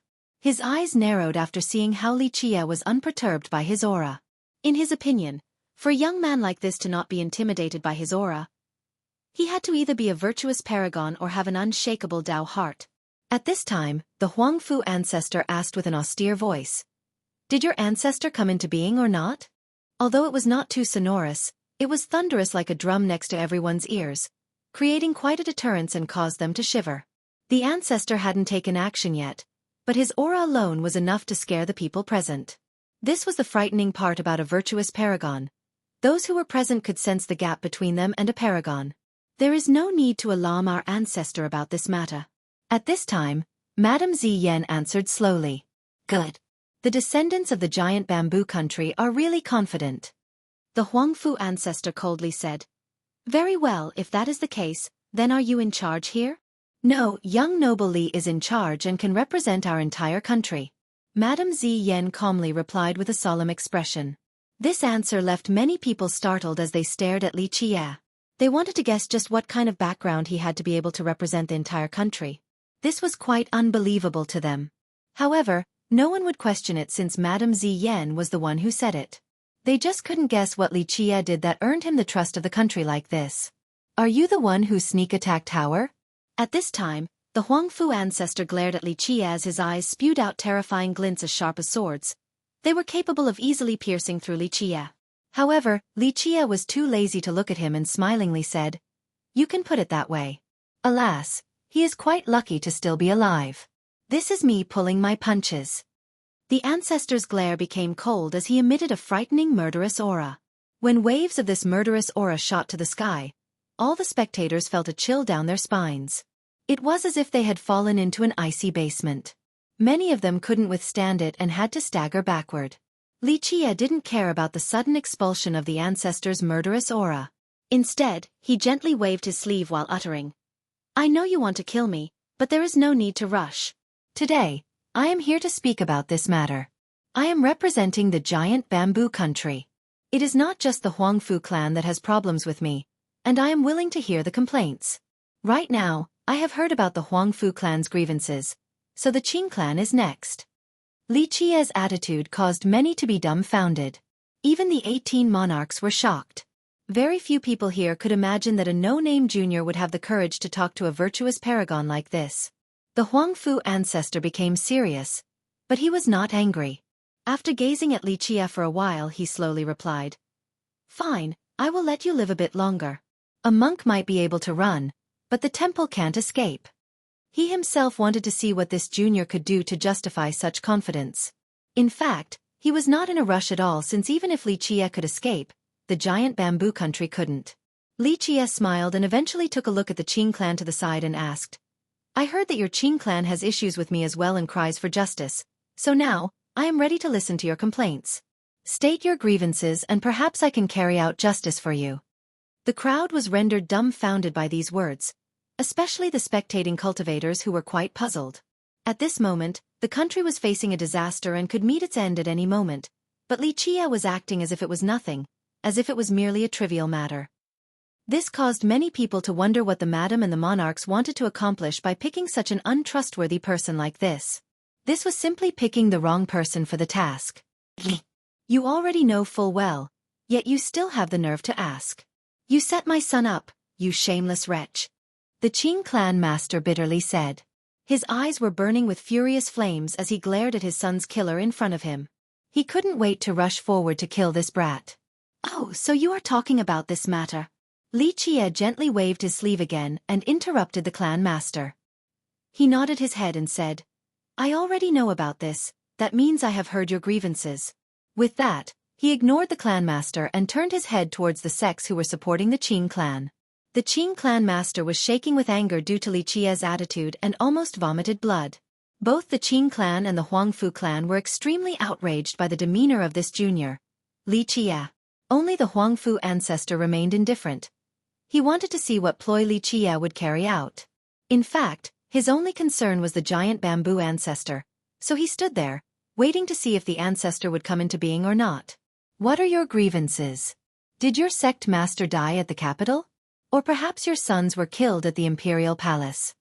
Li Qie slowly asked the lineages who were supporting the Qing clan. At this moment, these sects couldn't help but look at each other. They were not afraid of a nobody like Li Qie, but they were still quite apprehensive of the imperial court. In the end, an expert of one of the lineages came out and spoke. You murdered the Qing clan's young noble, you slew innocent and loyal subjects. You will be a disaster for the giant bamboo country with your treacherous words that confuse people. Got it? Li Qie interrupted this expert and said, Okay, so all of you want to be the harbingers of justice and defenders of the weak. When you see unfairness, you will unsheathe your blades to lend a hand. This expert who was suddenly interrupted by Li Qie was quivering from anger as well while glaring at him. I have now understood all of your complaints. At this time, Li Qie still sat leisurely on his chair. He glanced at everyone in front and calmly declared, Now, I represent the giant bamboo country and will give a satisfactory answer to all those who have complained. Here Li Qie paused for a bit and cleared his throat before continuing. Regarding the matter of the Qing clan's young noble, my answer is very simple. This was because of his lack of skill. As for Huang Fu Hao who is bed-stricken, it is even clearer. It was his fault for provoking me, and I already showed mercy by not killing him. And as for all you heroes of justice, I will also give you an answer. If you scram right now, you will be able to hold on to your life. This type of answer from Li Qie astounded everyone.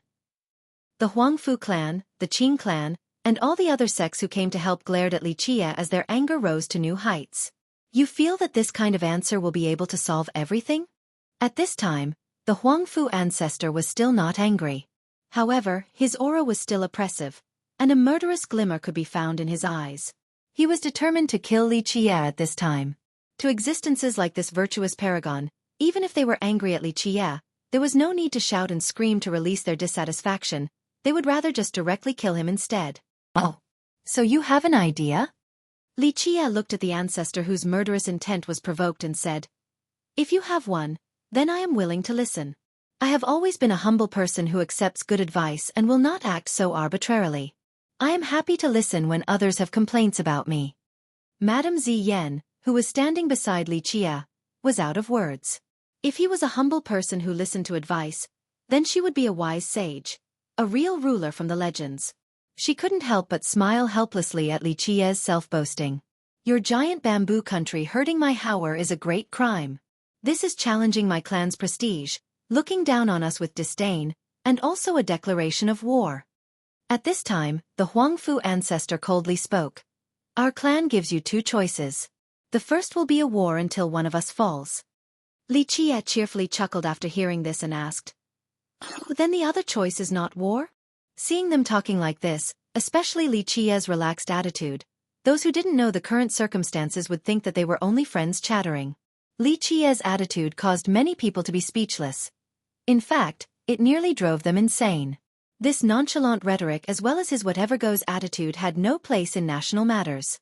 This was more like little children playing around. The Huang Fu ancestor glared at Li Qie.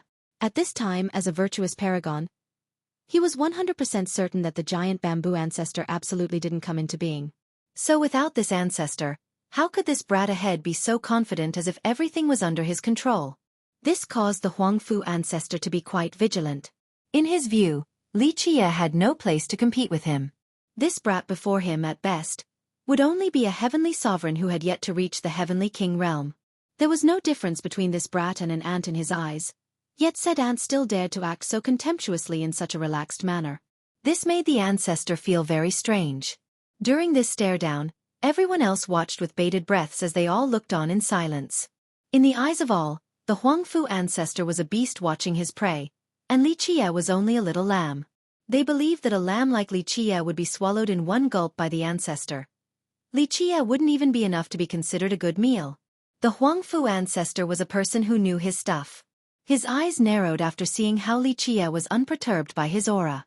In his opinion, for a young man like this to not be intimidated by his aura, he had to either be a virtuous paragon or have an unshakable Tao heart. At this time, the Huang Fu ancestor asked with an austere voice, Did your ancestor come into being or not? Although it was not too sonorous, it was thunderous like a drum next to everyone's ears. The ancestor still hasn't taken action, but his aura alone was enough to scare people here. This was the frightening part about a virtuous paragon. Those who were present could sense the gap between them and a paragon.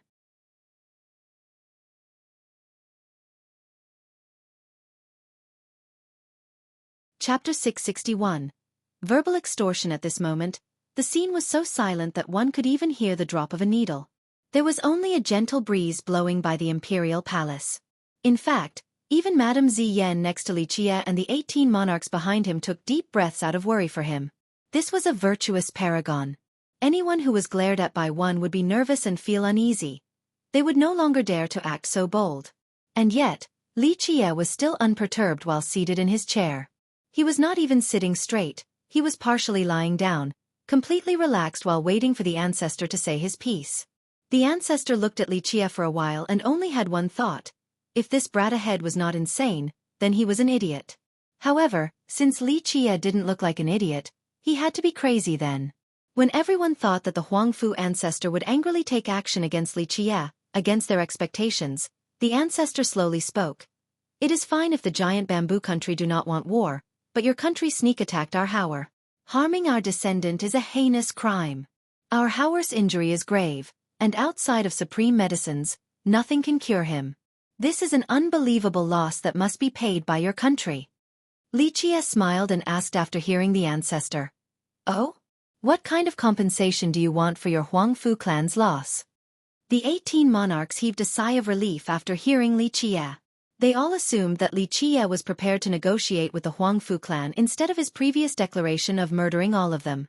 Now, with the new development, the monarchs felt that there was still room for reconciliation between the two sides. Upon hearing this, many people felt that Li Qie was acquiescing to the Huangfu clan. Some of them shook their heads after recalling his initially arrogant attitude. It looks like it wouldn't last till the very end as he had to eventually accept his defeat. Meanwhile, the Qing clan master only sneered while his head was full of expectations.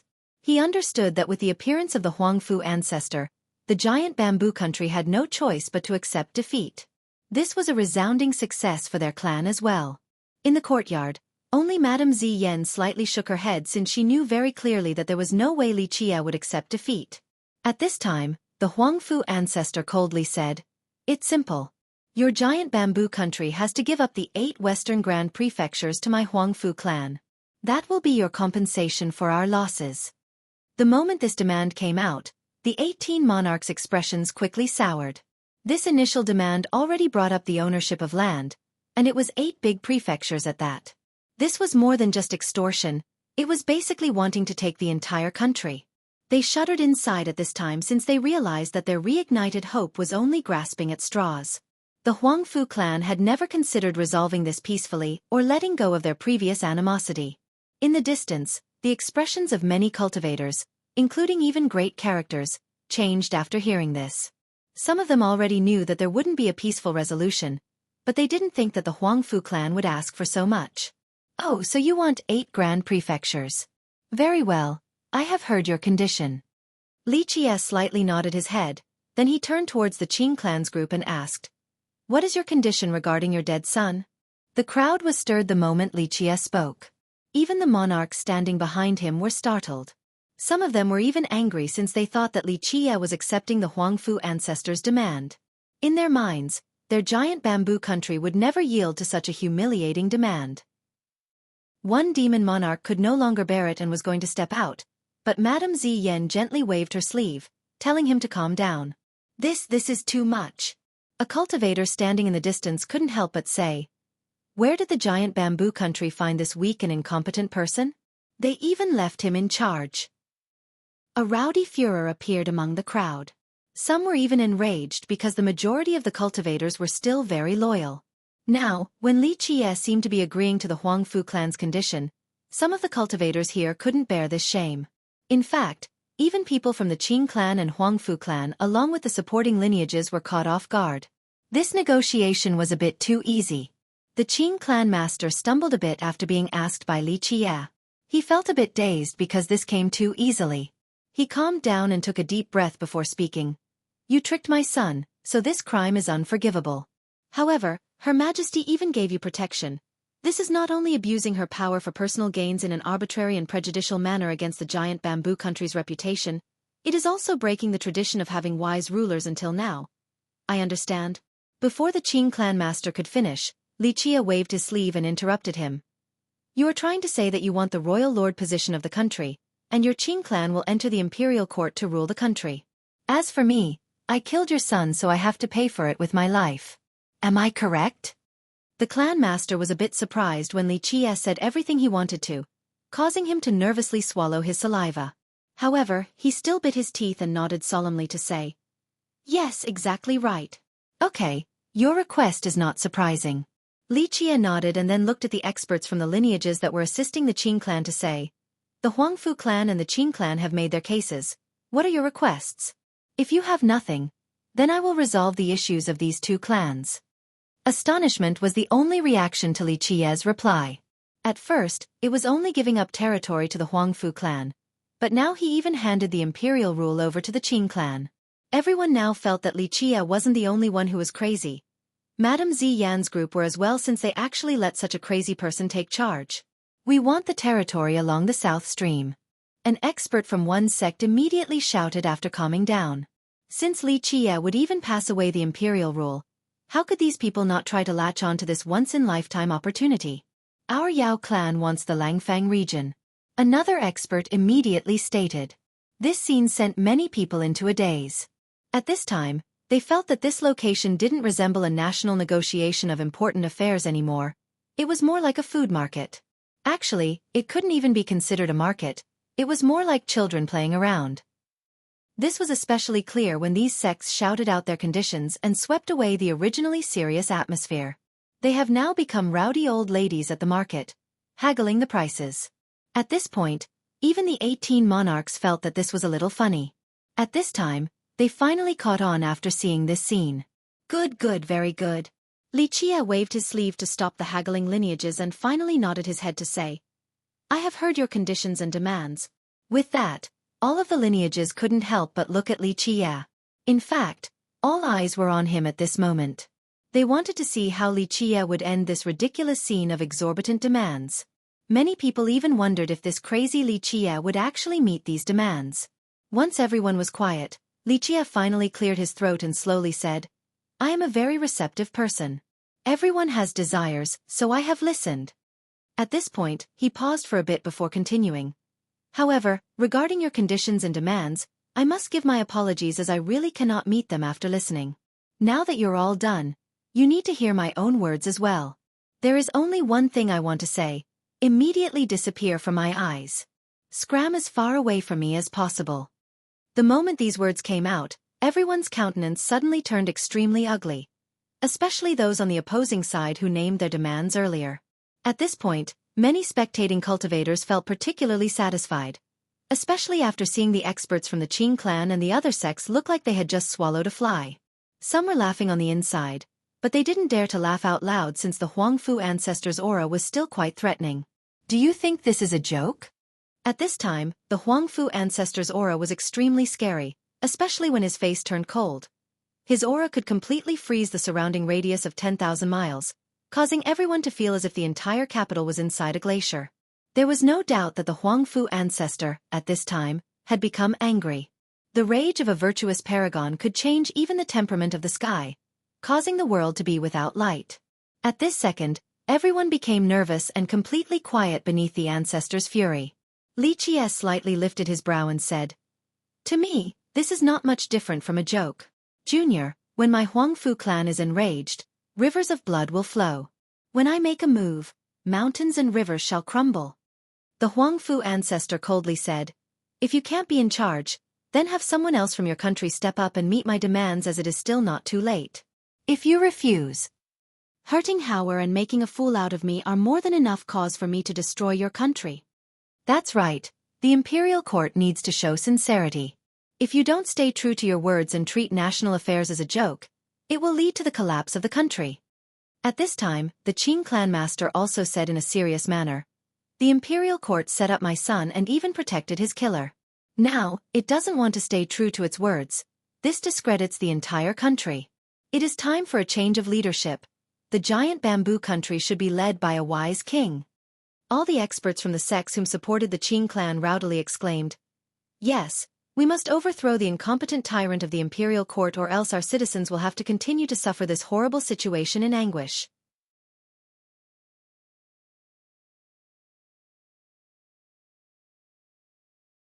Chapter 662. Massacring clans with a smile. I will only say it once. I gave you a chance, but all of you did not cherish it. Lichia slowly said. So now there can only be one end, and that is to wash these stairs with your blood. Kill them all. With that, he simply clapped his hands together. Lichia's arrogance caused many of the spectating bystanders to become dumbfounded. These words were too outrageous. Before him was a virtuous paragon. Even the monarchs looked at each other. At this time, they didn't know what to do. Should they take action or keep watching? The Huangfu ancestor glared at Lichia and remained still. He was still waiting to see what the giant bamboo country was hiding up its sleeves. At this time, a heavenly king from the Huangfu clan sneered and stepped forward. His blood energy immediately soared to the sky like a dragon as he shouted, "Ignorant fool, kneel before me." The moment these words came out, a huge palm instantly headed for Lichia, wanting to grab him alive.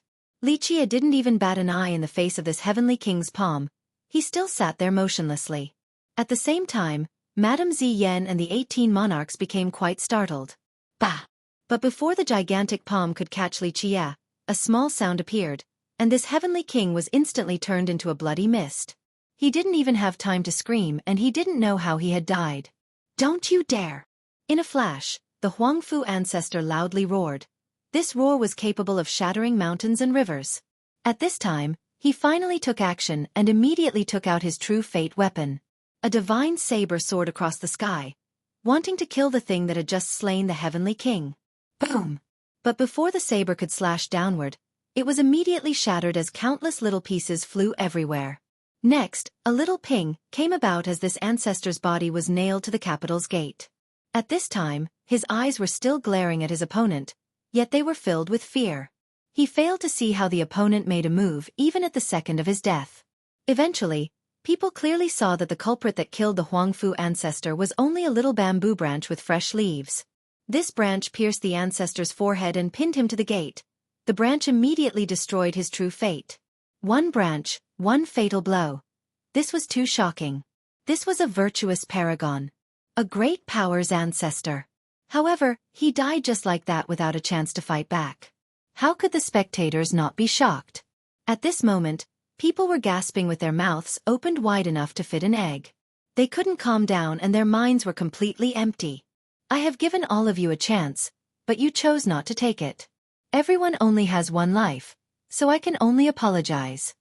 While everyone was still shaken, Lichia slowly uttered these nonchalant and carefree words. During the commotion, one person managed to calm down and shuddered with a blanched expression before stuttering. My Qing ancestor is the Pill King, and an invincible virtuous paragon. If you dare. At this moment, the Qing clan master's soul had already been frightened out of his body and kept on retreating backward. Qing clan? From today on, there will be no Qing clan in the giant bamboo country. However, I'll give your clan a path for survival. To the elderly and young, all of you get the hell out of the giant bamboo country. Lichia smiled dismissively and commanded, destroy the Qing clan and its ancestral ground. Baz! Up in the high clouds, one could see glimmers of green rays moving from the giant bamboo tree. At this time, a bamboo branch in the shape of an arrow appeared. With a quiet sound, the branch immediately pierced through the sky and traversed the great distance to the Qing clan's grounds. Boom! At this second, a boundless raging flame soared to the sky from the Qing clan, lighting up the entire country. No! However, this raging flame was immediately extinguished in the blink of an eye. A miserable, shrill wail echoed across the world, followed by a loud banging noise. The earth shook once as if something had penetrated the earth in the far distance. Ba. Amidst the confusion, the bamboo branch that crossed the domain earlier had returned. Countless bodies were dropped before the imperial palace. No, ancestor! The moment these bodies fell down, the Qing clan master let out a sad bellow. Grandfather, father, uncle, the Pill King! A cultivator yelled out in horror after seeing a very majestic old man among the corpses. This old man's chest had been thoroughly pierced. He couldn't be deader. These bodies were all great characters from the Qing clan, consisting of ancestors, high elders, and elders. All had been pierced by this bamboo branch. From their expressions, one could tell that they were all powerless to resist, outside of the Pill King, and lost their lives in just one attack. At this time, the Qing clan master was drowned with grief. He lost all hope after seeing these bodies because all the experts of the Qing clan were here. Each of them was able to uphold a region by themselves, but now they were all dead. Kill them all, leave none alive. Li Chia slowly said without batting an eye. Buzz, a green light fell down as a bamboo leaf slowly fluttered down. After seeing this leaf, all the experts from the sects and the Huangfu clan lost their minds in fear. Someone screamed, "Shit, run!" At this time, many turned to flee, but it was too late. Pluff! The bamboo leaf suddenly flashed and decapitated all the fleeing parties, including high elders from the Huangfu clan and the Qing clan master. One by one, a bunch of heads started to roll for a fair distance on the ground. The eyes on all of these heads were opened wide. They couldn't believe it since, in this very instant, they could see a spring of blood spurting from their own necks. These spraying fountains of blood were spectacular beyond words. The streams were brilliantly red and painted the ground, slowly flowing together. Eventually, thuds could be heard as numerous headless bodies fell down to the ground. After seeing this scene, whether it was the spectators or the monarchs or Madame Ziyen, all were standing there looking silly without being able to speak. At this point, all the sects and clans who appeared here were killed entirely. Not even one person managed to leave alive. The verdant bamboo leaf gently flew into Li Chia's palm. Li Chia gently blew on it, causing a drop of blood on the leaf to fall to the ground, permeating the mud. The leaf was still as green and delicate as before. Li Chia gently stroked it as if it was a rare treasure. However, in the eyes of others, this was not a green leaf but the most terrifying weapon in this world. A ferocious weapon of murder. At this moment, all were petrified and unable to calm down, including the madam. There were no thoughts running in their minds, only emptiness could be found. No one thought that things would happen like this or that it would end in such a manner. Prior to this, many had different speculations about this disaster. Some assumed that the imperial court would split, some thought that it would have a peaceful resolution, and some thought that the ruler of the country would change. However, across all of the speculations, no one had thought about the giant bamboo, not even the madam. Although she was very confident in Li Chia, she didn't consider the giant bamboo. Not even in her wildest dreams did she think she would have the chance to see the giant bamboo take action during her lifetime. The country had been named after the giant bamboo since it was their divine guardian. This story had been passed down for millions of years. Ever since the founding of the country, the bamboo had been there and was considered an auspicious symbol and the protector of the country.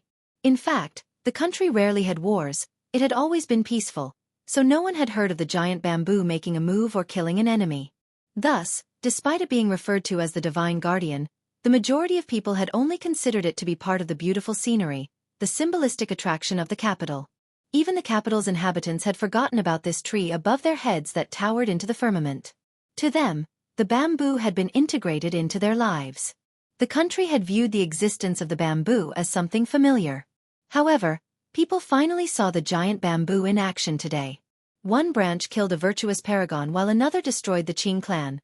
Not to mention that one leaf massacred many heavenly kings and heavenly sovereigns. This illustrious battle record was too terrifying and frightening. Such an existence was indeed worthy of being called a deity, and not just in name. In the yard, no one had expected to see the giant bamboo attacking with its invincible presence, not even in their dreams. Who would have thought that this giant bamboo, that was only considered part of the landscape, was capable of slaughtering ancestors like pigs? The truth was that this should have come as no wonder. For millions of years, very few people dared to offend the giant bamboo country. Existences like the Alchemy Kingdom, the Jianlong clan, even their ancestors who didn't know about the existence of the Dark Crow still knew that the giant bamboo country was a forbidden ground. Through the long and arduous years, no one had dared to attack the giant bamboo country, lest they be destroyed by a dark hand. In fact, for a behemoth like the Alchemy Kingdom, even when their immortal emperors were alive, the emperors had warned their disciples to never offend the giant bamboo country. Existences like immortal emperors knew that although the country was only of average size, it had an extraordinary status in the 9 worlds.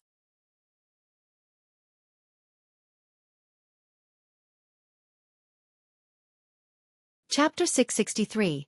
Warning to the world. Just imagine, when the country was founded, even a group of god kings came to celebrate as well as many different races of the 9 worlds.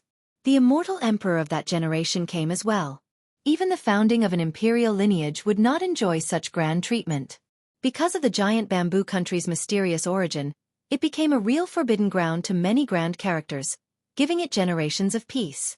The truly invincible people were not willing to invade the country while ordinary characters couldn't cause any big trouble, so the giant bamboo rarely had to take action in the past millions of years.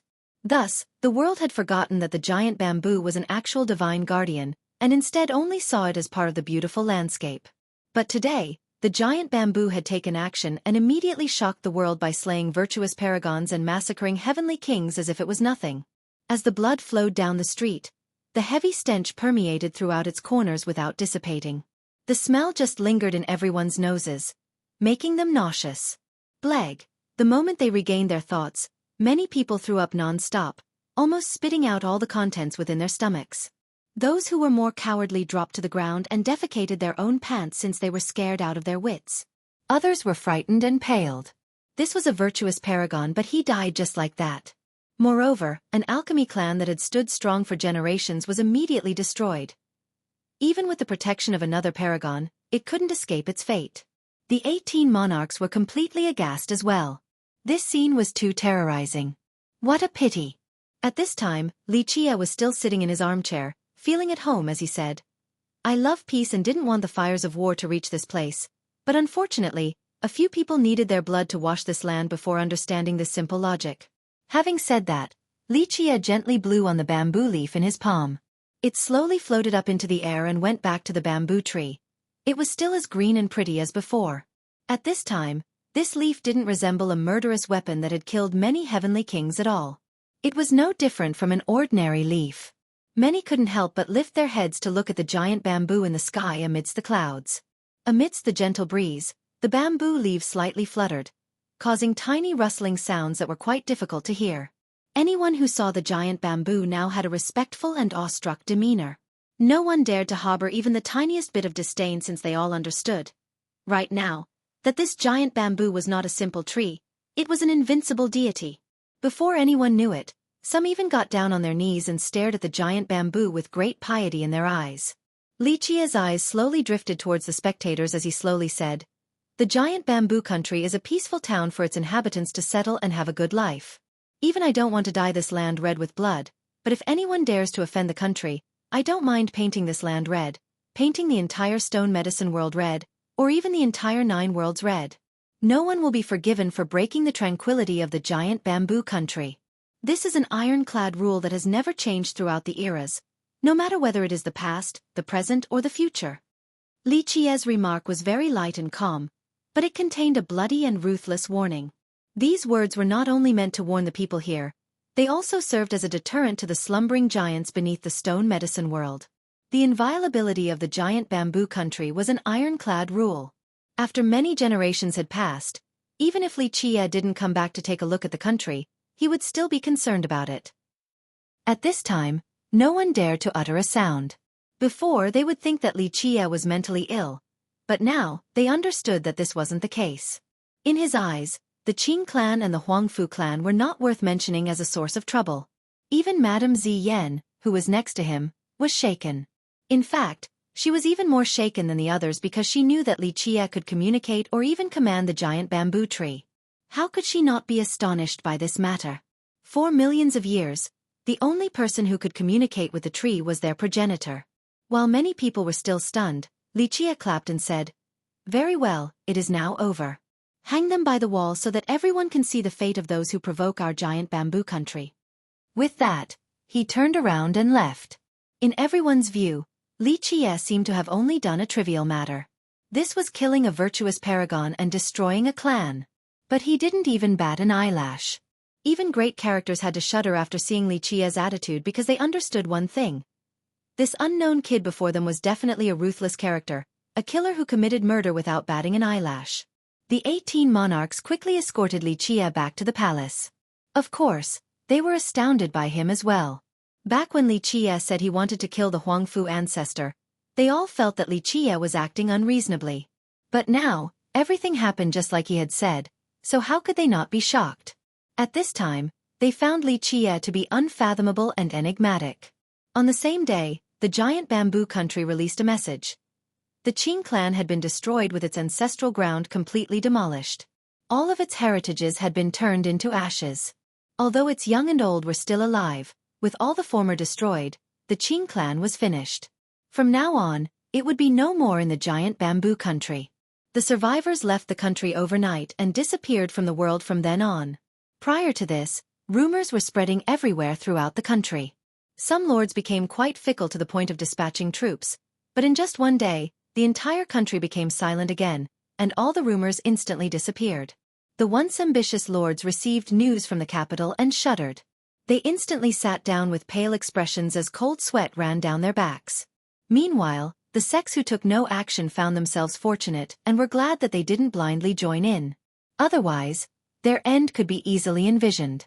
At night time, a group of old men with gray hair all kneeled outside of the palace. Some of them were the heads of their sects while others were high elders and seniors. These were all members of the sects who had voiced their support for the Qing clan. All of them had great status. After these sects received the news from the capital, they were paralyzed. Once they calmed down, these sect masters and senior members all ran to the capital to beg for forgiveness. How could they dare to retaliate?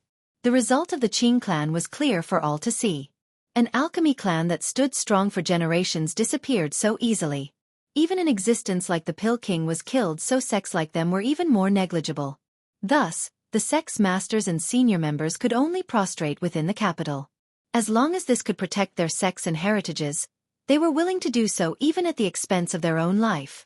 In one night, the chaotic unrest and rumors were instantly quelled. No sect or cultivator dared to do anything reckless. This was the result Li Qie wanted, to use a ruthless method to deter the ambitious individuals. He would kill the chickens to warn the monkeys and instantly stop those with mischievous thoughts. As the night curtain fell, Madame Ziyan asked Li Qie.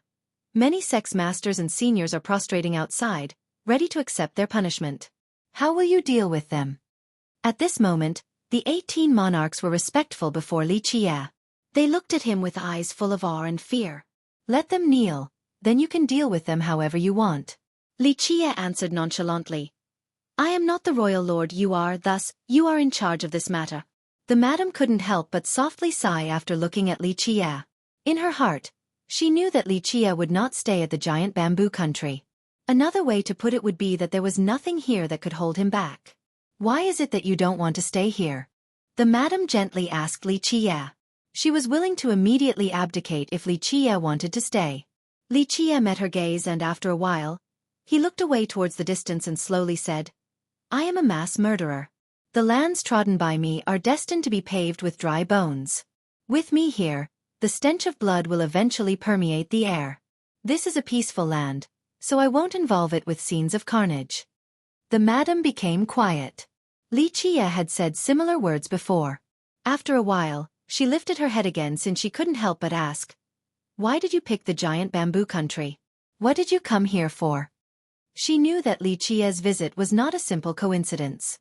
However, she didn't think that he was here for their treasure since there was nothing here that could tempt him.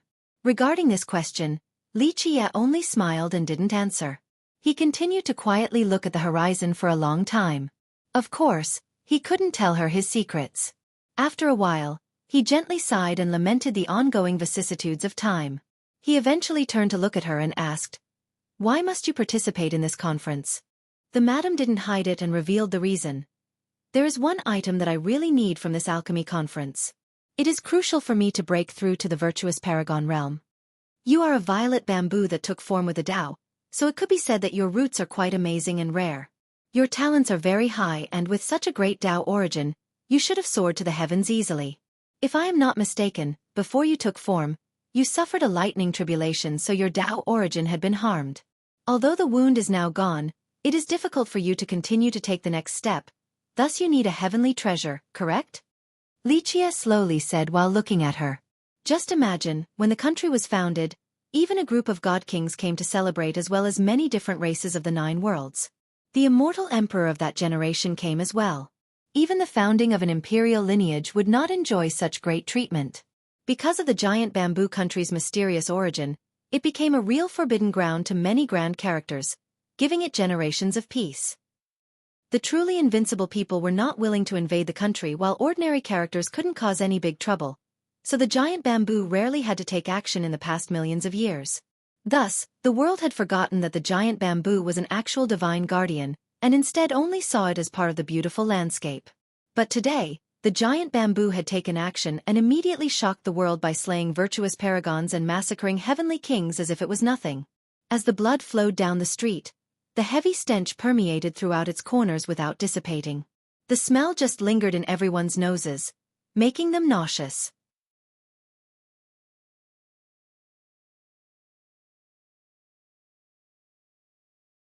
Chapter 664. Huang Fu clan's countermeasure. His words caused the madam's face to greatly change. This could be said to be a secret of the country, a secret that very few people knew about. Even those who were privy to this wouldn't reveal this secret, but Li Qie knew it so well. The madam took a deep breath. She had slowly grown accustomed to Li Qie's tendency of bringing about surprises. After thinking about it, she realized that ointments for recovery were part of the alchemy Dao, and with his great skill, he should be able to see through her past injury. This should come as no surprise. She wryly smiled and gently nodded to say, "Yes, this is true. I have suffered from a lightning tribulation before." At this point, she sighed again and continued, "The giant bamboo country has not produced a virtuous paragon for several generations. Our ancestor is sealed inside blood era stones, and his situation is not looking too optimistic as his blood energy has withered. We don't know how long he will be able to last underground. Thus, in this generation, I yearn to reach the virtuous paragon realm to contribute to the country." For tens of millions of years, many ancestors and invincible existences were entombed in blood era stones and buried underground. However, many of them still eventually died inside these stones. Although the stones could cover someone for a long time, they were not a cure-all remedy. As time went by, even those within the stones would slowly lose their vitality, and this loss would add up over the years. This was especially true for the ancestors whose lifespans had already depleted. It was even harder for them to persevere. Because of this situation, the near-death ancestors didn't want to come into being because the next time they came out would signal their demise. Li Qie gave her a look before lightly saying, "Don't worry, I will get you the item you want since I'll be personally going to the Alchemy Kingdom's alchemy conference." He narrowed his eyes after finishing this sentence. The madam gently nodded without commenting. Inside the Huang Fu clan, its clan master had received the news from the giant bamboo country, resulting in his sudden exclamation, "What?" He fell down on his chair after listening to this news. The elders that were present all glanced at each other with ugly expressions plastered on their faces. Some were full of anger while others showed shock. An elder couldn't help but angrily shout, "The giant bamboo country is going too far. First they harmed Hauer, and now they even killed our ancestor. This shall be an irreconcilable blood feud." After a while, the clan master calmed down and took a deep breath before speaking in a grave manner to the elders. "This is a great humiliation to our clan. Do you elders have any opinions on this?" The shocked and angered elders naturally found it hard to let this go, unless they were able to obtain their vengeance. Their clan had always thought highly of itself. It was an alchemy clan, and although they had never produced an alchemy emperor, their Tao of alchemy could be said to have branched off from the alchemy kingdom. Their alchemy skill was not something clans like the previous Qing clan could compare to. What made them even more proud was that their clan had been in-laws with the alchemy kingdom for several generations, winning them a pivotal position in the alchemy realm and even the entire stone medicine world. As the old saying goes, even if you don't care for the monk, you still have to give Buddha some consideration. Thus, many great powers were very supportive of the Huang Fu clan within the alchemy realm. This only further fueled their pride. From their perspective, no one in this realm would dare to provoke them. But now, not only did the giant bamboo country harm their descendant, they actually killed their ancestor as well. How could they not be furious? However, despite their enraged state, they didn't lose their rationality. The ancestor who went to the giant bamboo country was their youngest ancestor, but still, he was now a dead virtuous paragon. Perhaps we should invite 3 ancestors to come out. One high elder mused. This raised some thoughts from the other elders because this would be their strongest force. These 3 ancestors were all they had left, and they had been sealed for a very long time now. The giant bamboo country is unreasonable and vicious. They are promoting wanton killing of friends. Perhaps, we need to ask the alchemy kingdom to come and uphold justice. Another elder suggested. Such a proposal was not instantly accepted in the minds of the elders and the clan master. Although they were in-laws with the alchemy kingdom, their marriage partners had only been prefecture monarchs. It was still difficult for them to meet the main branch of the alchemy kingdom, or what outsiders referred to as the imperial family. They all knew that inviting the alchemy kingdom was not an easy task. Clan Master can try to find the World Pillar Monarch. If the monarch is willing to help, then maybe we will be able to ask the alchemy kingdom to represent us. A high elder said, the giant bamboo country might have a guardian deity, but so what? As long as the alchemy kingdom is willing to show up, even a god king would not mess with them. This idea is not bad.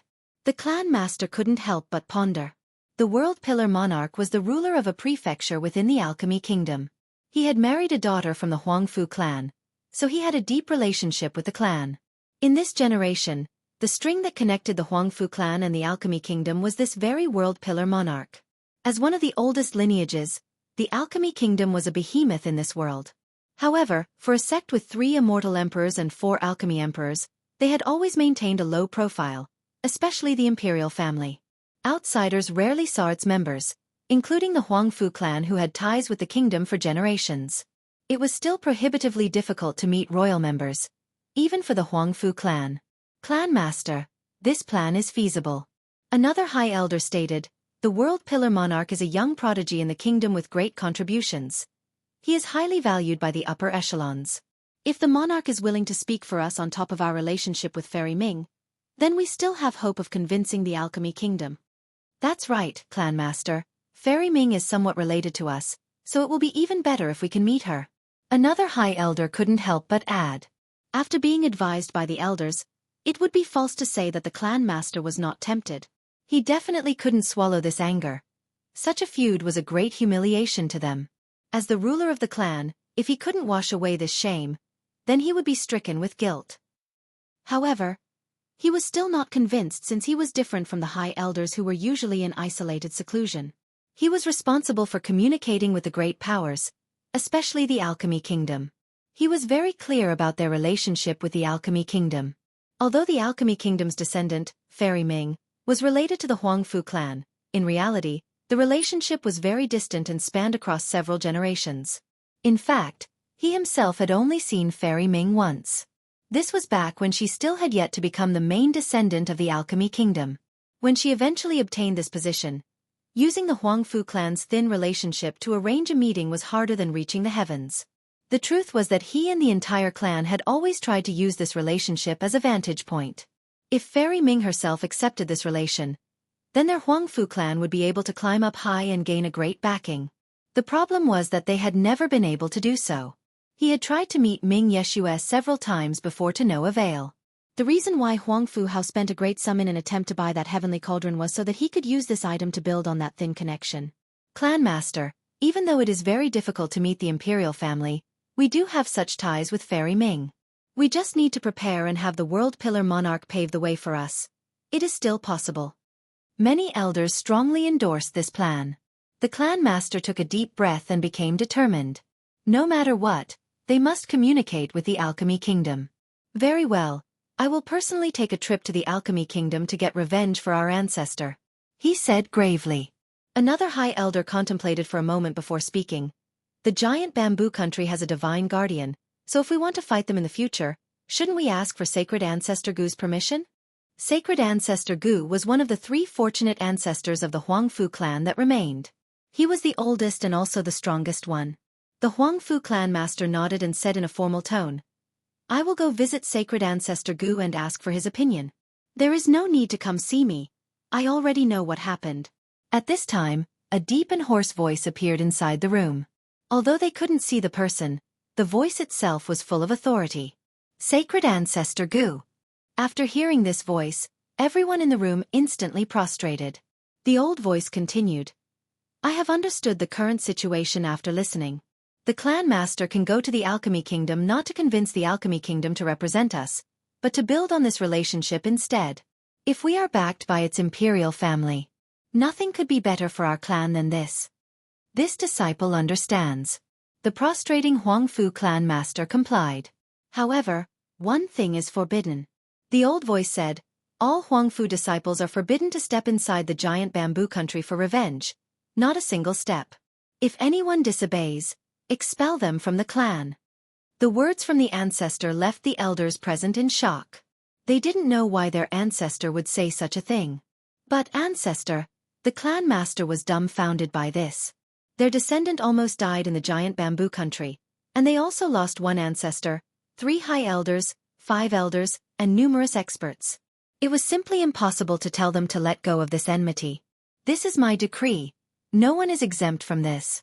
The old voice sounded. No one dared to oppose his prestige.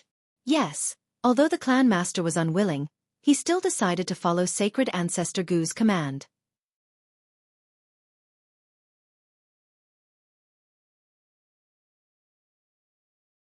Chapter 665.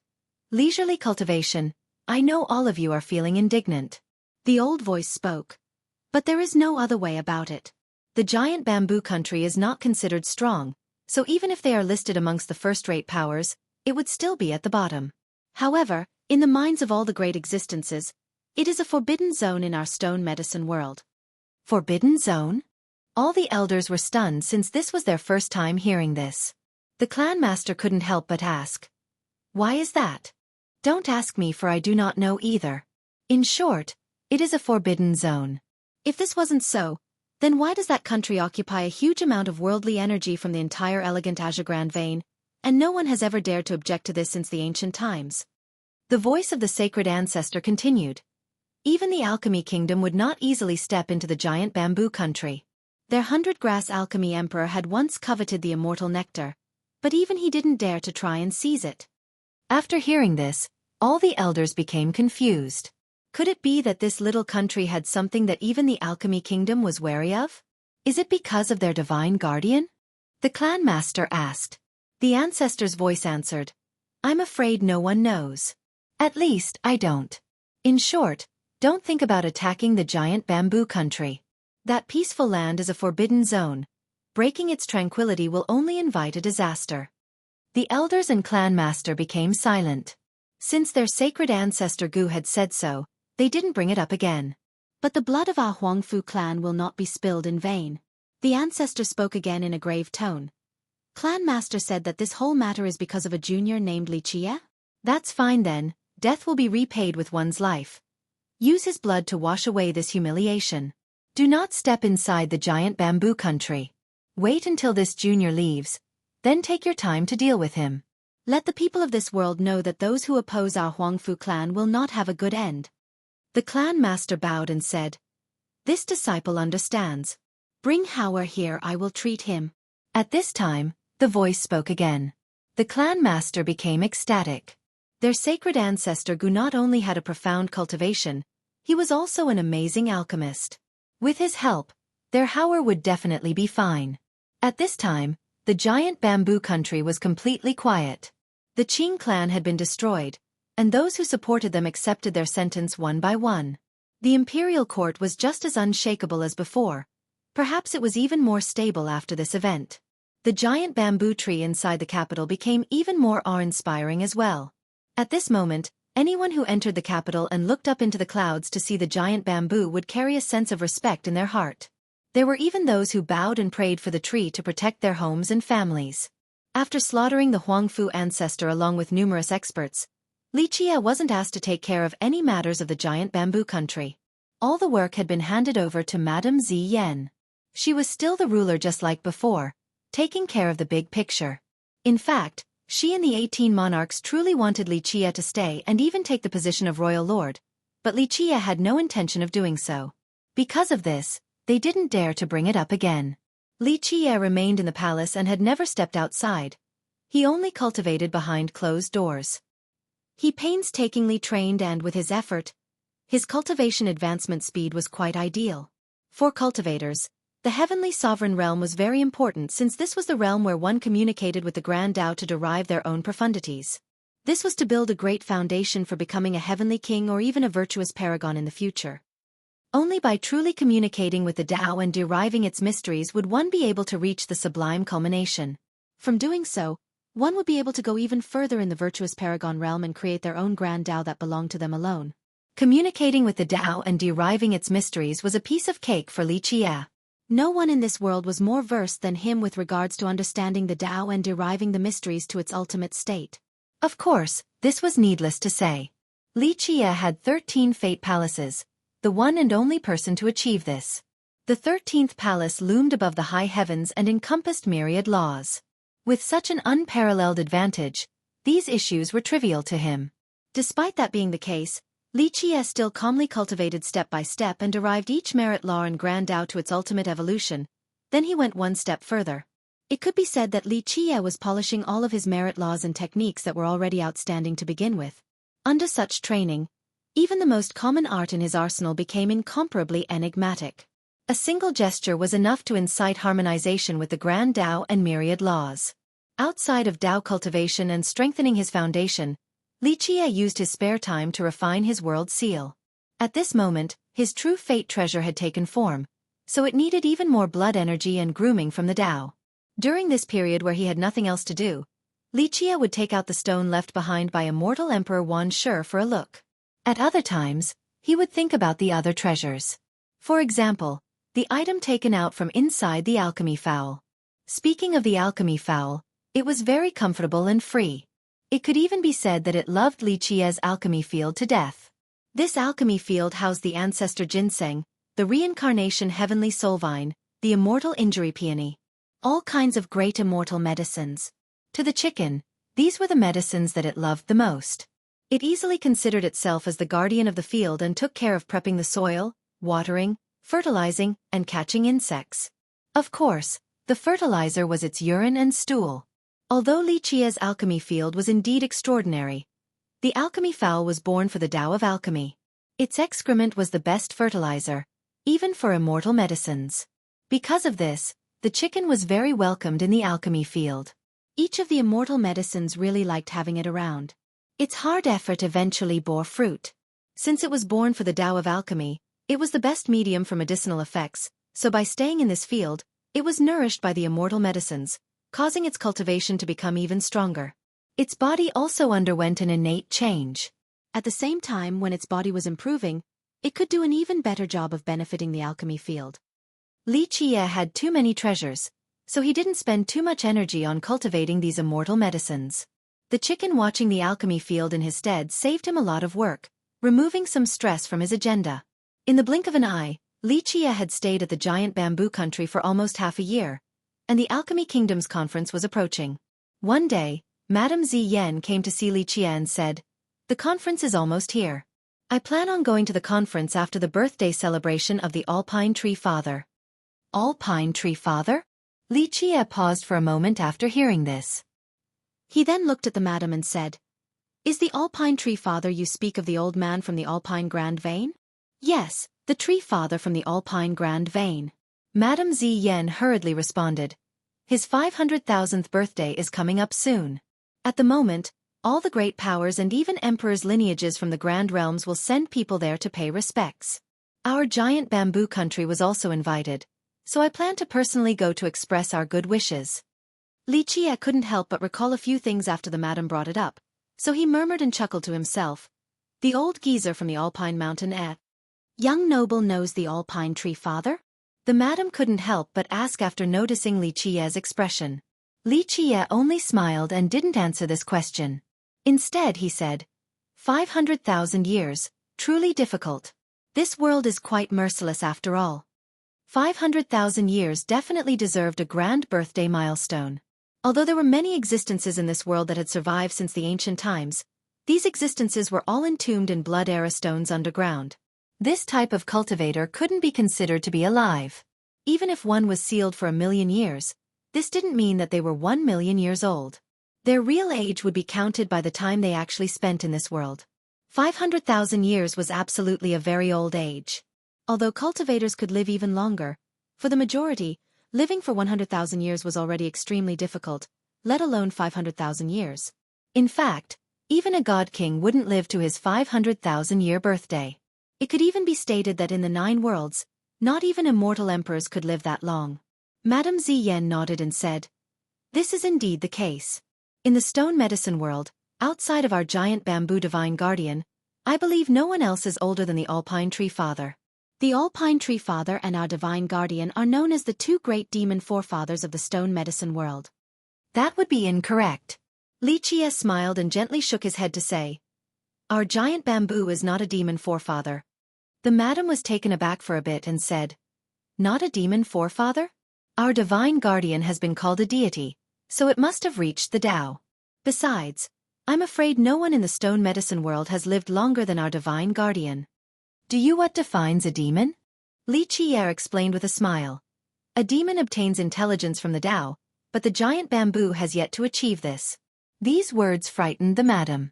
She had always thought that the giant bamboo tree had become a demon, especially after its actions this time around. The recent events strengthened her belief that it had reached the apex and become a god king. Now, Li Qi'er's response took her by complete surprise. She couldn't help but ask in a daze. Our divine guardian didn't become a demon? For an existence like the giant bamboo, becoming a demon was an easy thing, but it didn't become one. This was truly a cause of bewilderment. No. To be exact, it is still just a green bamboo tree. Of course, you can also call it an immortal bamboo or divine bamboo, but it absolutely is not a demon. Li Qi'er responded.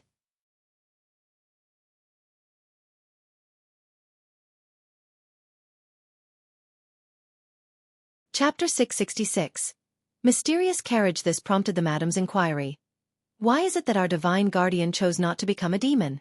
For plants, birds, and animals, as long as there was an opportunity, they would immediately turn into a demon and obtain intelligence. This was their ultimate pursuit. Why should it turn into a demon? Li Qi'er replied with a grin. Wisdom is not necessarily a good thing. Whether you are human or demon, there is too much trouble and sadness, too much responsibility as one gains strength. Even immortal emperors have moments of weakness and fatigue. At this point, he couldn't help but gently sigh. The madam noticed his expression and was jolted for a moment. Looking at his countenance that seemed to be worn out by the vicissitudes of time, she felt an unexplainable pain in her heart. She gently reached out and took his hand while gazing at him with her most tender and sincere pair of eyes to soothe him. Finally, Li Qi'er smiled and gently raised her alluring chin. She looked back at him quietly with her eyes as gentle as water. He eventually smiled and withdrew his hand before letting out a faint smile. What is so bad about being a bamboo tree? Shouldering the 9 heavens while looking down on everything. Hundreds of thousands of years would simply be a snap of the fingers to it. Madame Ziyan was startled. She was initially a violet bamboo, so after hearing this, she couldn't help but have an inexplicable feeling. Back when she was still a bamboo, she was cultivated by the country. After she gained the slightest bit of sentience, she yearned to become a demon. Her congenital conditions were quite favorable due to the giant bamboo country's cultivation. After she gained intelligence, she kept on cultivating hard, aspiring for the day where she could reach the Tao. The high heavens didn't let her down, and eventually, after 20 or 30 years, she finally became a demon. But now, after Li Qi'er said those words, she couldn't help but recall the days when she was still a violet bamboo. Inadvertently, she became lost in thought. After a while, her mind returned and she couldn't help but wryly smile. She shook her head and didn't want to think about this matter. After I leave, the demon monarchs will be under your command. Madame Ziyan said, for the Alpine Tree Father's birthday milestone, the entire stone medicine world will go to celebrate, so I'm afraid it will last for a while. No. Li Qi'er interrupted her and gently shook his head to say, You don't have to leave the national affairs to me, just leave it to the monarchs. I also intend to leave.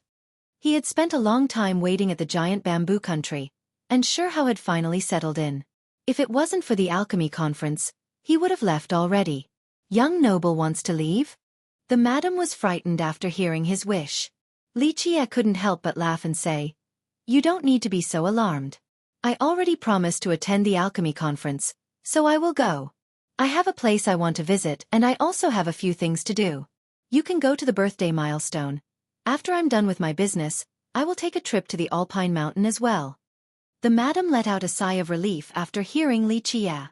She was still very unwilling regarding Li Qi'er's departure, but she knew that she couldn't prevent him from leaving. In that case, after we meet each other, we can go straight to the Alchemy Kingdom. We should have plenty of time to go to the conference after the birthday celebration.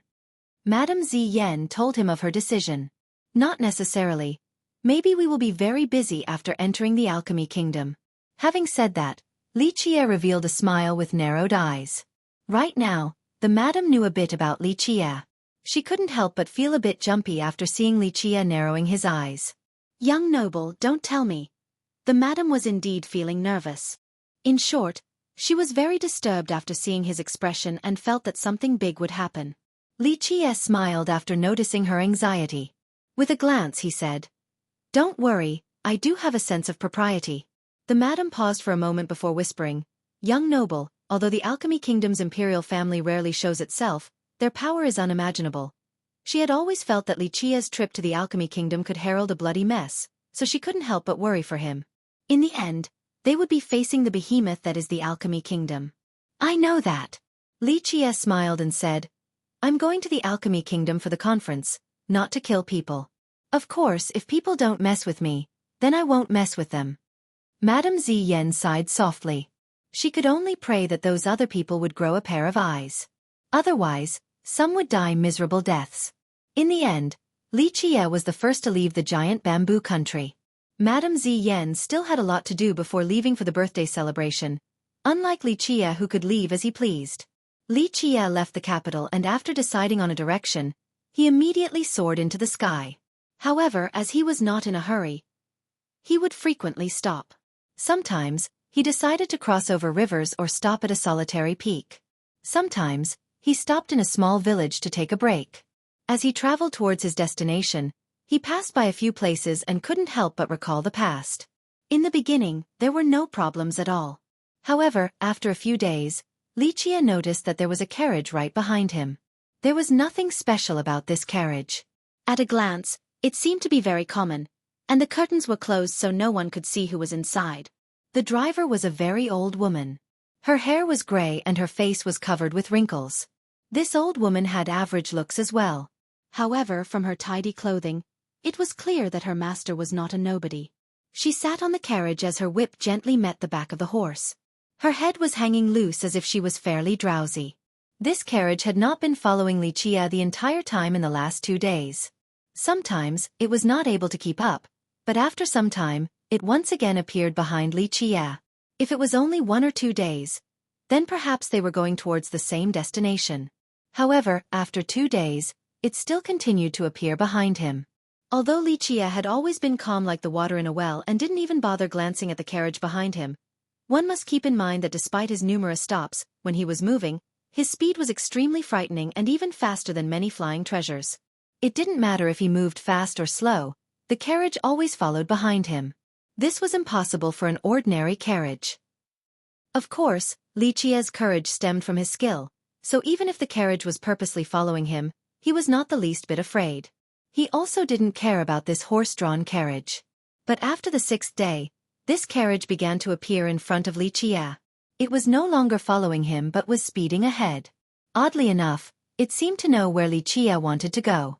Along the trip, Li Qie was still taking breaks, and no matter where he chose to go, the carriage would appear before him time and time again.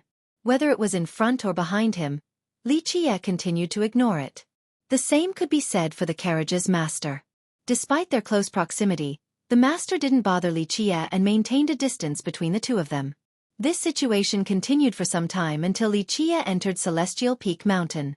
The carriage then disappeared and never showed up again.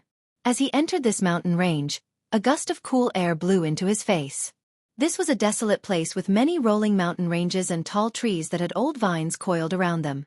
There were many wolf packs and eagles flying in the sky. After taking a look, no signs of humans could be found in this land. Li Qie emotionally said after entering this mountain range, Celestial Peak. Although the Celestial Peak was not one of the 8 grand veins of the stone medicine world, it was still quite large and spanned over 100,000 miles across a vast expanse of different sceneries. Despite its immense size, there were very few sects here. Even if there were some sects, they would be outside of the mountain range. However, a very long time ago, there was an extremely huge lineage in this place. Moreover, it was established by humans. Because of this, a legend once told that this was the gathering place of humans in the stone medicine world. Li Qie became a bit emotional after seeing the rolling hills and lush trees inside the Celestial Peak. Who would have known that this beautiful and majestic landscape ahead used to be an ancient battlefield? An epic war had taken place here as blood flowed like rivers and mountains were made of corpses. It could even be said that many ominous things had happened here until an invincible god king of the human race took over and established his lineage. After a long period of change, This place finally became magnificent, as one could see before them in present times. Future generations were unaware that this once invincible God King was a brave general under the Dark Crow, a general that had once swept through this world. They didn't know that a great war against the ancient Ming took place here. In this war, the most powerful sector of the ancient Ming during its era was wiped out in one fell swoop in the stone medicine world. They didn't know that because of this victory, there was the stone medicine world that everyone came to know of today. Without this victory, the masters of the current stone medicine world wouldn't be golems or demons, but the ancient Ming instead. After this great war, many terrible things happened in this location. Afterward, Li Qie commanded this God King to protect this area and build a lineage. Eventually, after the God King's efforts transforming this place for tens of thousands of years, this battlefield gradually calmed down and the celestial peak of today appeared. However, the lineage of this God King had fallen a long time ago. Eventually, it disappeared from this land, along with its past brilliance that evaporated into smoke.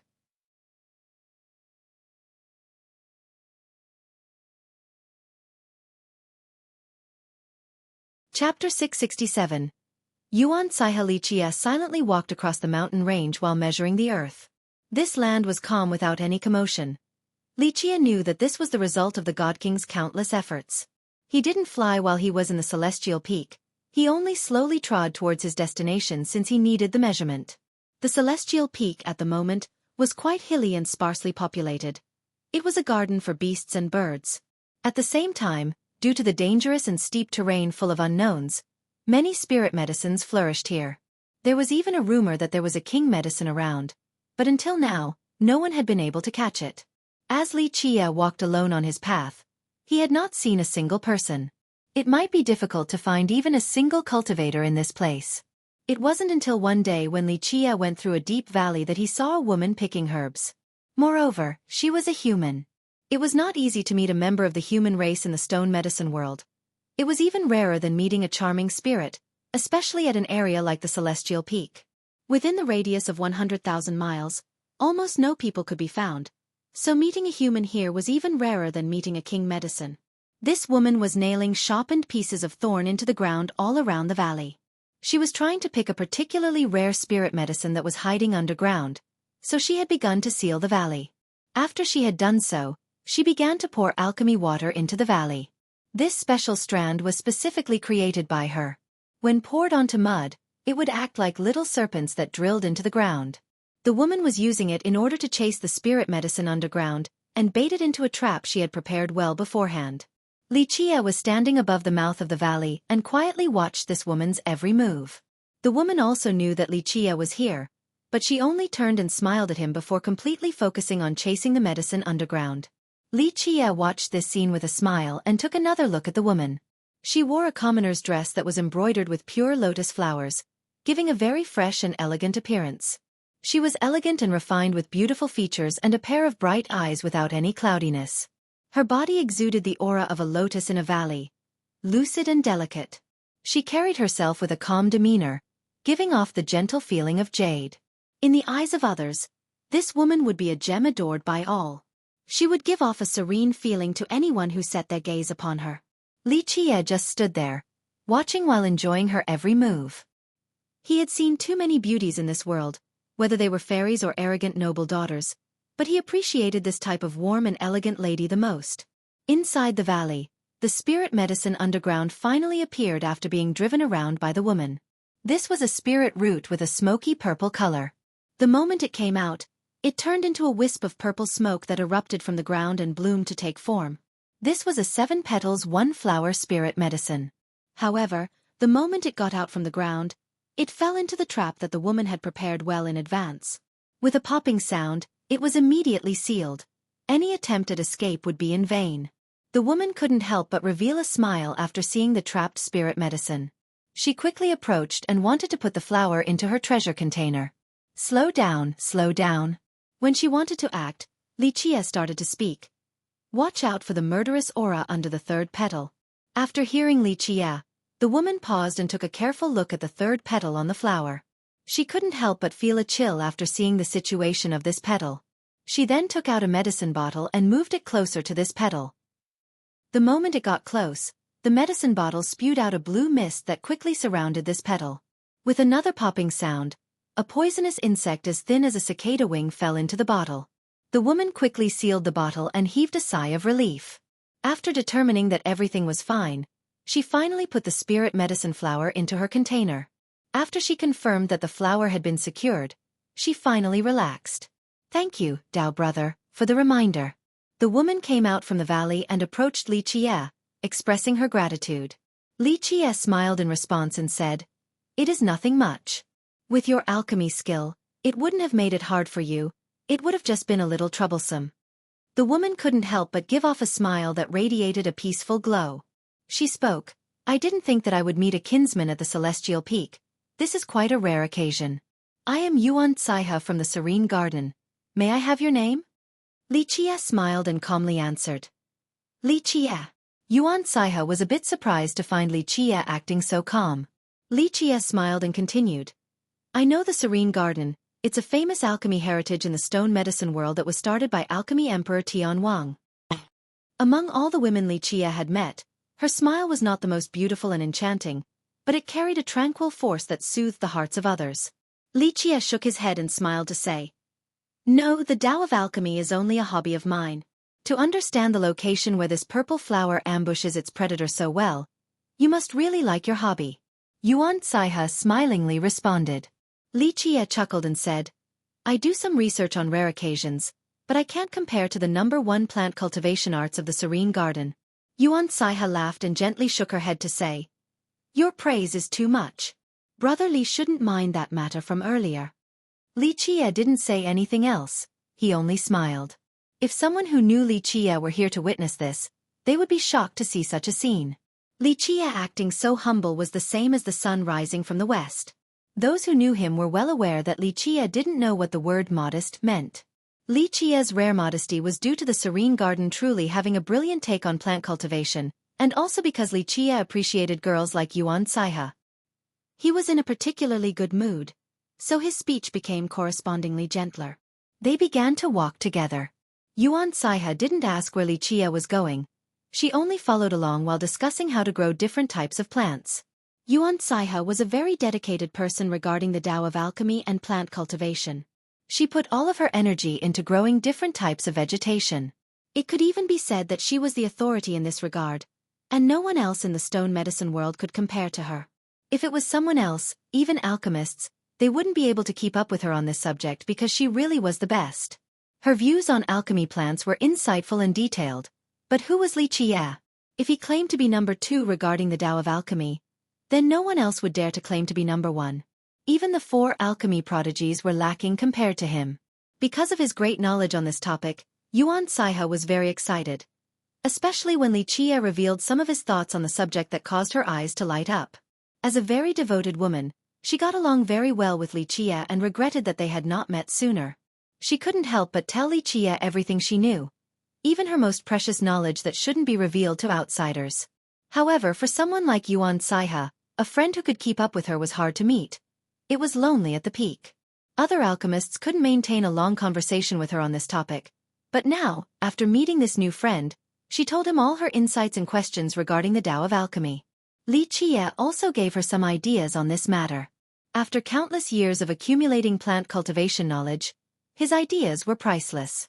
He wouldn't easily pass it down to someone, but he still told Yuan Caihe. Meanwhile, some of her long unsolved questions had been answered today, so she was both happy and frightened after hearing Li Qie's thoughts. Yuan Caihe, you're tuning in to the Xueqi's Martial Arts Saga YouTube channel. Don't forget to subscribe and join us on this journey to catch the most captivating stories.